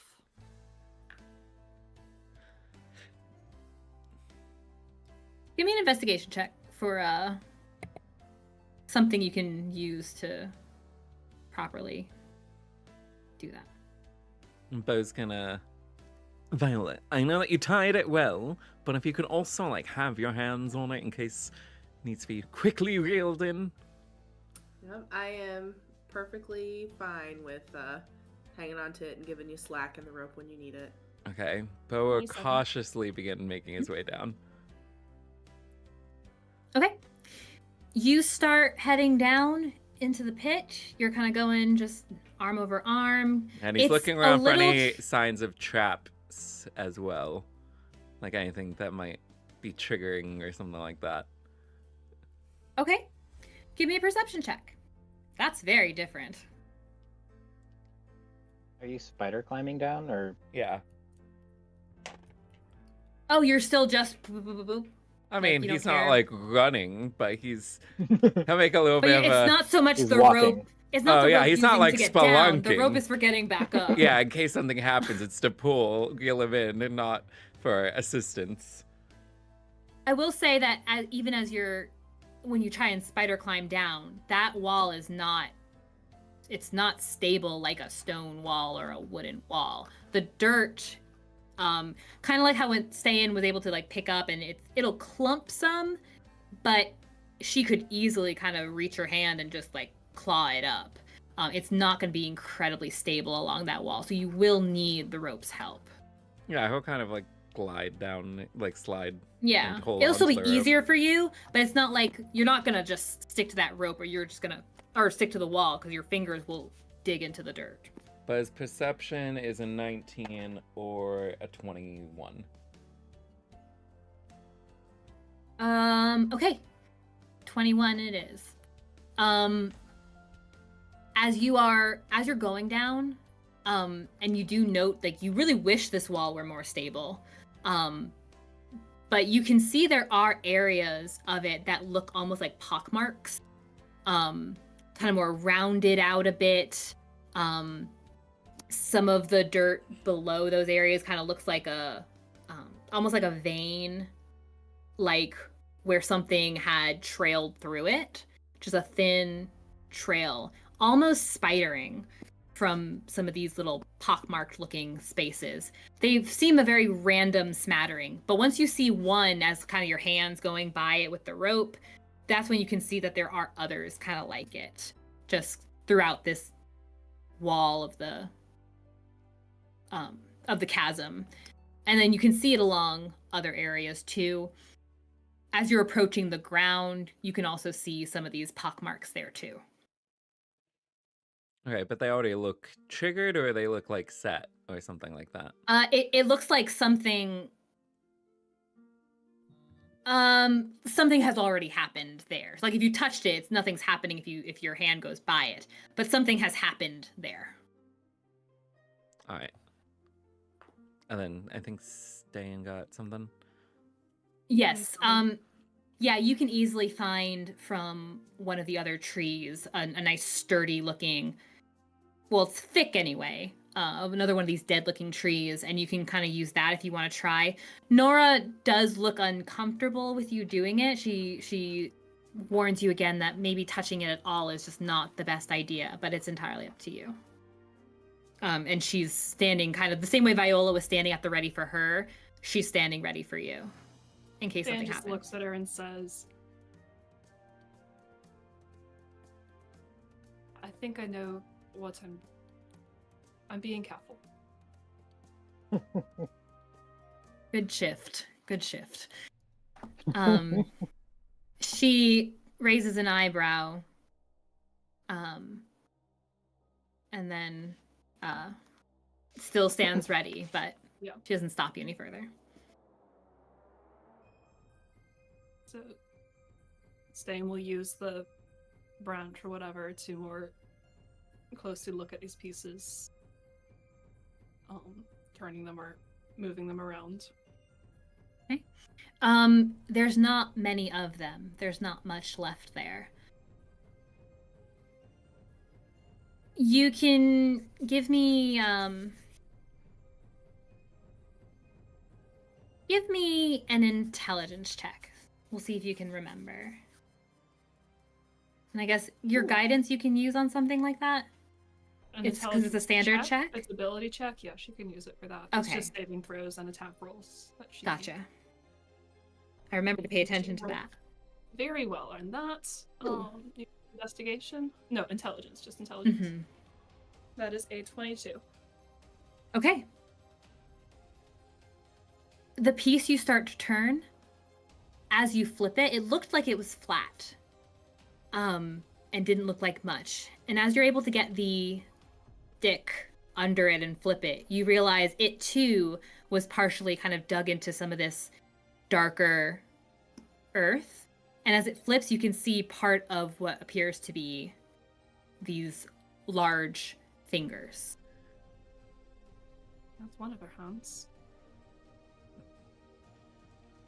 The right hand, in fact. Does it look like it was holding something? They appear to be kind of curled. Just like I saw. Did she Alright, just say that out loud?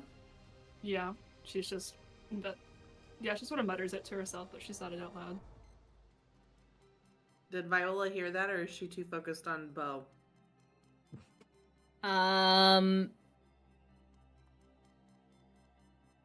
I don't know how focused you are on Beau.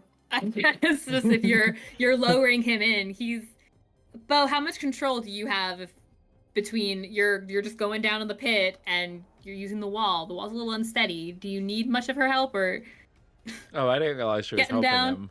Well, Viola has the rope. good. She's like keeping it so that it's mostly, not completely taut, but mostly taut, and just giving him slack as he goes down. So she's really just like watching and giving slack to the rope as he goes. So that way, if he were to fall, it wouldn't be a very long fall. It would just be like a short. I'll allow it. I'll say you could overhear.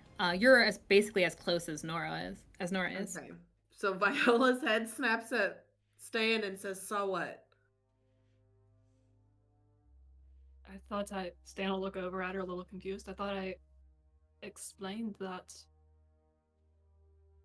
I had a dream where... Are you having memory problems too, I know, Viola? but what are... No, I remember that. I just don't know what she's doing over there. She said just like what I saw. What specifically is she talking about? A dream? Ste'yn will look over at Nora. Yes. I had a dream the other night where... It'll sound really weird. I think a lot of things have sounded weird today. I am no longer capable of being surprised. I lived Kalane's last moments as Kalane. Well, congratulations. You've surprised me. Or the last moments of her death. Saw the figure who petrified her and felt her head getting chopped from her shoulders. You saw them? Yes. And that's why there's not much more I can do with that. Her sword had writing on it. In Infernal.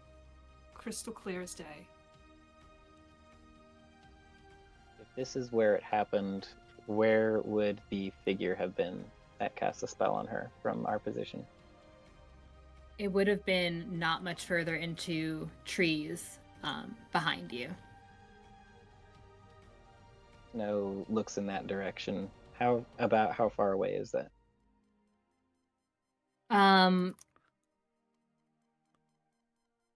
Probably, let's see. Oh, actually, yeah. So Snow, you're over there with the ladies. Okay. I'd say maybe another 20, 30 feet into the tree line. And those of you, so Ste'yn, Viola, and Snow, I also need you to please give me a constitution, did I say saving throw or a check? When it was the mist before, I think it was always a saving throw. Saving throw? Please make it happen. 16. 22. Okay. 17. Excellent. You guys, and I forgot to mention this, and I apologize. As you got closer to the tree, it did feel like the mist was kind of congealing a bit. Like it's thicker kind of in this area. Mainly, like it was just noticeably different. You can still see around and you were able to move about, but it was getting thicker. And at this point, you can kind of feel it almost cling more to you. It feels very uncomfortable, just as you're turning back, Snow, having seen what that distance might have been. Who wants to go over there? Okay.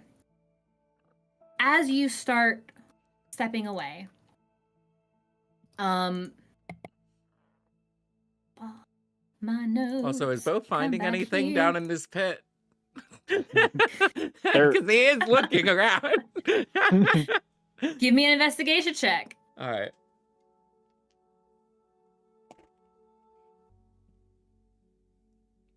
Well.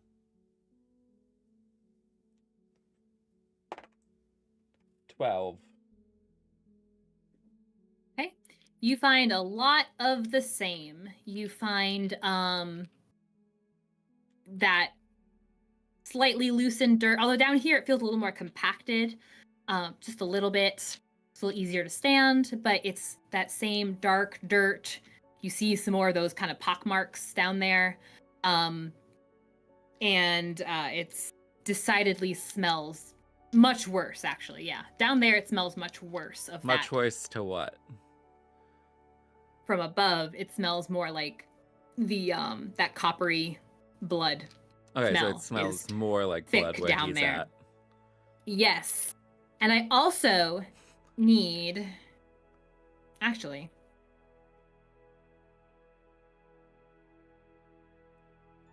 Oh, that beautiful, beautiful. I need Ste'yn, Viola, and Snow to please roll me a perception. 12.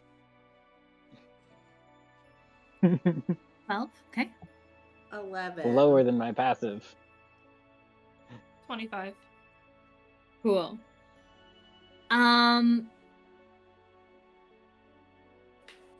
11, 25. Goodness. Ste'yn,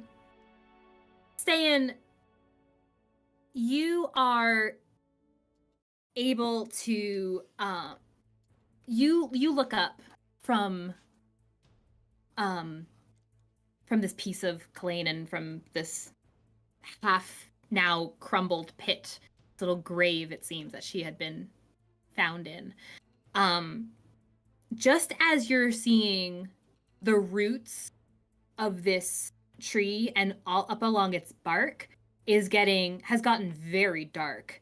The mist around it seems to be just hovering all along it now, including that portion. You can no longer see the portion of that rope area, the knot that Viola had tied the rope to. But what's decidedly less comfortable... Oh, lucky her.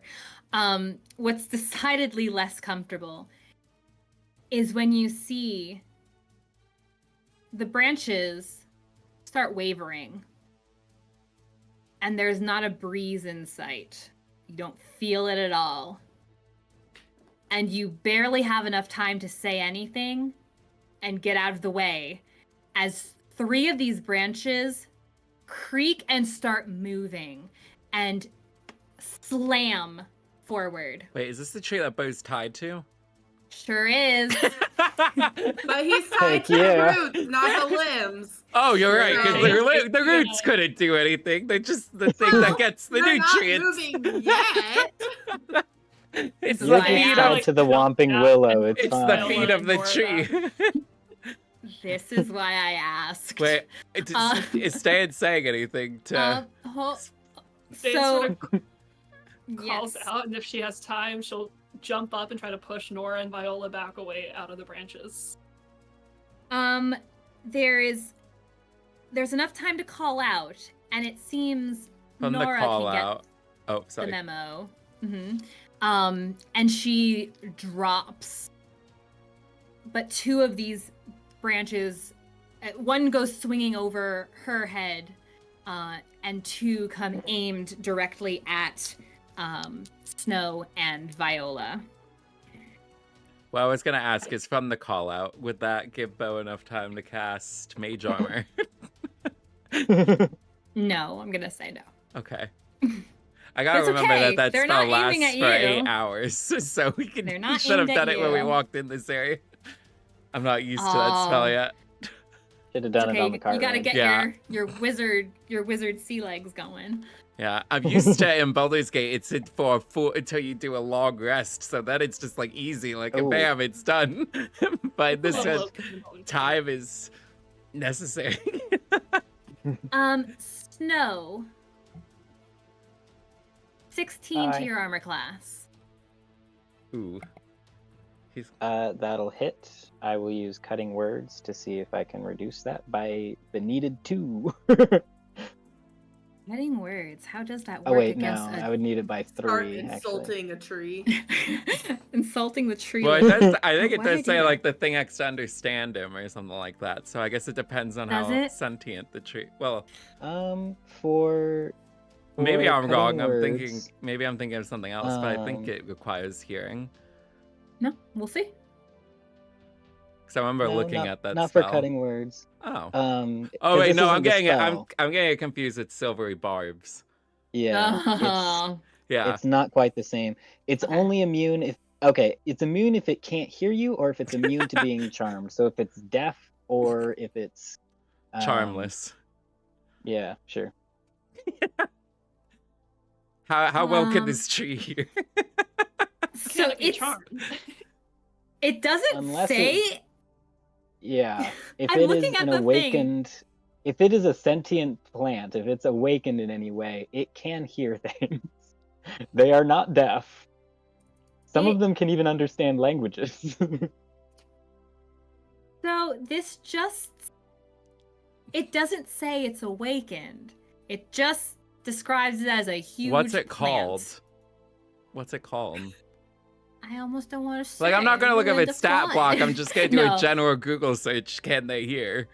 So it's called a tree blight. Can tree blights It's hear? a huge plant, typically neutral evil. Hear you. Neutral makes me. being evil. And Oh, it says monsters, languages. they can understands Yeah, they have- common and They druidic. can't- Oh, okay, there you go. Yeah, they can't talk, but they can understand languages, and you don't even have to understand it for cutting words. Yeah, You this just have to be able to hear it. this which even I think is says, funny. Understand That is common odd. and lack of major. Well, I won't read that part because I don't want to Yeah. know about it. But yeah, Yeah, I can Okay. even insult it in Celestial if I wanted to, and it would still You work. should, just to spite it.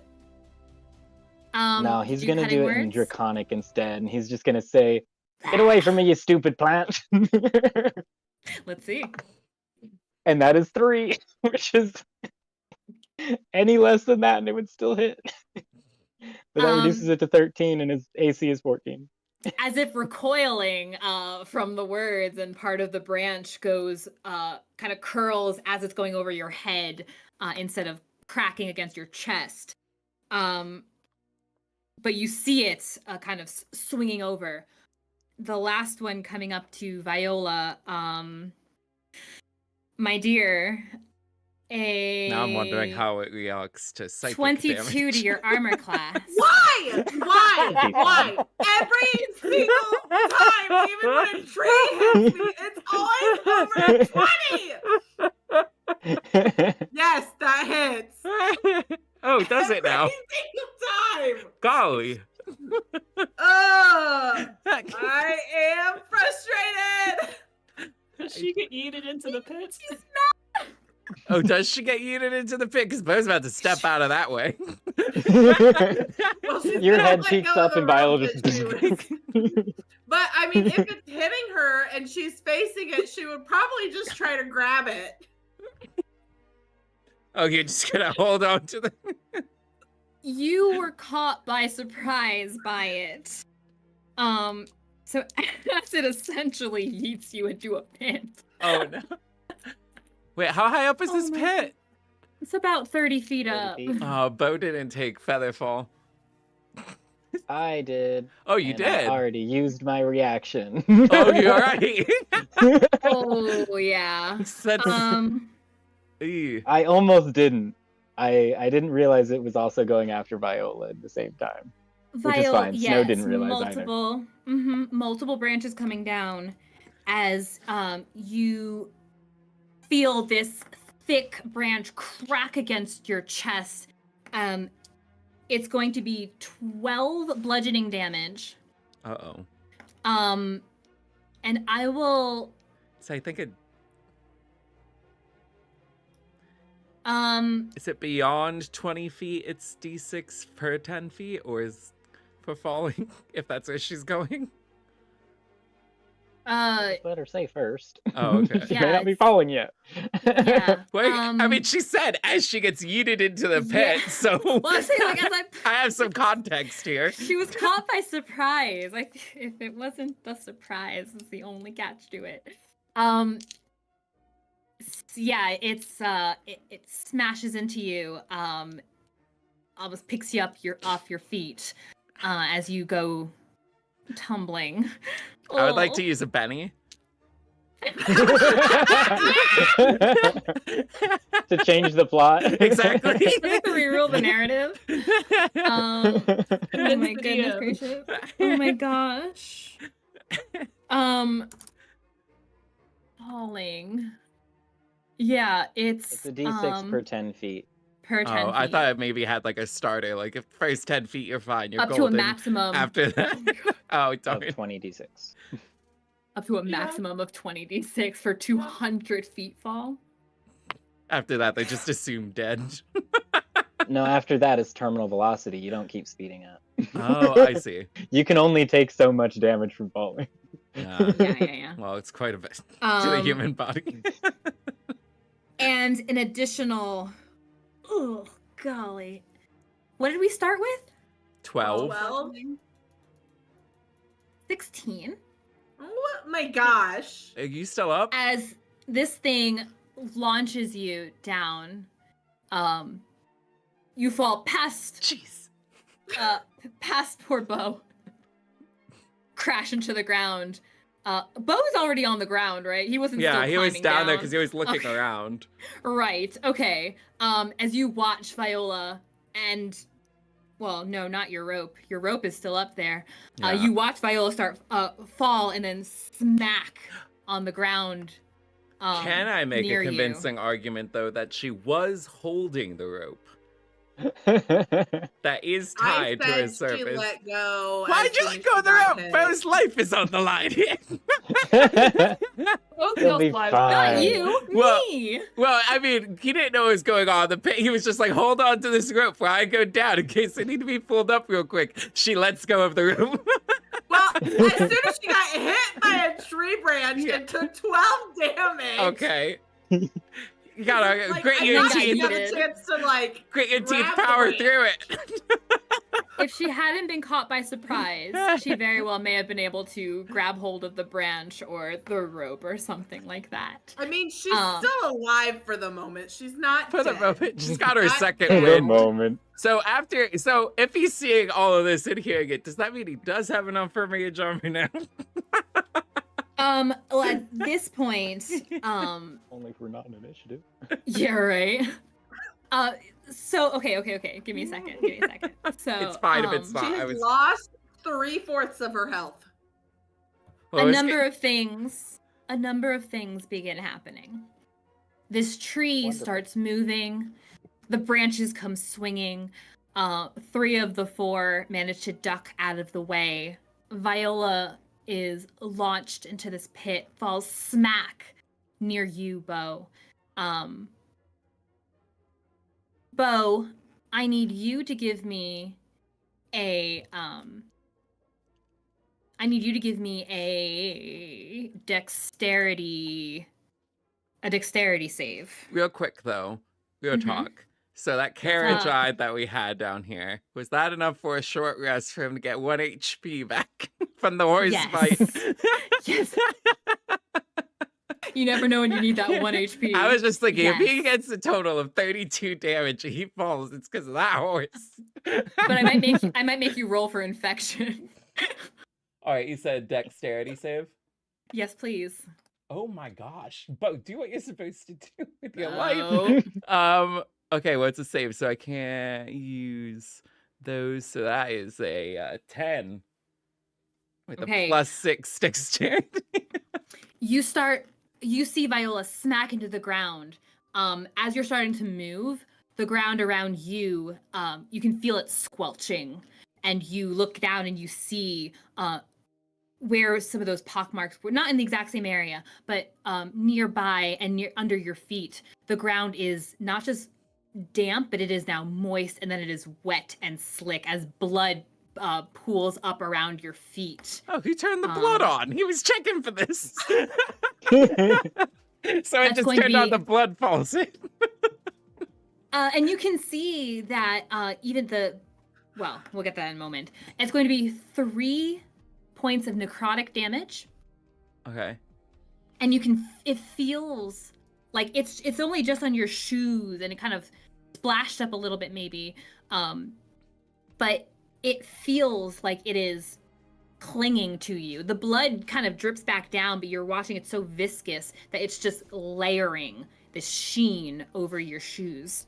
And you feel like that has some kind of lingering uncomfortable effect potentially. Is this happening to Viola too? Because she's laying in it. Not yet. It's not by you yet. How much do we want to like correlate blood with like water? Like how much water is in blood? Those are two different liquids. Are we talking about amounts here? He's talking about shape water. Yeah. I know I already know. I thought you were talking about something else entirely. My mistake. Yeah, no, they're different. This song's not very fitting. It's called Miracles. I can't have miracles playing in my ear right now. I've had the same song on for the last 4 hours. Instead, I'm gonna have the Cave of Poetry. And as you guys are, so the blood is pooling up down by Beau. Viola has completely lost her breath as she's dropped. And you also note, the two of you down there, that the mist is also starting to kind of congeal a bit and get thicker around you. I won't have you roll for that just yet. What you also see, and now what all of you can see, is that not only are these branches swinging, but you hear the creaking and groaning as down at the base where these roots are also beginning to shift and move, pulling themselves up from the dirt as it's removing itself in this gargantuan form of this deadened tree. Dandy. As that's coming up, I told you a number of things are happening all at once. It's Nora rising. starts coughing. Nora is coughing for sure. She's very drops dead. Nora's out. You hear what in the in between of the groaning of these trees. You can also hear more noises in the dark distance. In this, because this whole area just has this cloudiness, this grayness, and it's these small sounds. And as they're getting closer, it sounds familiar as it becomes this kind of screechy whine, this hissing. Chickens. As these slimy little This place sucks. entities are coming near. Beau didn't even remember why we wanted to come back here. For Helena's stuff. Oh yeah, that's true. And Helena that sent is you on the back wagon. here. I said they put it on the wagon before they went to them. So Yep. Good You can thing. just add that to your tab for Helena. She did this. What the four of you up top, so it'll be well, no, she's not up there anymore. I'm sorry. What the three of you up top? Viola got yeeted. Snow, Ste'yn, and Nora.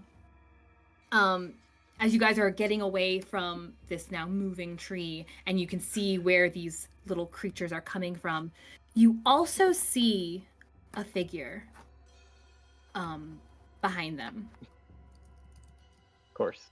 Not cloaked. Not some arm you're expecting to see and stay in, maybe you're hopeful for a moment that it's, all in one shot, perfect. It's whoever did this to Kalain. You're hopeful, but it's not. thank goodness. As the form becomes, it's almost familiar, but it's kind of walking slowly as it's approaching you. And through pockets of light in the tree. No, it's Cynthia, How'd you obviously. know? Our savior is here. Stop it, you're a hero. Or it's our pickpockets finally coming out. Time to take the rest of your gold. But only your goals. No, it's a familiar figure as the light comes kind of spraying on it between these branches and through this darkness, just a little bit of this light. And you see, it's a feminine form. Kalain. It's it looks like the clothing is this kind of torn traveling wear. And it does appear to be wearing a cloak of some kind. But you recognize a badge, one of the iron brooches holding it in place, as it's sort of shambling towards you. The closer it gets, you can see in awful matted clumps, hair over the shoulder, in this kind of torn and messy braid, shambling near you. The face becomes clearer. These white, deadened eyes, these sallow, sunken cheeks. The top of the hair, patches missing. And she doesn't speak. She's just moaning. And you recognize the appearance of the guard that you had met before. It appears to be Ziva coming near you. And as she sees your presence is there, the shambling gets faster and faster as she approaches behind these creatures. Arm reached forward, clenched. Give me, those who are up, Ste'yn and Snow, give me one quick perception check. Ziva was one of the few NPCs that liked Beau. 21, finally above single digits. Okay. 30. Hey. Her arm that is lifted and reaching towards you. Viola would have recognized it, but she was yeeted in a pit. So what you guys see is the one kind of almost pristine looking thing on her is this bracelet on her arm. Has this little pendant on it that appears to be broken.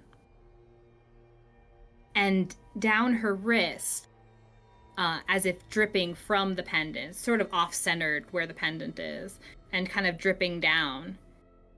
It looks like it's stained red.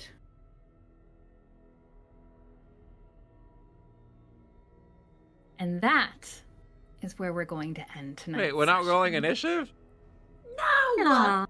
What? We'll wait. I mean, half the No, rolls we'll we're wait. still waiting on here. No, we'll wait. We'll wait till we come back. What? In 2 months. Zombie Ziva to think about for 2 months? Oh my gosh. Viola Zombies 3/4 and dead in a pit?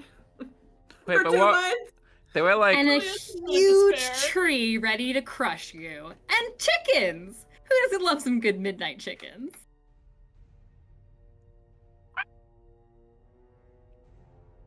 Was there sound there?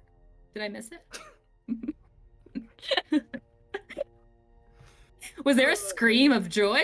Is that what I heard? Oh, Not definitely joy. a scream joy. I hope you guys enjoyed. so throughout Got some all extra that time in. time, I feel like Beau had 6 seconds, though, to cast Mage Armor. If you hadn't been stepping on, if you hadn't stepped into the blood, maybe. I mean, how did that impact his speed of casting? It stepped into it, it didn't wash over him. He didn't knock over.